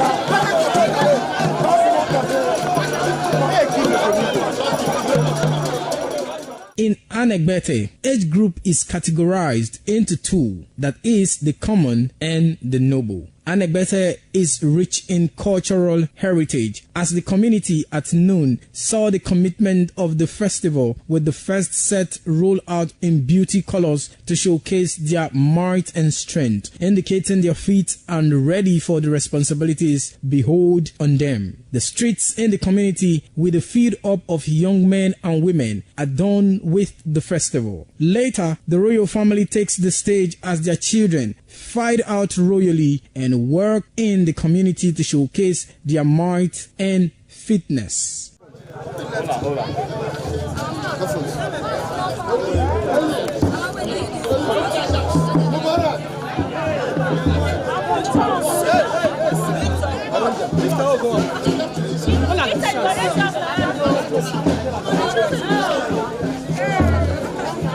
My leader.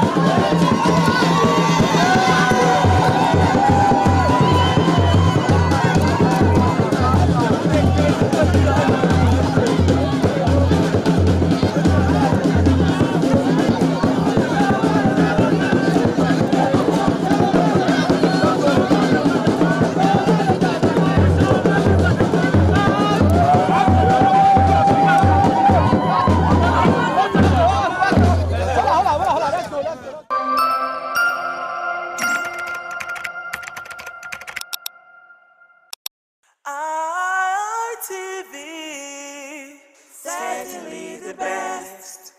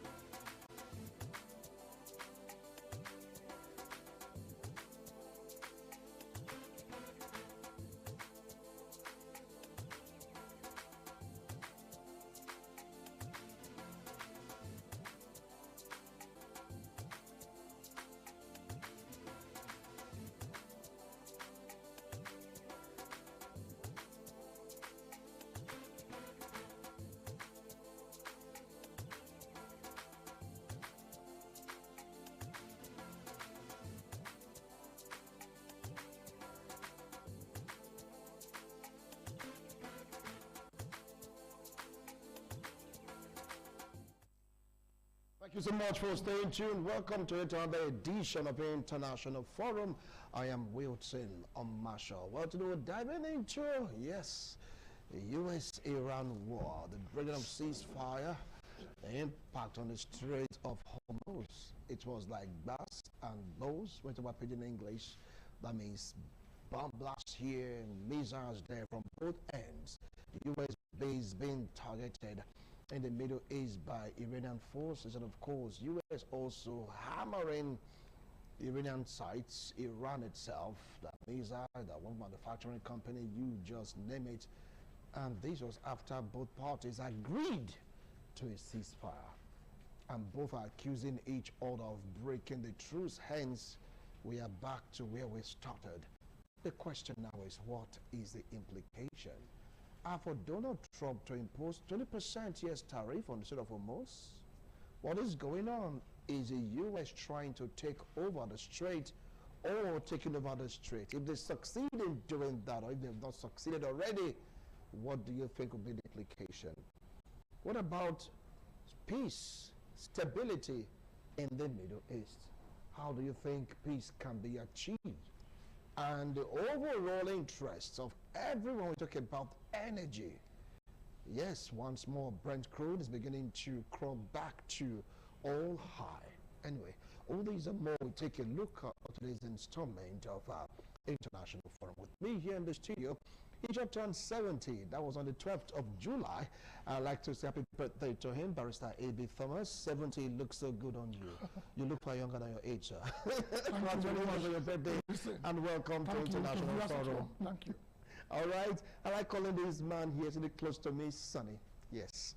Honorable Etiosa Igebo, political analyst, political affairs commentator, very vibrant when we talk about analysis, both national and international issues. Sonny, welcome to International Forum.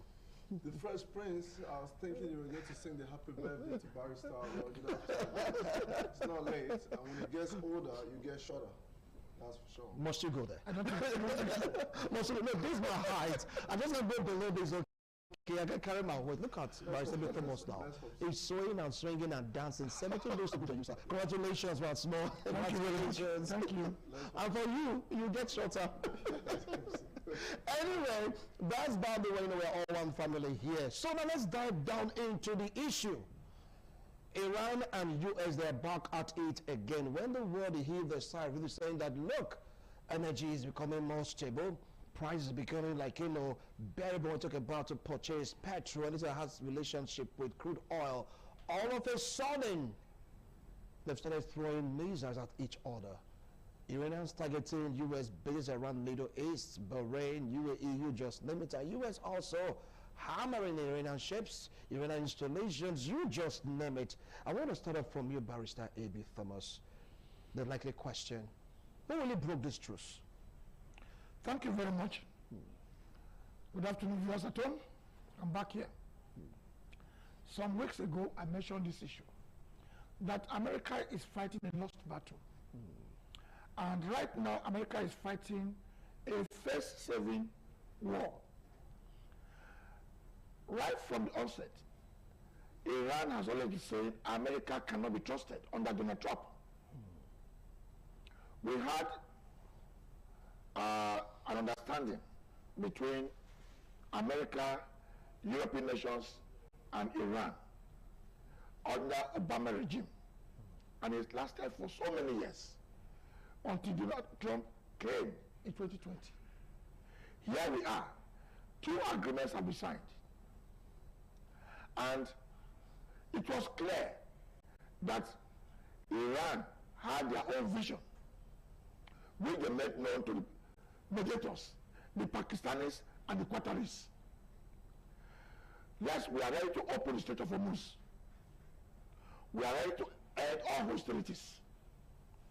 But you cannot be settling with us while Israel continues to bombard Lebanon. The Hezbollah in Lebanon only attempted to defend Iran by opening a new front with Israel. Israel kept saying, no, whatever truce is entered into between America and Iran does not affect their illegal invasion of southern Lebanon. It got to a point that Israeli politicians were openly disagreeing with their godfather, Donald Trump, in America. It was only a question of time before the truce would be broken, because America had agreed in its first MOU, memorandum of understanding, that look, Iran, you open Strait of Hormuz. Iran expected a return, a halt to the hostilities between Israel and Southern Lebanon. At the same time, America agreed that we will release some of your frozen assets to Iran, while Iran will deny, because most of the Strait of Hormuz was already mined by the Iranians.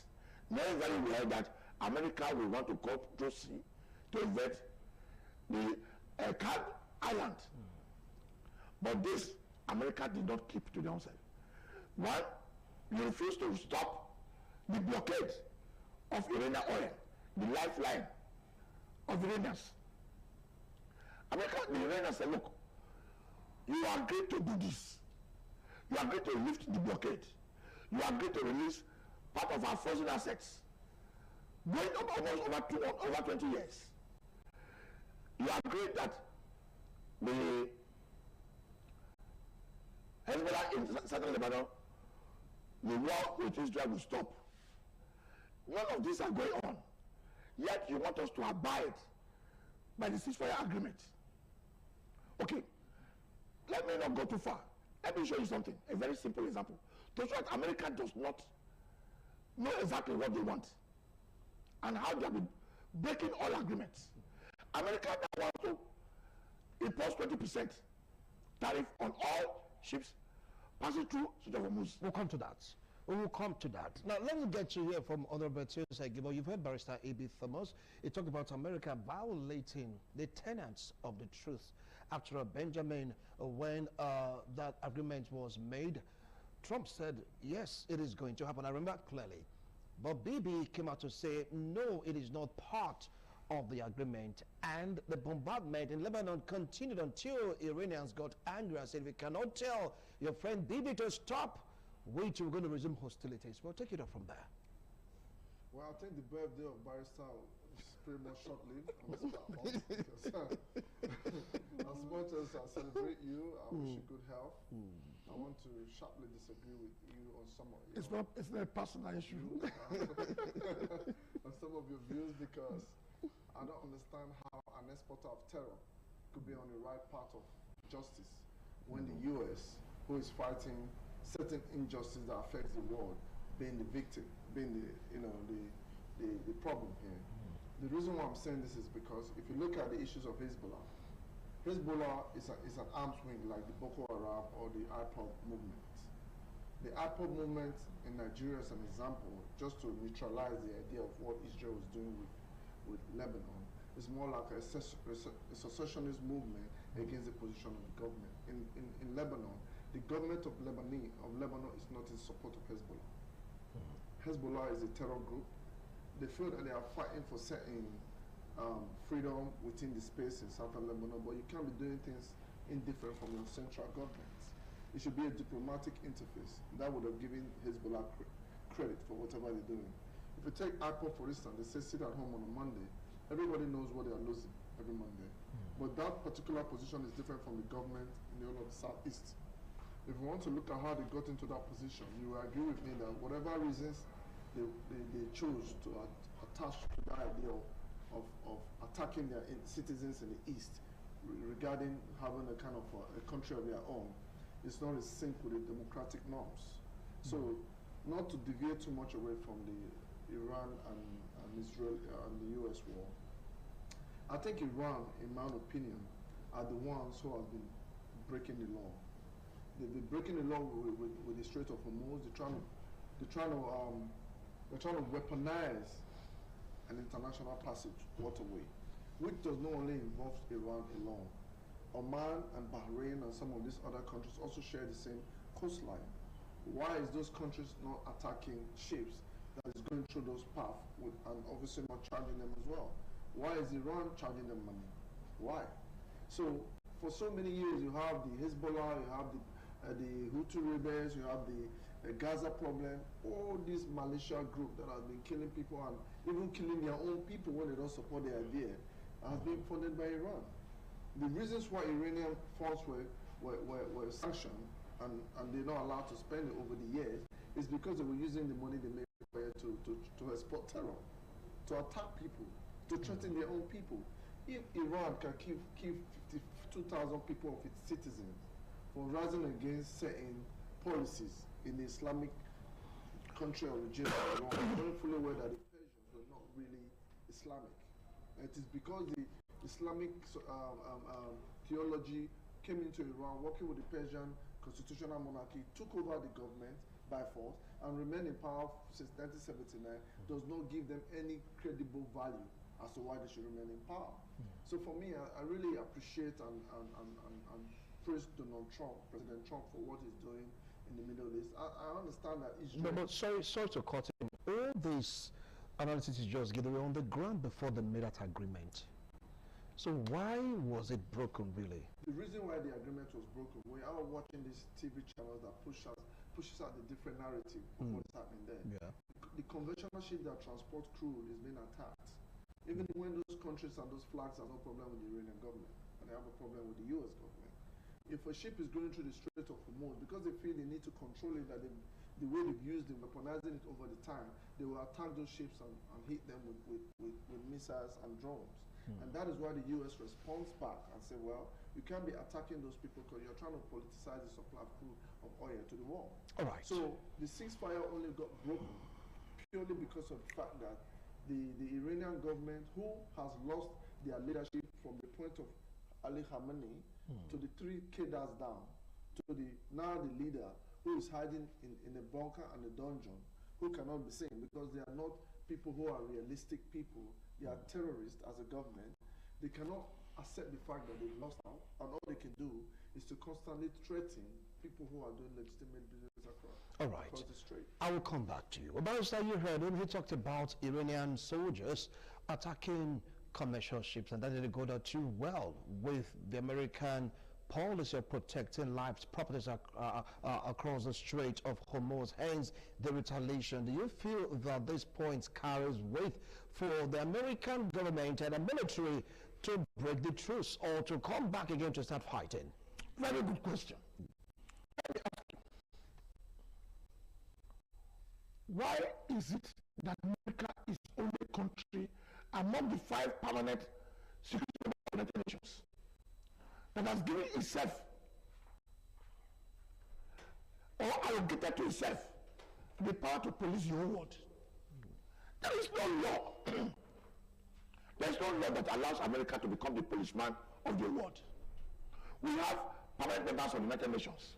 You have America, you have Russia, you have China, you have Great Britain, you have France. America has well succeeded in alienating itself from this war that Israel foisted upon America. All the other 4 countries, or the other 4 members of the Permanent Security Council, are not with America. Now, the issue and the Iranians are talking about, whether they killed 1 million, they killed 200 people in Iran, that is the internal affairs of Iran. We are talking of international politics here. We must be able to distinguish between the internal affairs of America, the internal affairs of Nigeria, and the internal affairs of Iran. Sorry, Barrister, are you now saying that those lives don't matter? I am saying that every single life is important. But nobody appointed America to be the policeman of the entire world. If not because Russia is involved in their own war, their own illegal war of invading another country, which America is also doing now. It would have led to the whole world, another world war, 3rd World War. And Russia would have taken sides with Iran. But Russia is fighting. So what I'm saying is this. When an agreement has been signed, to borrow your brother's language, an agreement is an agreement. To borrow your minister's language. If America has entered into a memorandum of understanding with Iran, they are bound by the terms of the agreement. And the agreement is very simple. We are going to remove the sanctions against your exporting oil. In return, you are to demand, because Iran had mined the entire Hormuz, you are to open it, so you open it for commercial, because 20% of your oil trade passes through Hormuz, instead of Hormuz. In return, we America, we are going to begin to return your assets we seized over 20 years ago. Which no court in the whole world, we have international court of justice. I think no court in the whole world gave America the power to seize properties. Even if Europeans blindly followed America in the past, the Europeans are now saying that, look, we can't keep on following these people blindly. They are withdrawing themselves. All right. Now, but hold on, stop for cutting in again. Does that give Iran the right to use their ships, to use their weapons, to attack commercial vessels? No. It does not give them the right to attack, because in international law, you are guided by laws, conventions, principles. But at the same time, two wrongs don't make a right. Two wrongs don't make a right. If Iran is behaving as an outlaw country, outlawed, the so-called civilized country like America, are they supposed to behave in the right manner? This is not a question of you slap my face here, I give you the right cheek to slap. That's not it. The issue is, you have agreed with Iran to carry out certain functions. Qatar, Pakistan, and as mediators. You are not releasing the frozen assets. That's one. It took you a very long time. Like my friend here agreed that Israelis did not say they were bound by the agreement. And the one was forced upon America by the Israelis. Now you have agreed. Haven't agreed. We have what you call in law, uberima fidei. Show utmost good faith. Show your good faith. So that if I am doing something, you also do. Okay. To make sure that we comply with the agreement we have entered. But you find that even before now, there has been that mistrust between both parties. So when you make one mistake, they must say, oh, I've been watching you. When America makes that mistake, Iran says, oh, well, I've been watching you. This is the reason why there's a breakdown of the ceasefire agreement. I'll come back to you, Barrister. Well, you heard him. Even if Iran want to, behave like a rogue state, he never supported Iranians military bombarding commercial vessels. But come on, America being the bigger country, so to speak, or a quote right now, more civilized, shouldn't follow the same pattern of Iran. I'm trying to phantom the basics of his argument, with all due respect. Because I don't understand how the weaker man will want to bully the bigger man to submission when they both, according to him, are at fault. From the beginning of this conversation, he has made it very clear that it is the Americans that are at fault for ever attacking Iran or being the world police. So is he trying to say to me that when people commit crime with guns, the government should pass laws and also fire them with guns? Is that what you're trying to say? Because somebody commits a crime with a gun, then you don't have the right to also get them out with a gun. I mean, that is what he's trying to say. I don't understand the position of his ideas and views on this issue. Because at the end of the day, Iran that you're talking about, the people that is in government, the IRGC, were never original citizens of the Iranian country to start with. That is the beginning and the reasons why they give birth to Islamization of the Iranian state. And you're telling me that the Iranian government and the IRGC has killed over 50-something thousand people, that is an internal affairs, that nobody who is a bigger brother can get involved, and you tell me that you're expressing the law as a legal practitioner. So if people are powerless and cannot stand for themselves, if the American, so-called Americans, supposed to be the police of the world, are they not at that point supposed to get involved?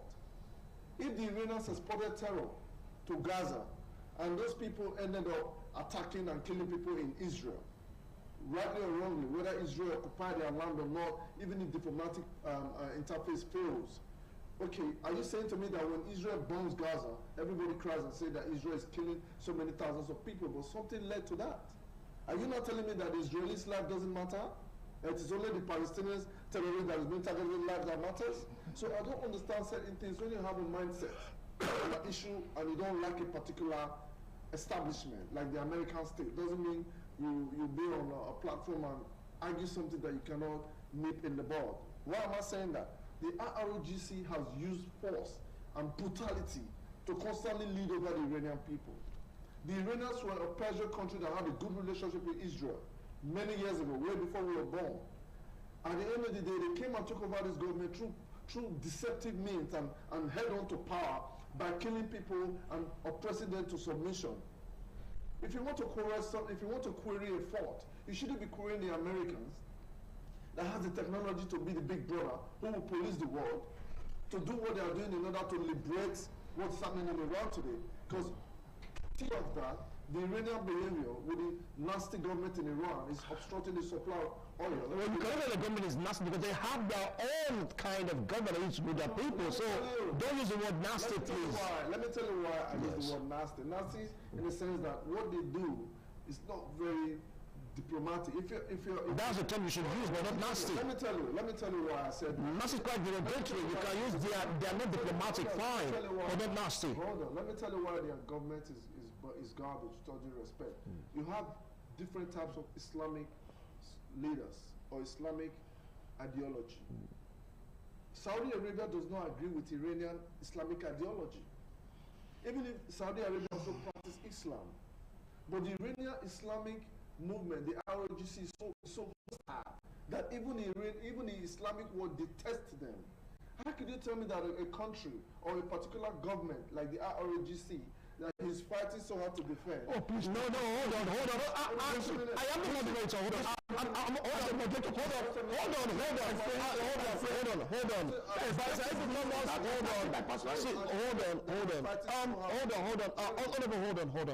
I know that you're trying to drive at a point, but the way you're going with this point is attacking. They're not trying to make a decision between Saudi Arabia and Iran.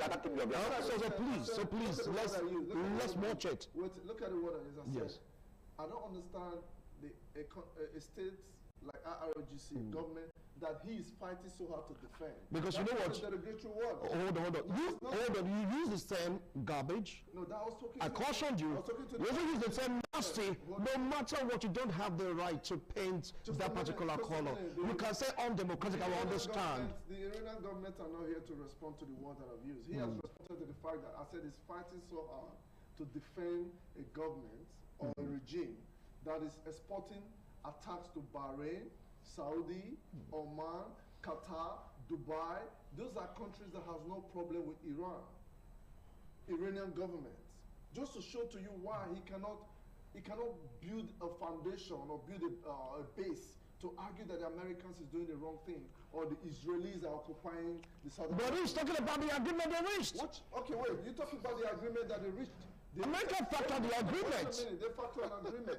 What in the agreement that the Iranians never... Okay, but let me refresh your memory. Hold on. Let me refresh your memory. One, there be a ceasefire between Israel and Hezbollah in Lebanon. That was one of the agreement.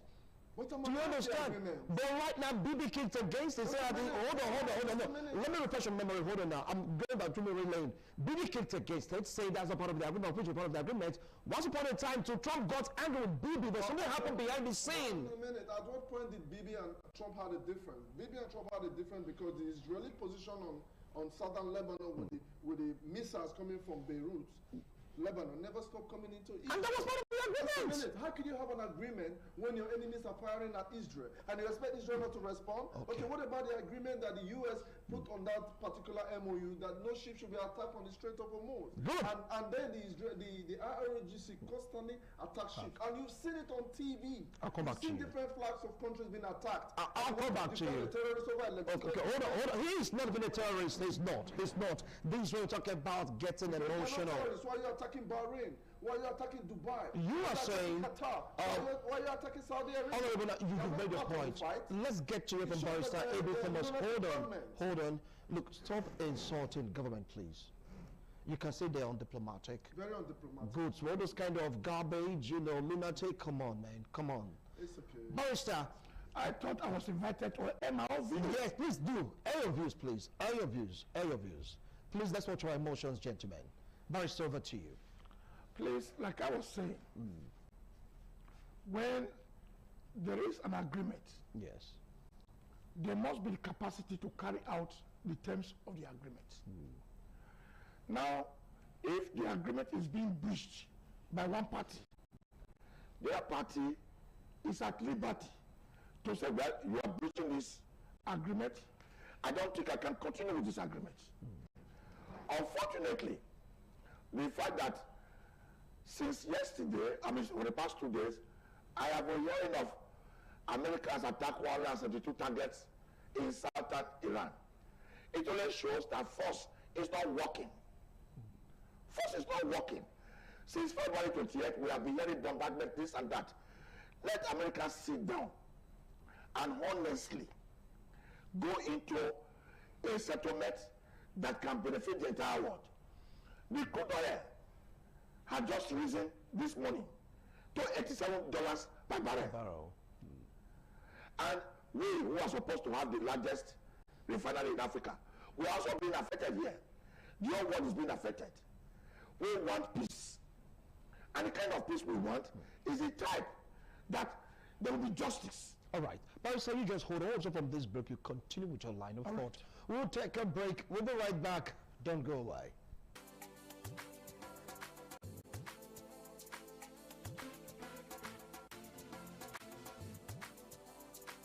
Thank you so much for staying television joining us. This is International Forum, reaching you live from Benin City and those states house at Nigeria, talking about the renewed hostilities between the U.S. and of course Iran and how it's going to be affecting the Strait of Hormuz. But send from us, please continue with your line of thoughts. Thank you very much. All right. See, with this renewed hostility, it is difficult for shipping to continue to pass through the Strait of Hormuz. And if it is difficult for ships to pass through with bombing and fighting all over the place, the island of Cad is very close to the tip of Strait of Hormuz, which is narrow. If ships cannot pass, it will affect not only Iran and the Middle Eastern countries, it will also affect the entire world. Even in America, the price of gasoline has gone up a little. It's going to happen to us here at the same time. We are not suffering here from high costs. The same thing will happen to farmers because 20% of what fertilizer passes through the Strait of Hormuz. 20% of what supply of crude oil passes through the Strait of Hormuz. So it is in nobody's advantage. For instance, I keep on going back to the US. Iran does not really pose existential threat to USA. The distance between Iran and US is very far apart. Iran has not been able to develop any weapon at all that can reach mainland America. So that does not mean they should be given a chance to go and prepare such a thing and don't support such a thing. Unlike North Korea, that has already developed weapons that can reach New York, Chicago, everywhere in America. But Iran does not possess existential threat to America. But what has happened is the failure of United Nations Charter. The main core of the reason why United Nations was established, which was peace and sovereignty of all countries. And why has United Nations failed?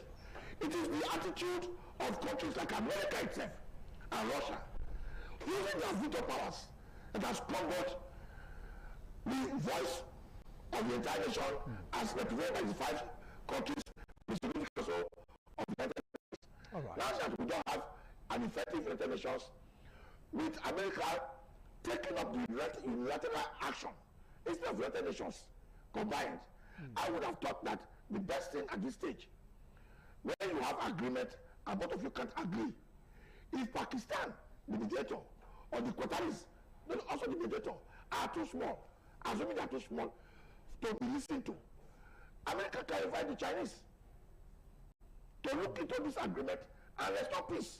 All right. All right. Now, America said something. They said from now henceforth, 20% will be paid to them. You're asking for what? You see, let me tell you. Yes. I'm sorry to say, people can complain as they want. If I'm also called to the studio to have a conversation on something, you can't change what I understand to be a right thing to do. Because yes, everybody's expressing their opinion, and when I counter a view from my co-panelists on the issue, please, we shouldn't make it a personal attack. That is by the wayside. There's no way you blame America that is trying to help to stop a government that will kill 52,000 people of its citizens, ignoring the UN, ignoring the Hague, or the so-called legal framework that should dictate who and what interferes anywhere. There's no way any government that does that can be justified on any platform as far as I'm concerned. There's no way you can tell me that because Iran has not developed a weapon that can reach America, there are no reasons to interfere in the weapons that reaches Oman and Dubai and Qatar. There's no way anybody can tell me that. In this modern world, where the world is a global village, we'll be here and argue certain things that will not resonate to fact. Do you know what Iran is doing and the Iranian government is doing is affecting us here in Africa? They are sponsoring terrorists. Because the terrorist does not get to the villa means that the president should not get involved. It's very comfortable to blame Asuraju for not fighting insecurity. But it's okay to pamper and feed foods and hail the sponsors of those terrorists across the world, which is the Iranian government. You cannot speak from the both sides of your mouth. You have to really understand what you need. If you want peace, let it be peace. If you want peace and the man that is bigger than you, who can beat you to pulp, is being challenged by a smaller man, do you expect the bigger man to keep quiet for the smaller man? Like in the American state and the Iranian government, the Iranian government has been depleted. Their naval system and the ship has been destroyed. They are all under the sea. Their radar systems have been destroyed by the Americans. Their warplanes have been destroyed by the Americans. They have no missile defense system. Even the drones they have, the nuclear sites they have been bombed with mega bombs. And these people has nothing they're living on. And yet you are still trying to show a force. Based on what? When your country is completely being flown around by the US and Israeli planes with no defense or no threats at all. So who should be succumbing to who? Who should not be violating the ceasefire agreement? If there was a ceasefire agreement, why is it that ships that belong to Greece, that belong to China, that belong to the Philippines or Europe is being bombed through the Strait of Hormuz? Was that not part of the agreement? So when you want to blame Israel for attacking Hezbollah, who keep firing rockets from southern Lebanon?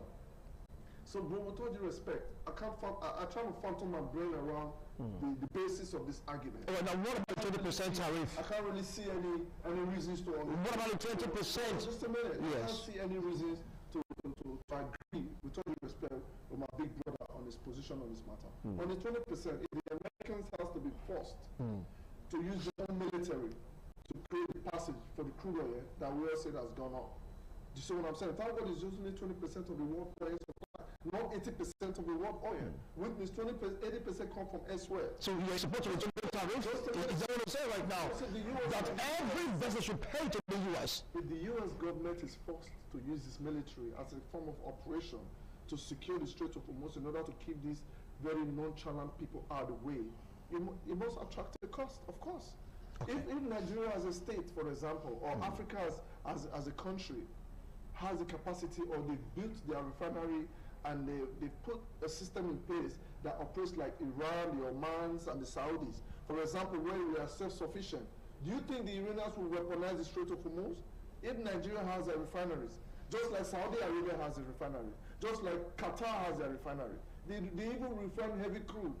But today, petrol is cheaper than water in Qatar, because they have natural resources. If the country like Nigeria, for example, has been able to harness the goodwill that God has given to them, and we have functional refineries like two in each of the geopolitical zones, and we are self-sufficient, we can take our crude in the Niger Delta and refine in Nigeria and have a production for Nigerian state. Do you think what is happening in Iran will affect us? No, of course not. But if Iranians are allowed to develop bombs that can fly to Nigeria because it can't get to the Europe, that doesn't mean that they should continue what they are doing. I'll come back to you. Well, Evans Brown, I was telling to knock it because I gave you time to join. We need to network HOs. Maybe that's the reason you're joining us right now. Evans, good afternoon. Can you hear me? Good afternoon, Winston. I can hear you loud and clear. All right. I'm believing listening to the comments of my guests in the studio. I know that you have your own comment now. What do you say about what is going on right now? The zone of hostilities between the U.S. and, of course, Iran. Well, I think all I have to say, I don't know where to react because a lot has been said in the studio. But I would say thank you to Mr. Itino, sir, for his position on this matter. You cannot, on the one hand, say people should be law-abiding And then, on the other hand, you are saying, well, if people are not law-abiding, nobody should be able to call them to order. So America is saving the world, and I think I appreciate America. I appreciate President Trump for that. That being said, I am one of those who are extremely excited that as of today, Iran has decided to be the fool that America wants them to be. Because if you walk away from the negotiation, if you decide to strike in the middle of a negotiation, America will come for you. And I think Trump understands that. And that's why he's using that strategy for them. Let's negotiate. If you violate, we hit you hard, and then we negotiate again. And it's been going on like that. And they keep going down. Their military arsenal, they keep diminishing.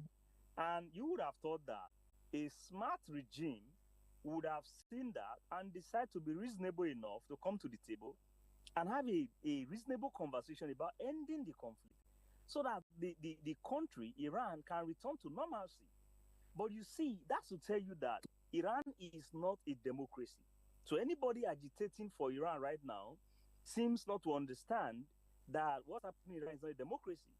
The regime in Iran is a repressive regime that has no regard for the rights of its citizens.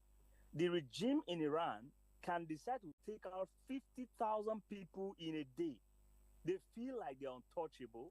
They feel if the lives of those people that are being killed in Iran matter, if the atrocities that are happening in Iran matter, the public hanging of youth who dare to protest, if that matter to anybody, then the person should not see anything bad with what Trump is doing to Iran.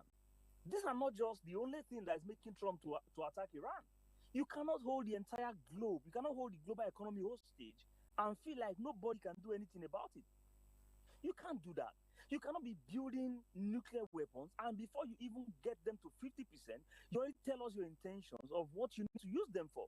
You already map out people you want to use the nuclear weapons for, and you think that the right thing to do is to fold our hands and watch you actualize that and annihilate the population that you are building them against. It doesn't work like that. America is saving Israel and the entire world. Take, for instance, the terrorist organization in Nigeria is being financed by Iran. That has been proven by many outlets. Many reasonable organizations have been able to show us that the terrorist organization in Nigeria is being financed by the likes of the Al-Qaeda and the rest of them. And these are getting their monies from Iran, thanks to Obama, thanks to Joe Biden. They have the money. They have a lot of money to make through the Strait of Hormuz. But this guy came, Trump, and said, no, this can't be going on. For 47 years, you have been the one threatening the world. You have been the one sponsoring and exporting terrorism to every part of the world. And it is time for us to call your bluff and say, look, you can't keep doing this. You can't just wake up and say, oh, what is it called? All the countries around Israel take ammunition, take missiles, if they are able to make, I said this before on this same program, that if Iran had been able to make nuclear weapons, by now they would have found their hands into ordinary people on the streets, even in Nigeria. People would have been able, as long as you have the money, they will sell it to you. As long as you are enemy of their enemy, they will give the weapons to you. Right now, you would have been hearing that there are nuclear weapons in Nigeria against the states, against the government. You would have been hearing that there are nuclear weapons in Israel against the states. You would have been hearing that there are nuclear weapons everywhere in the world, especially in Africa. And what does that mean? It means that nobody is safe. And so Iran is being brought to its knees. And this will continue. Because you see, that regime does not understand what it means to say, please, I've had enough. They will keep coming. Even if they have five missiles left, they will still fire them at Israel. They will fire them at American allies. And America will come for them. And so as far as I'm concerned, America is giving us a platform to at least, Trump particularly, giving us a platform to have a breath of fresh air so that those countries around Iran and other countries around the world can go to sleep with their two eyes closed, knowing that that enemy called Iran has been tamed by America. This is my position on the matter for now. But you heard both of that. Yes. So please take it from their own views. They are saying that America is doing the world a lot of good. No, I don't think so. You see, The question, the topic today is violence has erupted while there is a ceasefire. Ceasefire, yes. Why is it so? Yes. That is the topic I thought we were discussing. That's what we're discussing, sir. Good. Now, whether Iran is a terrorist country or not, we have passed that stage because that was what led to the crisis on February 28th. Now we are talking about why has this ceasefire broken down? That is the topic now. Why has this ceasefire broken down? Since this MOU was signed, these two different agreements have been signed, there has been no evidence of Iran directly attacking Israel. There has been no evidence that Iran has been directly attacking Bahrain and the neighboring countries. So it is this issue of America and Iran haven't signed this MOU. Let's keep to the terms of the MOU.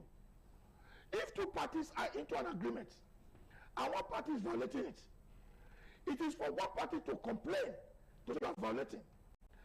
As it is now, even before the MOU was signed, I don't know why people cannot say that, oh, there has been a mistrust between the Iranians and the Americans. The Iranians keep on saying, look, last year, 2025, we were on a ceasefire. When suddenly you attacked us. Now we are not talking of a ceasefire again. To open Strait of Hormuz. You are asking us to open Strait of Hormuz while we are not keeping to the other items in the MOU, like stopping the blockade of Iranian external oil transportation, like you releasing some of our frozen assets. Nobody's talking about that one. So if you are not complying, like I said earlier on, if you're not complying, the aggrieved party, whether it's a small country or a big country, is entitled to complain. I don't want to digress from the issue, but I just give you a simple example. North Korea is having a demilitarized zone with South Korea, with America having over 200,000 troops between South Korea and North Korea. Has that stopped North Korea from developing nuclear weapon? No, it has not. Has America gone to North Korea to be fighting them, throwing bombs? No, because America knows that North Korea does not possess the weapon until recently that can land in America. And again, North Korea does not have crude oil. The interest of Donald Trump as a businessman is the crude oil in the Middle East. But be that as it may, I am more interested in world peace. Yes. And world peace cannot be achieved with one person taking the role of the policeman of the entire world. That is why the United Nations Organization, UN, is there. Go back to the UN. Go back to the UN. After all, the UN approved the earlier sanction against Iran. Why not go back? But you cannot go back because you are not obeying the United Nations yourself. Russia, that will oppose you, will not agree to allow you to have your way in Iran to UN. After all, when America entered Venezuela to capture their president, Venezuela will stop firing missiles at America. So when you see a country that wants to propagate civilization, that wants to propagate democracy, beginning to fight another country, because I thought by now, since February, I thought by now, no matter how many bombs you throw, I thought by now Iran would have been completely crumbled. But it is not so. Therefore, it is better to join than to war. All right. But to Jordan too, he made a very vital point, saying that the bombings have been going on, but still, the problem is still there. So what do you think is the way out of this before calling it, because our time is up? Well, your time is up. Yes, it's true.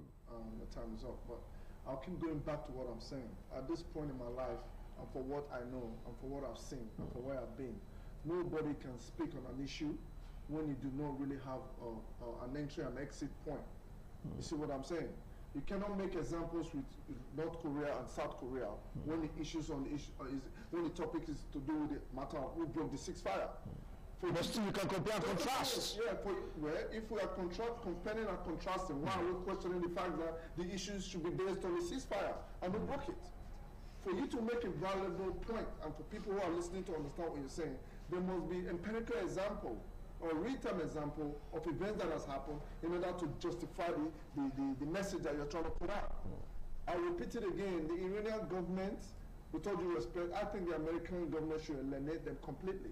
Why would you say that? Yeah, because the reason why Donald Trump has been taking it easy with these guys to see how he can interface with them is to see if they have common sense. Your leadership has been reduced from 3 cadres down to now almost no leadership. Yet you're still hostile and aggressive to everybody because you have a certain mindset, a negative theology that doesn't even work with Saudi Arabia or Bahrain or Qatar, and you're all Muslims. That already shows to you that if these people have nuclear weapons, you and I will not be safe.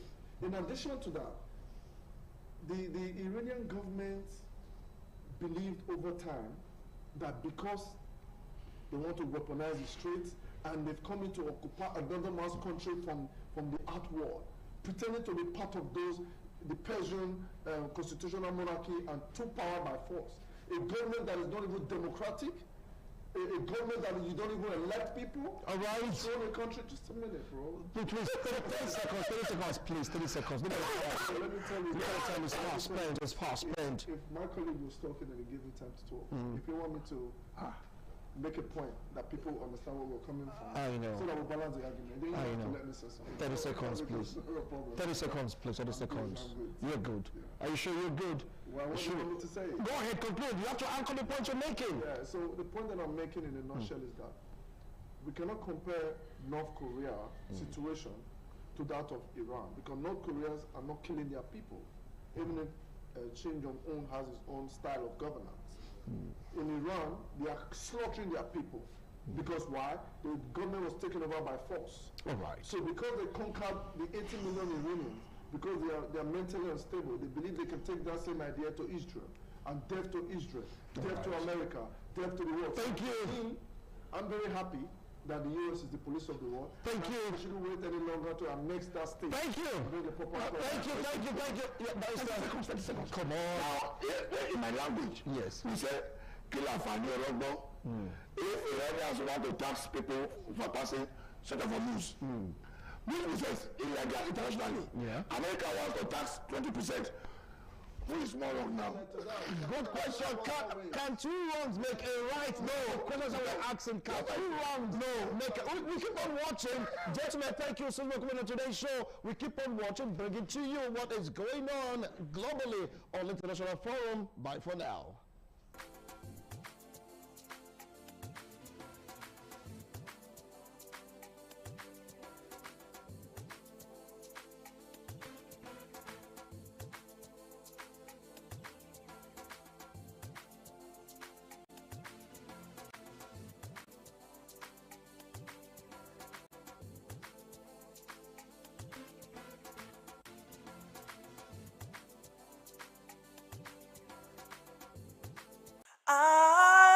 ITV, certainly the best.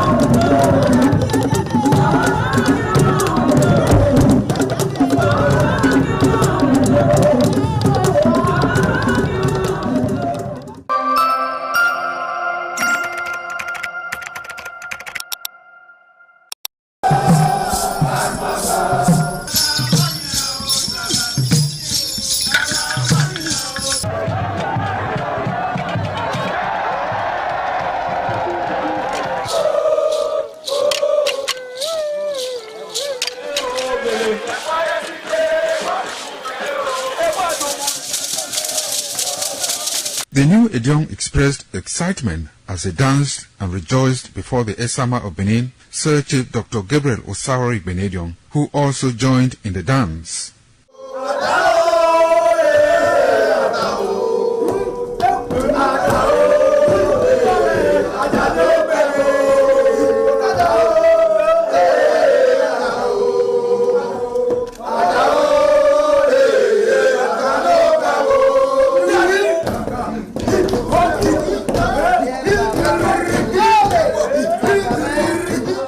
As visiting and paying of homage to various homes of senior elders continued, the initiates spent 7 days performing diverse kinds of rites as required by tradition. They were furnished with rules and regulations regarding their new office as Edion. That I grew up in this community to the point that they have now also chosen me as an elder in this community. It's a thing of great joy. All thanks to the Esama of Benin, my people, my family, everybody, all Okada community for this great honor. I am very, very grateful. Well, this is my brother. I'll call him my uncle because he grew up with my father. I'm so proud of him because we are doing the same rituals as the Indians of the Okada. It is our duty for us to make this place a greater place, for outsiders to come and see the goodness of God in Okada. And I'm proud of every one of us here. So shall it be to each and every one of us in Jesus' name. Ọjọ́ ni màá Okada zima Esama zima dion Ebona zima dion Ọbala zima dion màá rí ọrẹ Sama dion náà ni màá tó pọ́n mi Sama ni màá tó gbé kẹ́ni Sama màá di òwò ẹ̀rẹ́ náà Esama màá gbé kẹ́ni ẹ̀ ọ̀sàbọ̀ ọ̀bùyọ̀bí tó ní ọba n'ọ́gì ẹ̀tọ́ ni màá gà n'ọ́dí àmì màá gà mẹ́. Ma ni do gbe kene de na ima ya fe ima ato o ima agbon o oropa iwuwu dori ima ati awo re ne o be ti agbon ya no we mi magame ni Jesus Christ no mi afa in Esama, in our father's house, in respect of our initiation to elders Edion level, as tradition demands, we are here today to come and also pay our homage to him, to also for him to also pray for long life and prosperity. The climax after 7 days was paying of homage again to the Odion way, where he gave the initiate the full rights to function and to henceforth participate in meetings with Edion. It will go down in the history and minds of Okada community, Ovia people, Edo State, and Nigeria in general. The ambience, style, and the colorful ceremony associated with the 2025 initiation into the Edion Council of former Governor of Edo State, Chief Lucky Nosakari Igbenedion, his brothers Bright Ayamekwe Igbenedion, Honorable Charles Osenwige Igbenedion, Peter Osawari Igbenedion, Dr. Fred Osawuni Igbenedion, Barrister Mike Osane Igbenedion, Executive Director Operations, ITV and Radio, Chief Elder Gwede Onwunse, Honorable Efosa Douglas Igbenedion, Ukbonwa Igbenedion, Osawe Igbenedion, Edosa Igbenedion, Dr. Daniel Omorige Igbenedion, as well as Agbong Steve Igbenedion, among other sons of Okada.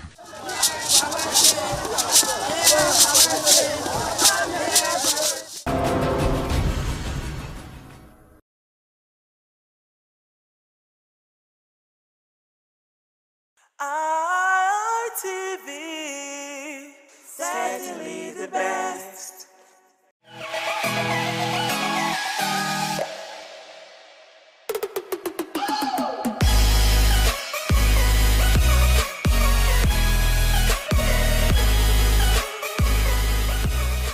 All right, distinguished ladies and gentlemen, it's another beautiful episode of your favorite rendezvous for guys on television, and I'm talking about the Guys Hangout Show on independent television, reaching you live from Benin City, Edo State, Southside Nigeria, West Side Africa. Now, for starters, the Guys Hangout Show is a very, very interesting show that teaches men to put themselves first in a society where nobody cares about the feelings of men. All right, so we encourage men to prioritize themselves. I believe that it's only when you invest in yourself that you can give out to those around you. After all, you can't give what you don't have. My name is Harry Agboje, and of course, it's my pleasure to have you join me on another beautiful episode of the show. Now, tonight, I've got two gentlemen with me. Of course, they've been with me before, and we're doing this again. And let me begin with the one that sits far away from me. All right? To my far left is someone that is really passionate about everything that concerns guys. Okay, he goes by the name of Osas Zabi. Yeah, yeah, thank you. It's great being here again today. And it's great to have you. Yeah, thanks. All right, and of course, seated next to Zabayo is someone else who is also very passionate about masculinity. He goes by the name of Benedict Ochagu. It's good to have you on the show, bro. Were you thinking about the No, I was actually looking for a better way to introduce you. Oh, yeah. All right, thank you so much. It's always a pleasure being here, knowing that you are listening and watching us from the comfort of your home. Absolutely. Yeah, once again here. Okay, so gentlemen, we have something really serious to talk about. It's one of those very controversial subjects. And of course, you know that we live in a controversial era where certain things tend to offend certain people. Okay, so as guys, we come across some terms that we use, and some persons just get offended. And one of such terms is, jealousy and insecurity. All right. Now there seems to be a thin line between both. How would you define jealousy and how would you define insecurity? Some persons believe that both of them are the same thing. Now, what's your take? How do you see both words? Do you think, they are the same, or do you think one is good and the other one is bad? So let me just hear your thoughts on that. Let me begin with you, Zabi. Yeah, okay. Like you said, actually, there's really a thin line between both of them. For someone being jealous and someone being insecure. Yeah. But they come from two different emotional standpoints. So I believe for jealousy is actually the very evil one. Everybody talks about evil is the sin, but the Bible has never talked about insecurity. The Bible has not told us that insecurity is a sin. But for jealousy, the Bible stands against that. Even the Quran. Is jealousy a sin? Yeah, of course, it's a sin. It's a sin. Now, how is jealousy a sin? Now, I see you progressing. I see something in you that I want, and because of that, I start hating. Okay. I start getting angry. I start having what ladies call mood swing. Okay. Because I'm seeing something in you that I need, but I can't have. So that is the standpoint of jealousy. Okay. Now, insecurity, basically, for me, I think, or I believe that insecurity comes from me not having something, but you feeling I have something to offer, and then I now have to try to prove to you that I have something to offer, knowing deep down within myself that I'm totally empty. So at that moment, I become very insecure. So, insecurity as an emotion is something that can actually be worked on, and there are no casualties in the game. But for jealousy, then you might record casualties. Oh, really? You might record casualties. Oh. But for insecurities, you might not record casualties. It's just that maybe you can learn on yourself, maybe balance up where you're lacking and all that. But for jealousy, there most likely will be casualties. When I mean casualty, someone might definitely get hurt, or you might want to go into any means to make sure that. I think we're having a discussion backstage about a particular firm where most persons are fighting themselves and all that. Okay. This stems from jealousy, not insecurity. Not insecurity. You understand? So jealousy is the bad one, not insecurity. Exactly. All right, that's how I want to put it. Okay. let me put that disclaimer. That's a fair way to put it. But let me hear what Benedict has to say. He just said that insecurity is not necessarily a bad thing, but jealousy is actually the destructive one. What's your take on that? I don't agree. Okay. The reason is, for me, first let me say that I think you have broadened the context of this discourse. Okay. I thought I don't know whether I'm the one that misread it. Okay. It was supposed to be about in the context of love, relationship, and all that. Yeah, of course, you could also do what you narrate to which is romance, which is a nice thing to do. But again, like Zabi tried to talk about the fact that jealousy is the bad thing. No, for me, jealousy is not bad. What Zabi was explaining in his analysis is envy. Jealousy is not a bad thing. Even God is a jealous God. Yeah, I was going to make reference to how the Holy Book says that God, the Creator Himself, is jealous. Yes, there is jealousy is not a bad thing, but again, in context, in grammatical context, some people seem to use interwove envy and jealousy. I think it's the same thing that people do to the word pride. When you say someone is proud, you could be proud in a good way. Like I'm proud of who I am. I'm proud of my accomplishments. But proud could also mean arrogance. Right? So I guess that's the same thing that applies to. So in context, for me, jealousy, if it is for romance, jealousy is not totally a bad thing. Okay. Because when you love, there will be elements of jealousy triggered in you. No matter how much you try to say, me, I don't care. If another man wants to have her, the man should have her. There must be something triggered in you. That is an offshoot of love. Okay, so that's healthy. That's healthy. But when it is taken beyond the boundary of relevance into insecurity, like he was trying to say, tends to be something, to be a function of an inner defect, and so we cannot excuse it. And what inner defect are we talking about? Could it be inner defect of emptiness? Like he talked about emptiness and low self-esteem, and when it comes to men, when it comes to low self-esteem for men and emptiness, we must stay and address it, because we cannot allow men to be empty. Yeah. We cannot allow men to be bereaved of ideas. And so because of the position, the sacrosanct nature or the sacrosanct position that men occupies, because of how important the position of men in society are, I will always advocate that men deal with the problem of insecurity. Because what breeds witchcraft sometimes is insecurity. It may seem to be an innocent word, but if it is unbridled, it can lead to a whole lot of other things. Like Zabi was trying to say that it can be managed, which is the correct thing. Every man has an element of insecurity in him. You can't pretend about that. But if you have also the ability to manage it and put it under control, means that you have something beyond the insecurity itself. It means there's an element in you that is more powerful than insecurity. But if you are stuck with insecurity alone, that's a big problem. Okay. Right? So that is what we are trying to say, that love comes with a portion of jealousy. But insecurity with men, especially when it comes to do with a general workplace, can lead to so many things. For me, I want to say that instead of being insecure, work on yourself. Grow. When you grow, you will now find out that the next person is not your problem. That your problem was actually lack of growth. Okay. If Zabi is trying to do certain things, the reason why I will be feeling insecure when Zabi comes around to do his thing is that there is no value currency that I can also bring that will make me relevant around Zabi. So you feel threatened by his presence? I feel threatened by what he's doing. But if I have value currency, and then he's shining his shine, and I'm shining my own shine, then that self-esteem narrative will be, gradually to erode away, and will become best of friends, will become partners, and not just competitors. Yeah. All right.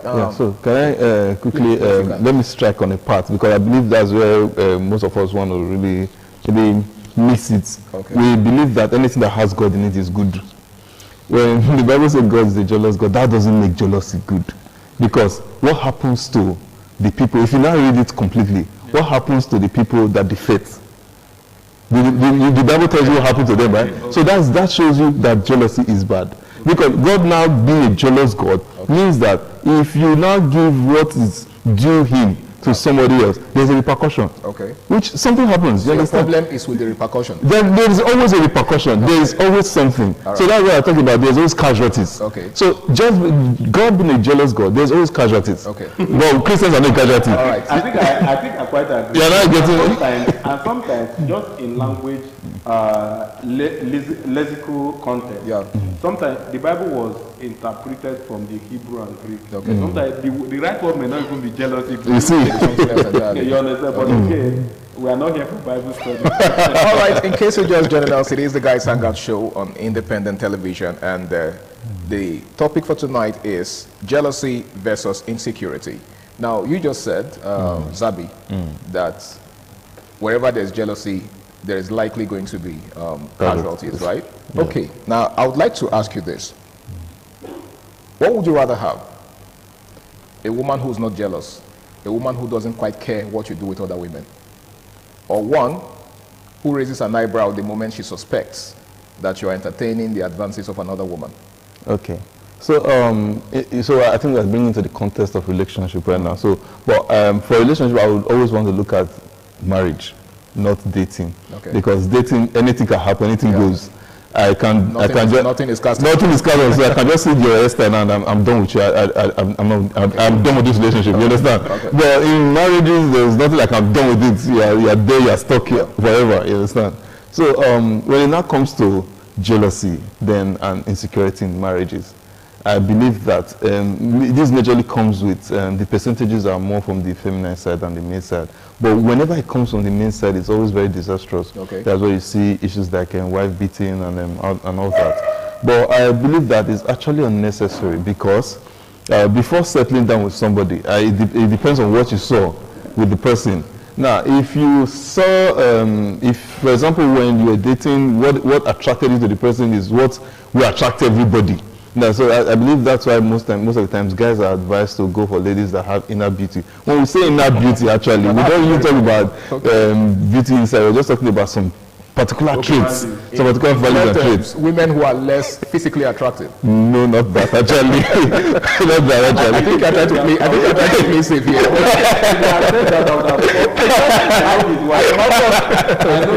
All right, okay, so the point I'm trying to make is, I think they go for ladies that they have the value that everybody can see. Okay. And then another person sees the value and tries to admire it, and then you become insecure or you become jealous. So I'm trying to use both of them together now. So I believe that this is, like I said, insecurity is something you can work on. But jealousy is not something, they're bound to be casualties. Now, if you are being insecure, it's normal. For example, I have a very curvy wife, and then she's working ahead of me, and I'm behind, and I'm seeing guys trying to wow. Definitely, what's going on here? You understand? But that doesn't mean I'll not start getting angry with my woman, because this is the same thing I saw that I came after. You understand? But when you become jealous, is you are seeing that she's attracting favors that you cannot attract, and then that devilish spirit of jealousy starts breeding in you. And when it starts breeding in you, you start taking actions, doing things you're not supposed to do. You start venturing into areas or angles you're not even supposed to look into.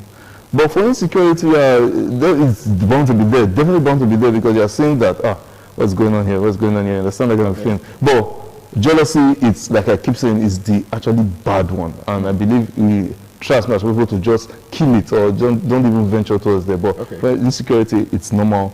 Everybody has one particular area that is insecure. I can go into, like I've told you, I can go to a gathering where everybody is discussing football. I become insecure there because I don't really know much about football. You understand? But I can go into a gathering where of like minds, and I will flourish. You understand? So the same thing, I'll be in a gathering flourishing, and then somebody is there, doesn't understand what's going on. I just be insecure, like, what's going on? You understand? So it's normal. So just to be clear, you're saying that there is nothing good about jealousy. There's nothing.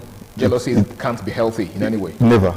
I still stand that there's nothing. It doesn't build anything good. Benedict, let me get your thought on this. What are the subtle ways, right? The very infinitesimal ways that people exhibit traits of jealousy, not just in relationships, but in interpersonal dealings.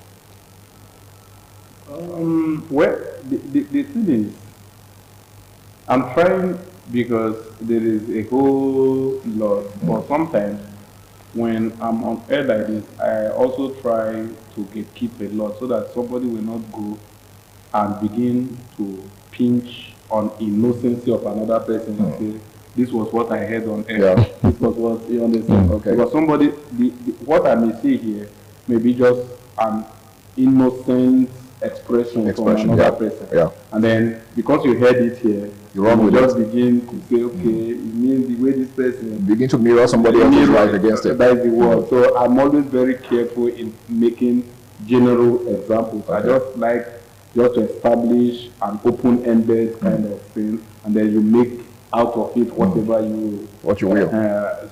But again, I think not being excited about somebody's success to the point where you want to do something to stop the person's success. That is one of the biggest ways. For me, at that point, like I always say, Zabi chose jealousy, me I chose envy at that point. Yeah, I call it envy. All right. So at the point where you be, naturally, if we are being sincere, when people are succeeding around you, there is a trigger in you that where you're now like, why this is not happening to me? Yeah. Because every man wants good thing to happen to them. So when you are seeing it around, you tend to question yourself, why am I not getting this thing? You feel a kind of a bit discomfort at some point, not always, at some point. And then also, knowledge will not teach you that everybody has their turn. Then immediately you will come up as, oh, let me celebrate those that he has gotten to their turn. Right? Then that is somebody who will really go far, the person that it will eventually get to his turn. For the one who always take it a step further that I must stop them. That failure is sweet when everybody is involved. That's why it will never get to that person's stop. So that is, I would like to restrict it there. I don't want to expand the analogy so that people will not begin to mirror people, like I said earlier, people's innocent expressions as, you know, a kind of trait of jealousy or envy, whatever language you put. All right, thank you very much, Benedict. Now, Zabi, let's take a look at the role of social media in all of this. We are in an era of, in fact, we're in the digital era, and much of what happens in our day-to-day lives, you know, is made manifest on social media. So what influence do you think social media has on people and the way they express themselves vis-a-vis jealousy and the insecurity? Yeah, so I think in 2019, we had a discussion like this on radio, and I made reference to a point because I'm an added user of LinkedIn. And then you go on LinkedIn, you see somebody posting BSc at 18, MSc at 20, PhD at 25, and then you're looking at yourself like, where did I miss it? You understand? So this is for persons you don't know. But for your circle, you're seeing progress. You're seeing these guys aiming, achieving this, achieving that. It's smashing goals. Smashing goals. So I think I'm going to use myself as an experience and then as an example, and then I just break it down with the experience. Now, instead of going into jealousy, like, I'm supposed to be having this, I'm supposed to be getting this, I think what I personally do, I study the process of how they get there. So back then when I was working with a firm, I met top thinkers and big thinkers, and I started seeing how they're making progress. And would I say it's jealousy? No, definitely not jealousy, because I started going through the background to see how they made it and how they got it. Started doing my research, started going through their processes, the certifications they've done, the trainings they've gone through and all that. And I started taking myself through those trainings and the certifications. So I think that's what draws the thin line between jealousy and then realization, like, I want to be like this person now. Most persons will think, oh, you're jealous in the person you want to, but no, I know there's a process. And then I can go through that. If this person can go through this process, I too can go through the same process and be like this person. All right. Yeah, so I think that's what draws the thin line. That's what actually casts the difference between being jealous and then being realistic. All right, thank you very much. Now, Benedict, what he just said borders more or paints a picture of laziness on the part of some persons.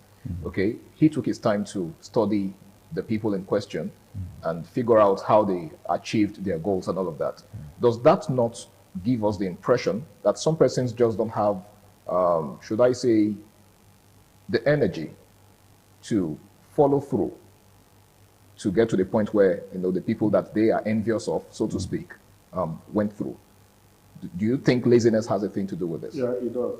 The one thing is the laziness, the mental laziness, the laziness of the mind, the function in the thought processing mindset. For example, like he was trying to say that he saw some persons doing great thinkers and then I find out, okay, what's the process?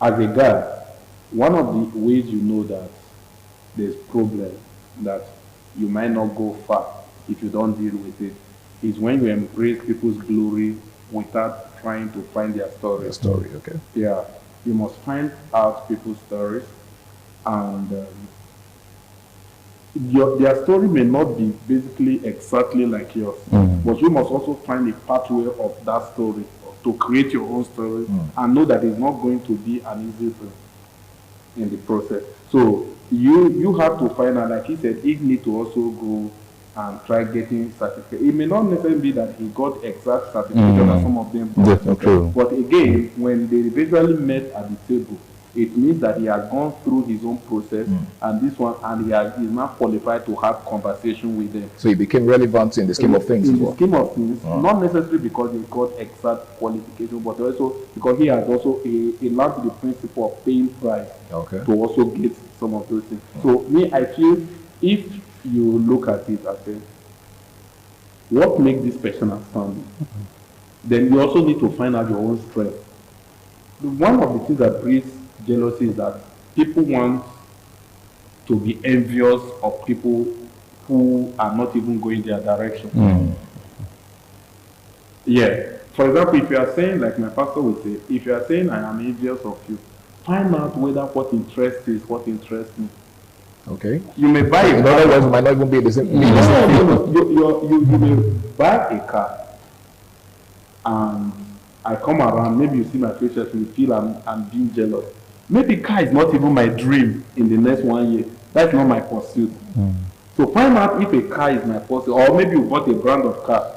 Find out if I do fancy that brand of car before you say I'm being jealous. So sometimes what you need to do is find out where you are going to. Find out, create a roadmap, and then look forward to becoming better. If you can focus on becoming better in your own life, so all of this envy, jealousy will really die down. Because people can be doing well in their own choosing line. That may not be your life. And so when this one succeeds here, you are envious of this one succeeds, you are envious of this one. Before you know what happened, you are in the game of trying just to pull everybody down and everything just. So it's about building yourself. So that when Zabi comes and Zabi is speaking as a mathematician, for example, I know he's very good with calculation. You understand? And then I speak as a journalist. My drive is not to be a better mathematician, for example, than Zabi. My drive is to be a better journalist than I am today. Because that's your profession. You understand? Than I am today. Or maybe, okay, going into the business line, because Zabi is also a businessman. But we are not into the same line of business. I'm happy seeing him do what he does, and then I am also happy doing what I do. Okay. Right? My goal is to be better doing what I do.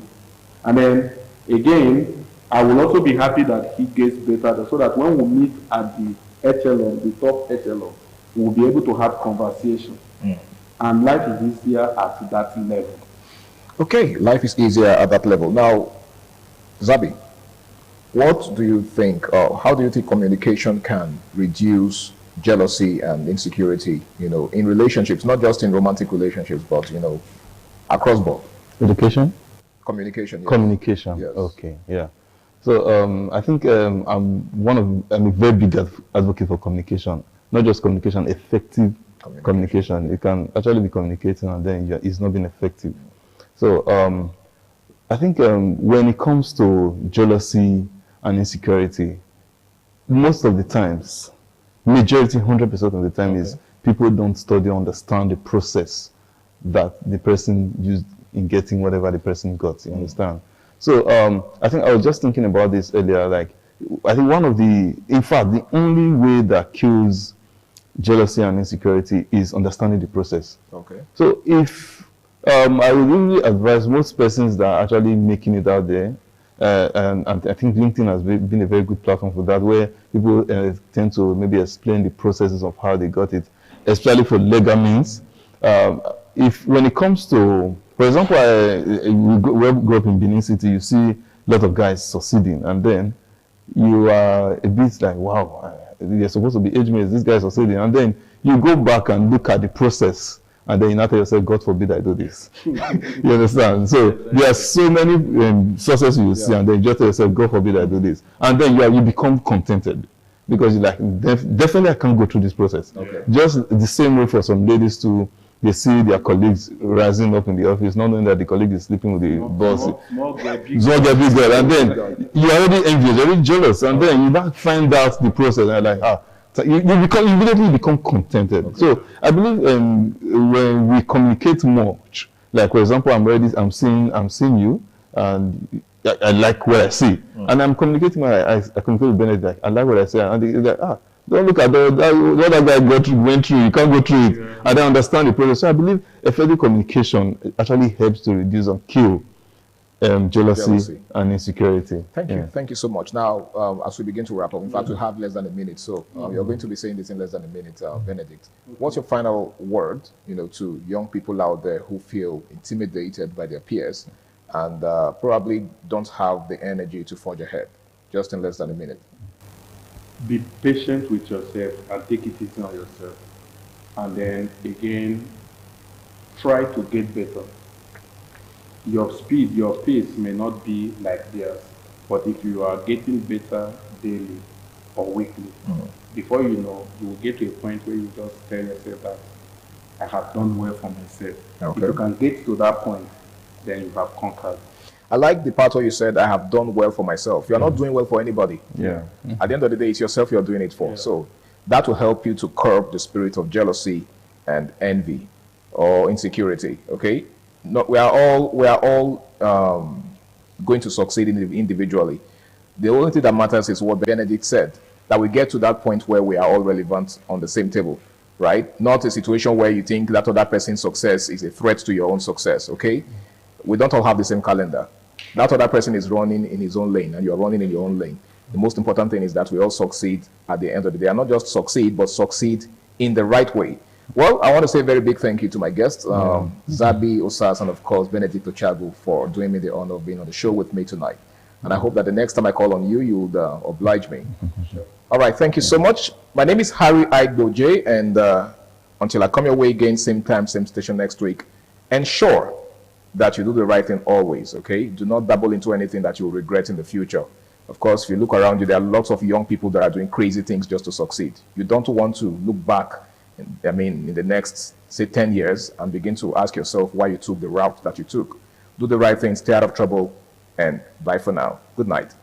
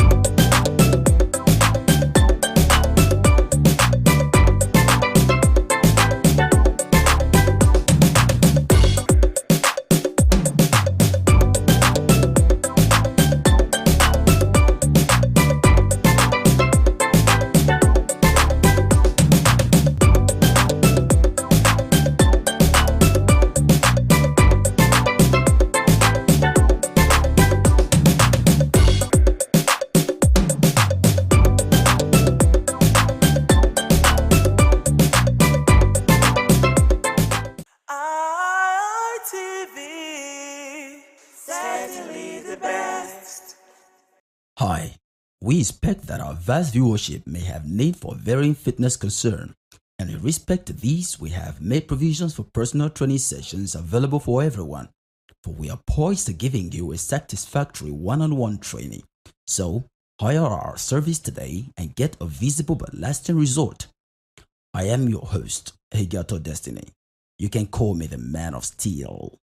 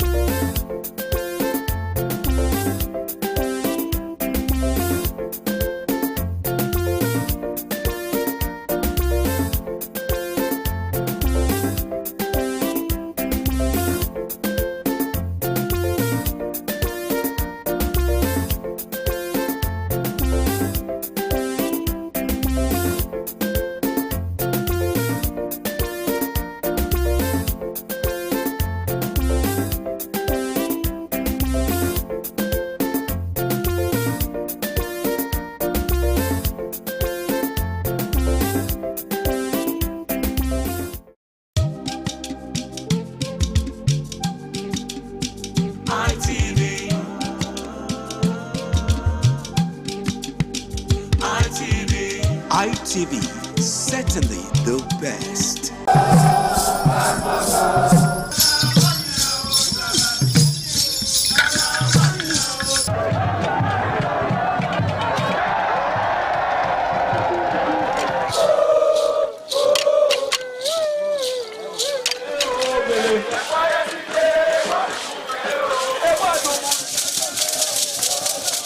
This is Aqua Game, a popular game in Africa played by our ancestors to entertain themselves after each day of farming.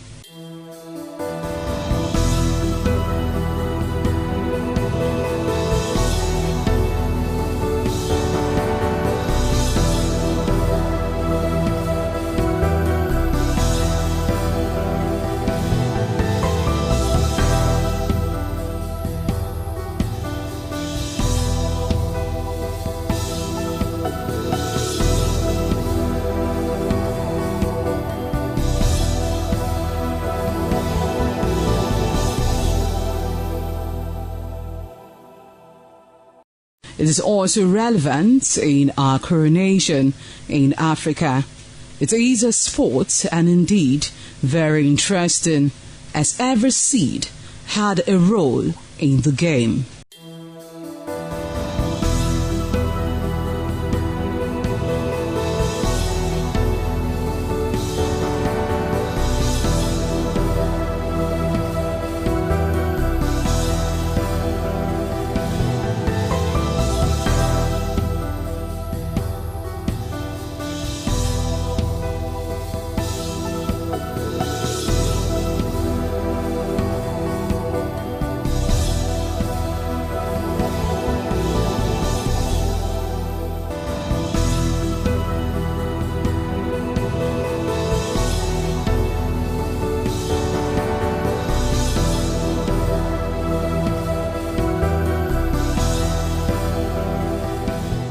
Playtime is 45 minutes per set.